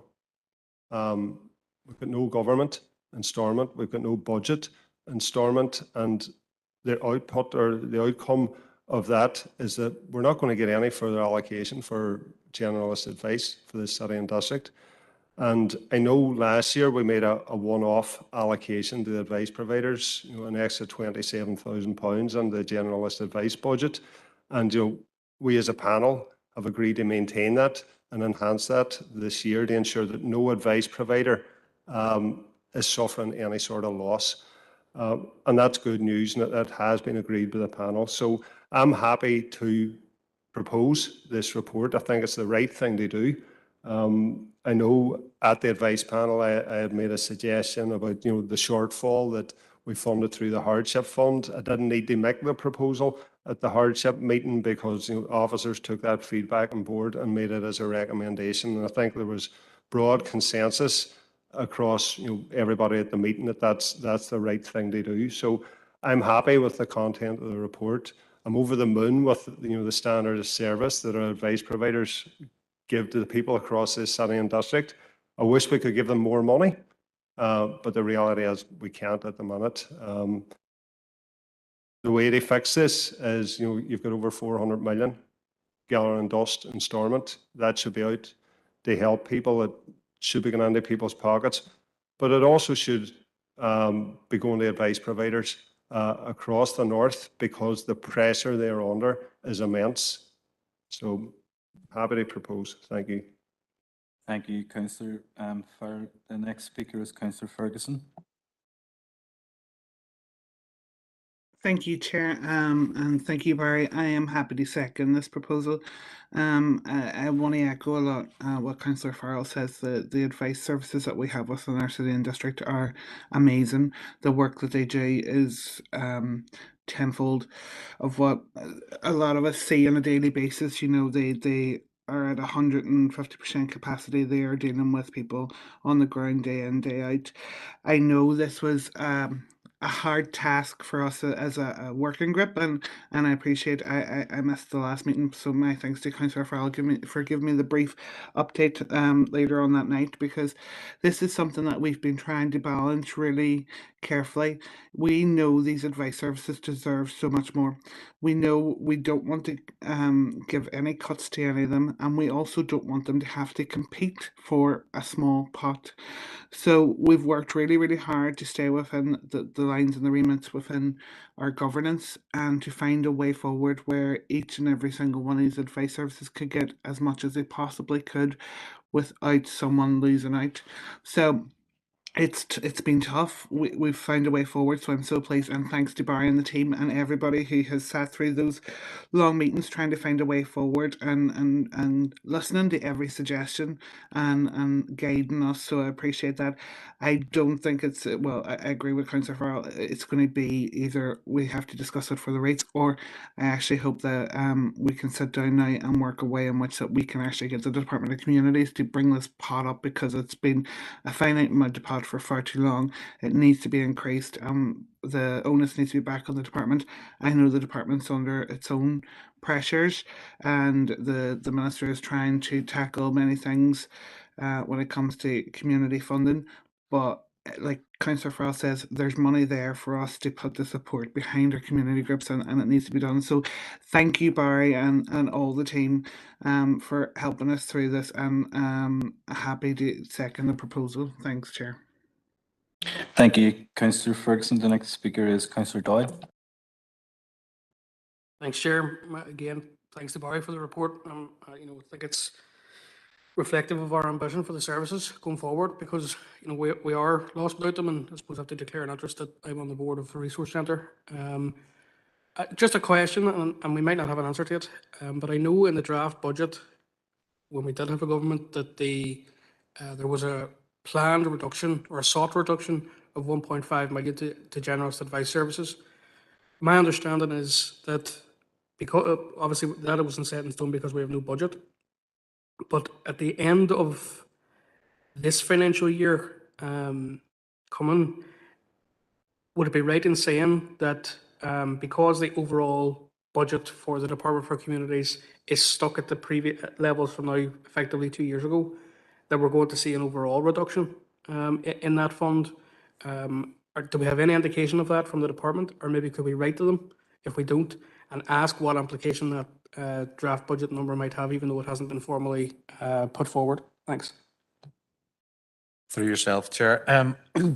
That we're unsure in terms of the overall community support programme, Councillor Doyle, in terms of budget allocations, but departmental officials have said that advice services would be protected. And I know members have made the comment before, it's a real cut when you don't include inflationary increases, but there has been confirmation at various meetings that the advice budget would remain the same, that element of the community support programme, so that will remain in place. Happy enough, Councillor Doyle? Yeah. Next speaker, is Councillor Harkin. Thank you, Chair, and thanks, Barry and others for the report. And obviously, this is a very important part of what the Health and Community Committee does. The first thing I want to say is the reason why councillors couldn't put through a cut is because there's a motion in place that the councillors are responsible to, and aldermen, that doesn't allow us to pass on as a council cuts to our advice providers, and I'm glad that that's there. So, you know, we support the additional money to make sure there won't be a cut, but that's not the end of it, because we have to face up to the fact that, like, we praise our advice services, we acknowledge how important they are, but we also know that funding has remained completely static from the department from 2015. And this just can't go on because our advice providers can't sustain this in the middle of a cost of living crisis. So some of the figures are actually very important for us to discuss. This year's, the amount that we are going to, I think, vote through tonight, the 2022-23 amount in real terms is worth 613,000. That's what it's worth to our advice providers, based on inflation. If we were passing on an amount that was based on inflationary rises, it would be £848,596. So this is the scale of the problem, and I think we are letting down our advice services. I think that is from Stormont and as a council. So we had a discussion the other night about funding for the Clipper Festival, and a number of us queried the fact that we spend nearly £1 million on the Clipper Festival to get 2 million in return, and we spend 500,000 from rates on the Clipper Festival, which is an awful lot of money. We spend a lot less on advice services. We spend a lot less on Halloween. So we get, for 500,000 plus the other money, we get, which is £1 million, we get 2 million back in terms of the city, not the council. For every pound that is spent on advice, we get 1950 is a multiplier effect, and that's from statistics, including from our consultant. That is a big, massive return, because that means that's putting the advice, good quality, independent advice from all our advice providers, puts money into people's pocket, which puts money into this district. So we have to look at that, and we have to look at where our rates are going as well, because we've been talking about what are our priorities. So that's why it's fine, I think, for us to say we're going to put 63,000, and we know that that's going to be a recurrent cost. While I understand, based on the fact that Stormont's down now, and that what caretaker ministers seem to be able to do is limited. So I can't disagree with Councillor Farrell that we're not getting any more money right now, but I think we cannot accept the idea that Stormont won't increase the funding pot for our advice providers, instead of our council immediately having to take on the burden. Now, why should Stormont, first of all, take responsibility for our advice provision? First of all, the economic reality of this district is not the fault of people who live here. This has come from decades of policies that have come through Stormont, and they need to actually take responsibility for that. And in part, that means actually properly funding our advice providers, which helps people. So we have to make that case to them. And I think that we also have to look at where we are making savings. And I don't think we should immediately jump to taking more and more money out as a recurrent cost from our rates. But before we do that, we should put as much pressure onto the department. And it's not about picking on the department. This, for me, is the Stormont. It's about that's the department that is responsible for advice provision. If it's more cross-cutting and there's other departments to take our case too, I think we should do that. But look, I've talked to advice providers, not just in our district, but outside it, and they're saying they're worried about losing experienced workers because some other organisations, housing associations, are paying more money because they're flush or they have more money. They're not necessarily super flush. So that's a worry about independent advice. They're also worried now about how do they maintain their facilities, like pay for their premises, keep the lights on, etc., etc. So we talked about community centres and the cost of living impact on them. It's hitting our advice providers right now, and it's going to hit them very, very hard. So I think that we have to have a very, very robust plan to, the minute that the opportunity arises, to go very aggressively to Stormont, to the department, and say, here's the statistics in dairy, here's the impact that good quality advice provides for our district, and we want to see a significant increase year on year on the budget, because it's unacceptable in 2022 that we're dealing essentially with the same budget from 2015. I mean, it's went up a tiny amount, and that's just unacceptable. So in addition to the recommendation that's coming from officers, I have a proposal that I want us to back, which I think is very basic for people. And I'll put that in the chat group when I can dig it out of my email. Thank you, Chair. Thank you, Councillor Harkin. We'll deal with the paper and give people time to have a look at your proposal. The next speaker is Councillor Jackson.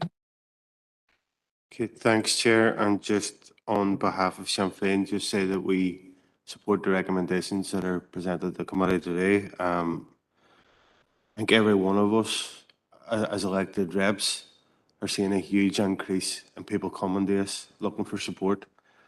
And it's not surprising to see that that's been reflected in our advice providers. And it's not something that's new as a result of the cost of living crisis. No, our advice providers have been under pressure for quite some time. I think the word inundated has been used by almost every advice provider that I've been speaking to. So as a council, we fully support maintaining support for our advice providers. I know it was reassuring to hear as part of the advice panel when we did have representatives from DFC there. They say that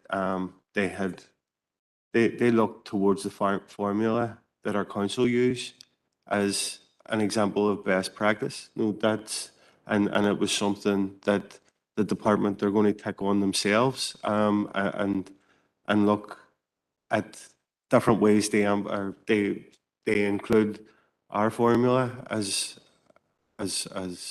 something that they can take forward. But as we move forward to the year ahead, and I completely take on board everything that's been said around us as a council, we would like to be in a position to give even more support. But one of the things that we have to face here and now is we need to give financial certainty to their advice providers. Can understand the position that we took a few months ago, where we allocated the funding on a 3-month basis, but our advice providers need that certainty going forward, and this is one way we can provide that. And I know it's been touched on already, but we do need a budget. We do need a budget from the executive, from the different departments, and as part of that budget, there will be a consultation period, and I would hope that sometime in the not too distant future, the DUP decide to end their boycott, use the additional money that's there to provide people. There's no, as Councillor Harkin has outlined, there's nobody better placed than putting money directly back into people's pockets than our fantastic advice providers within our city and district. And I have no doubt that us as a council could feed in any consultation around a budget and make the case for additional funding for our advice providers. But to get to that stage, we need people to wake up, face the reality, and get the support to people now. Form an executive, create a budget, and allow us as a council to consult on that budget. So as a party, we're content to support the recommendations that are here in front of us. and look forward to a consultation on the budget where we can make the arguments that that advice providers need that additional support going forward. So thank you, Chair. Thank you, Councillor Jackson. The next speaker is Alderman Devaney. Thank you, Chair, for allowing me in, and thank Barry for bringing forward the recommendation. We have no problem in supporting the recommendation, and you know we all understand, and myself as a board member of Advice Northwest have declared the interest, and look, all the advice services that we have play a very vital role and a very important role in the delivery of professional and very professional service and very good advice given to their clients, and we understand. Yes, I do agree. I do believe that they need certainty in their future, and this has been an ongoing problem for quite a number of years, Chair. And look, it has always been an issue getting funding from departments, and you know, I hear once again Sinn Féin calling a boycott of the assembly at the moment. And look, everyone knows the DUP fought an election. They got a mandate at that election, and I have to say once again, when we were calling for Sinn Féin, when they brought the assembly down for 3 years, when we called for them and many others called for them to come back, it fell on deaf ears then. So, Chair, very happy just to support the recommendation. Thank you, Alderman Devaney. Members, I'm hearing unanimous support for recommendations 5.1, 5.2 and 5.3 of the report. I haven't heard any dissent at all, so we'll take that as passed. Members, just going to move on to Councillor Harkin's motion here. It's been seconded by Councillor Ferguson. Councillor Harkin, have you anything you want to add in proposing this motion? I mean, very briefly, I think that I think everybody's aware of the big gap in terms of 2015 and what it looks like now. So that's £110,000, and that's basically to put people into a situation where they're, I wouldn't say we would remove all the pressures on them, because there's still going to be enormous pressures.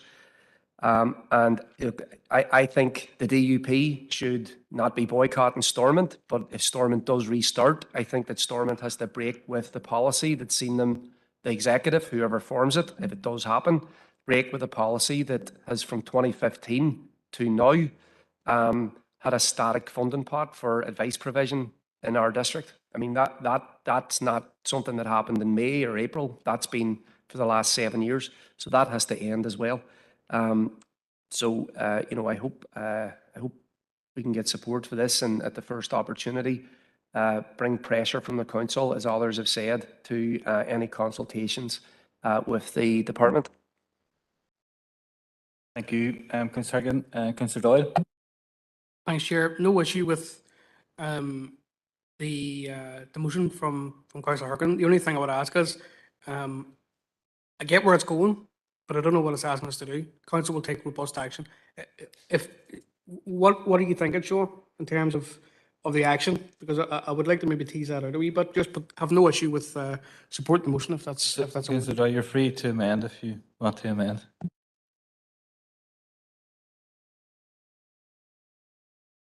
Or not. Members, I'm not hearing any dissent or Councillor Farrell, go ahead. Happy to support the proposal on behalf of the SDLP. You know, I've said this previously that the generalist advice budget has remained static since 2015. That's 7 years where there's been no extra funding of note going to the advice providers. And the demand on the services has increased year on year. You know, since 2015, we've had welfare reform, we've had the introduction of PIP, we've had the introduction of universal credit, we've had the benefit cap, and all of these things combined have just placed more and more pressure on our advice providers. And what we have to remember is that, you know, DFC administer all these benefits. You know, DFC are responsible for housing, and the vast majority of queries to advice providers are either benefits or housing. And that's DFC are responsible for it. And they should be responsible for funding proper advice services to help people navigate around all those benefits and issues. So happy to support, but we need a government. We could say we need a government at every single motion here, because the sad reality is until we get a government in place that's dormant, until we get a budget in place that's dormant, none of these problems are going to be fixed. Cost of living isn't going to be fixed. Health service isn't going to be fixed. Benefits advice is not going to be fixed. So I hear Alderman Devaney wax lyrical, but if you want to fix these, Morris, get your party colleagues to go back to work. Thank you for that, Councillor Farrell. Alderman Devaney. Thank you, Chair. Look, I'm working hard and tirelessly, so but Chair, just on this proposal here, have no problem in supporting it. And as the previous speakers have quite rightly said, the money for advice services has stayed static since 2015. And look, just to say, we're very supportive of the proposal.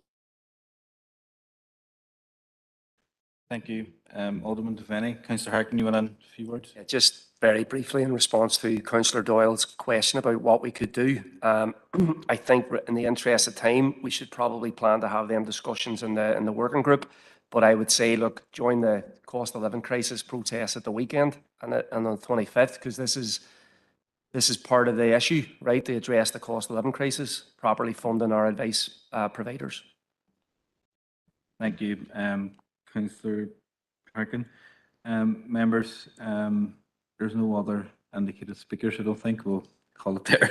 I'm not here, I haven't heard any dissent, but if anyone wants to vote against or abstain on the motion, please type into the chat box and let us know.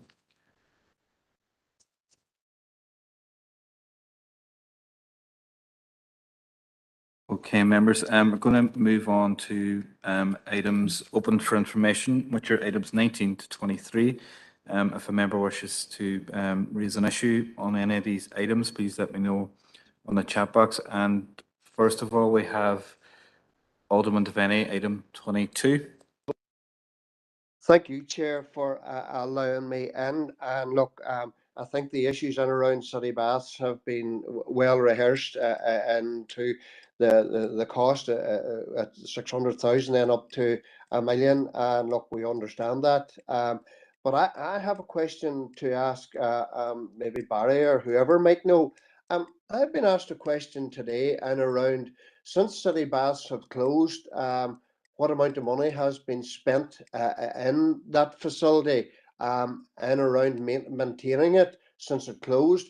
And look, you know, I was getting vibes today that the maintenance of the pool area has continued as if the facility was open since it has closed.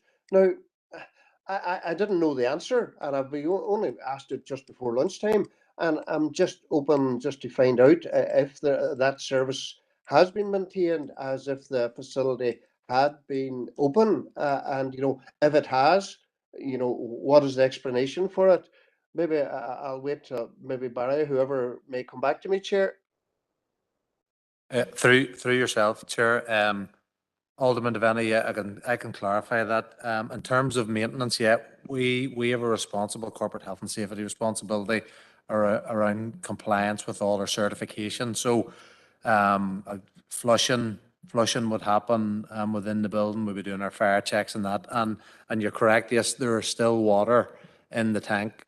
We are circulating the water within those pipes, and that was based on a recommendation from our property team.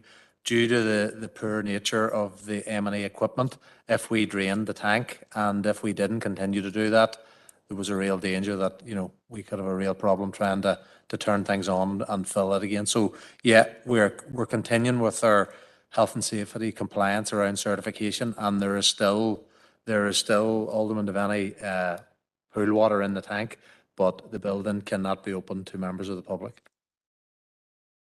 Thank you for that, Barry. Alderman Devaney, did that answer your query? Chair, I do take on board, and look, probably the person that mentioned to me maybe knew more than what I knew, because I really didn't know. And maybe, Chair, maybe on this item, I think maybe it would be prudent to bring a report back to the committee here, just on the costings of the maintenance and that sort of work, health and safety work, and around what has happened since the baths have closed, just to get a look, and at least we as members then of this committee have the information. If asked, Chair. Thank you, Alderman Devaney. Barry, do you want to come back in on that? Yeah, certainly, Alderman Devaney. The certification cost would be part of our recurrent costs around the operation of the building. We have staff who have been redeployed, so we also obviously would have certain running costs as well. So those would be recurrent within the rates budget. But when we're bringing a report back, we will be bringing a report back in around the tender process and all that. We can certainly bring an update in terms of the compliance that we have continued to do since the building shut around COVID, and the recurrent costs that are within our rates estimates. Thanks, Chair. Thank you, Barry. Alderman Devaney, happy enough? Well, Chair, I don't know the length of time or span it's going to take until that process is through. I would expect it maybe look a report, and it doesn't have to be a real lengthy report. It's just in around the costings, and look, possibly maybe the next health and community meeting, or at least the one in we have one in July, and then we're in recess in August, at least September. Thank you. Yep, officers have agreed to that, Alderman Devaney. Thank you. Councillor Jackson, is this the same issue that you want to bring in? Yep, go ahead. Thanks, Chair, and I want to thank officers for the report and welcome the progress. And whilst doing that, I want to particularly thank officers who took the time to set up a special briefing on this earlier in the week, because a lot of the questions that Alderman Devaney may have had might have been answered at that briefing. So it was useful for officers to take the time to explain the complex issues that surround the city baths or William Street Pool. But as a party, we're keen to see the building brought back into use. I think it's been out of use for far too long, and we acknowledge that some of the rises in prices have been outside of our control. But now's our opportunity now to go out to tender, get a contract in place, and get this rectified as soon as possible. So we welcome the progress and look forward to the paper being brought back to committee around the tender selection, and hopefully, touch wood, we don't experience any further delays in this much needed project. Thanks, Chair. Thank you, Councillor Jackson. Alderman Kerrigan, I'm aware you're in for item 22 and 19. We'll take 22 first, and we'll deal with that item. Then I'll bring in after item 22 to speak on item 19. But Alderman Kerrigan, go ahead. Thank you very much, Chair, for allowing me in. And to be fair, it has been touched upon by my colleague, Alderman Devaney. And yes, I was aware of the meeting on Monday, but work commitments, you can't get to them all, you know, particularly during the daytime, as you know yourself, Chair. But no, again, it's been touched on, and it was just more so just touching on, but Alderman Devaney raised it there in regard to the costing, and you know, I suppose that's an unknown cost is one of them there. If it had been drained, you know, if the pools and the water system had been drained, I mean, how long has this area been closed now? How long has it been closed? And it was more the case of, you know, when you knew there was major work to be done, would it not have been more economical to have drained it? It's getting those costings there to see what's been spent and what was the potential. I know you have an unknown cost if there's problems with the system here that made reference to there, but it's just getting. I would like the full costings, you know, and that report that's been brought back to this committee of how much has been spent on it in full, from it is closed until to date, effectively there in regards to the maintenance. And besides the actual this project, which has increased in cost dramatically and probably will increase further again, you know, before we're done with it. But no, just touching that, just to see how much money we're spending as a council on this particular one project. Thank you, Chair. Yep, Alderman Kerrigan, officers will bring that back in the report for you. Next is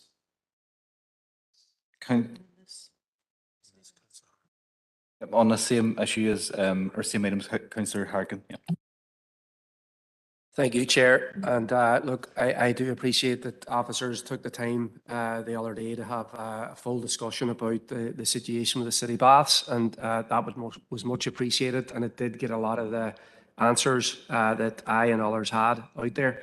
But I want to get it on record, because it needs to be on record that people are frustrated, because you know, we support the reopening of the baths as soon as possible, not for nostalgic reasons, but because I think that there's the demand for it. And I think that we have told people a number of times now that the baths were going to be opened at this date, and that date came and went.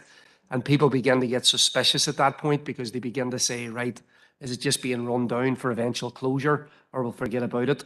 But I think that, look, it seems to me that there's still not enough capacity at the two other swimming pools, and that if we are trying to encourage people along the lines of health and well-being and learning how to swim as part of that, the city baths has a role to play in the heart of you know, our communities.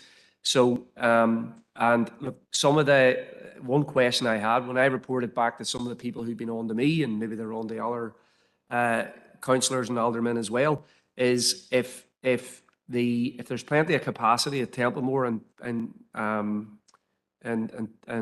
Foyle Arena, why are some of the bookings not being followed through on as yet in terms of the City of Derry swimming pool and stuff like that? So if that could just be, if that could be clarified, that would be helpful too. Thanks. For yourself, Chair, do you refer, Councillor Harkin, to City of Derry Swimming Club met with a request in for a number of additional hours? I will actually bring that in to next month's committee as well. We'll be meeting them in advance of that, but they have asked for some additional hours for their squad plus their swimming lesson program. So there will be a knock-on effect for other user groups, not clubs as such, but public swimming. So look, we'll bring those knock-on effects into members for discussion. Happy enough, Councillor Harkin. Yep. Councillor Farr. Yeah, thanks, Chair, and thanks, Barry, for the report. So on behalf of the SDLP, I just want to reiterate our support for the direction of travel. We support the completion of, you know, the essential maintenance works, and we support, you know, the reopening of city baths. And, you know, Councillor Harkin said about not being nostalgic, but, you know, I learned to swim there, and, you know, I hope more kids are able to learn to swim there in the future. But it has to be said that we have two swimming pools on the city side of Derry, and both are of a certain vintage, and one of them has been closed, you know, for a considerable length of time. So the sooner the better with this tender exercise, because we need to see William Street Baths reopened. You know, it's a much needed and much loved community facility in the Moor. So the sooner the better. Thank you. Thank you, Councillor Farr. Councillor Ferguson, is this on the same item? Yes, it is, Chair. Okay, go ahead. Yeah, no, Chair, thank you for letting me in. And just on behalf of the Alliance, I wanted to recommit our support to the City Bath and reopening. And I want to say a huge thank you to the team for the briefing on Monday, because it was very informative, and it was a way in which that we could explore different options and talk about the future of City Bath. And I am nostalgic also, in the sense of I was able to attend the swimming lessons there, and I think with an area that we have which with high deprivation, aspects like the City Bath is vital, because many schools access it and many children learn to swim there, and it has gone without anything for so long. It would be sad to not put the time in now and reinvest in the city bus and see it return to its former glory. So, Chair, I am just happy, welcome the report and welcome the direction that we're going in. And hopefully when we get to the next part, we will have all members attend the briefing beforehand so we can ask those important questions. Thank you. Thank you, Councillor Ferguson. Alderman Kerrigan, haven't forgotten about you. You want to come in on item 19, Alderman Kerrigan? Thank you very much, Chair, for allowing me in. Just welcoming the report there that's been brought in in regards to the motion that was brought forward, that I brought forward in regards to the AEDs in particular, and welcome that work has been done there. I do note now, to be fair, obviously, given a week of committees, you don't have as much time to go through all of the papers and the time to come out. So, in particular, with E&R committee yesterday. So, I do note there, and I will go back to office and go back into it. I mean, I can name 3 straight away AEDs that aren't on the list of the appendix there, which are not far away, and the Derg DA, which are not on the council's list there. You know, at Bridgetown Hall, and again at Mahanagira Church and at Laird Hall. So as I say, there's 3 there that aren't. Now they're not on the council's list there, but they are on the Northern Ireland Ambulance Services list. Although I have had call to contact them and get in contact, because the accuracy of where they would be located wouldn't be powerful, to be fair. Given the one at Laird Hall is, according to the map, is about 4 mile up the road, so closer to Ahiarn Cross Roads. So as I say, I have raised that issue, and just, Chair, as well as that, just I will make a point to condemn the recent incident whereby there was an attack on the AED placed at Mahanagira Church.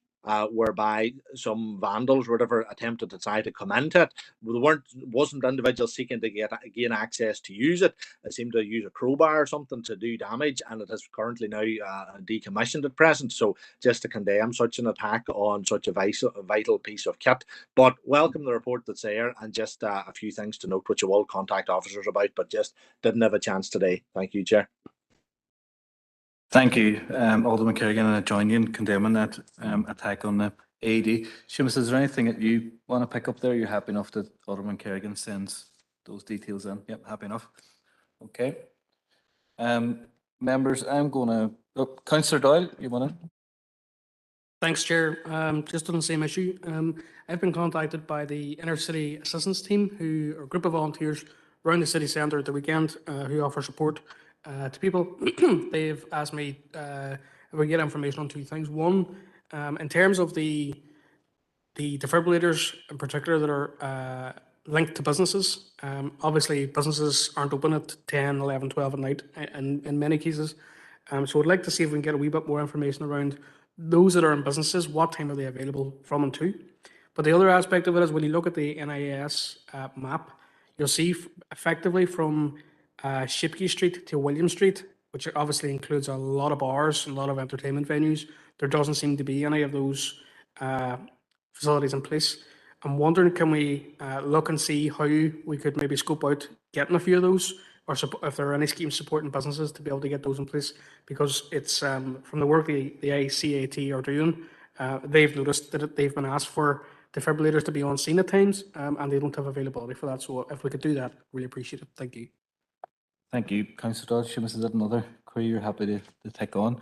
And I know, Councillor Doyle, I've been assisting a local community get an AED, and there's a lot of different funding streams, and sometimes it's difficult to get your head around it, but you're definitely right in raising that. Councillor Kelly on item 19.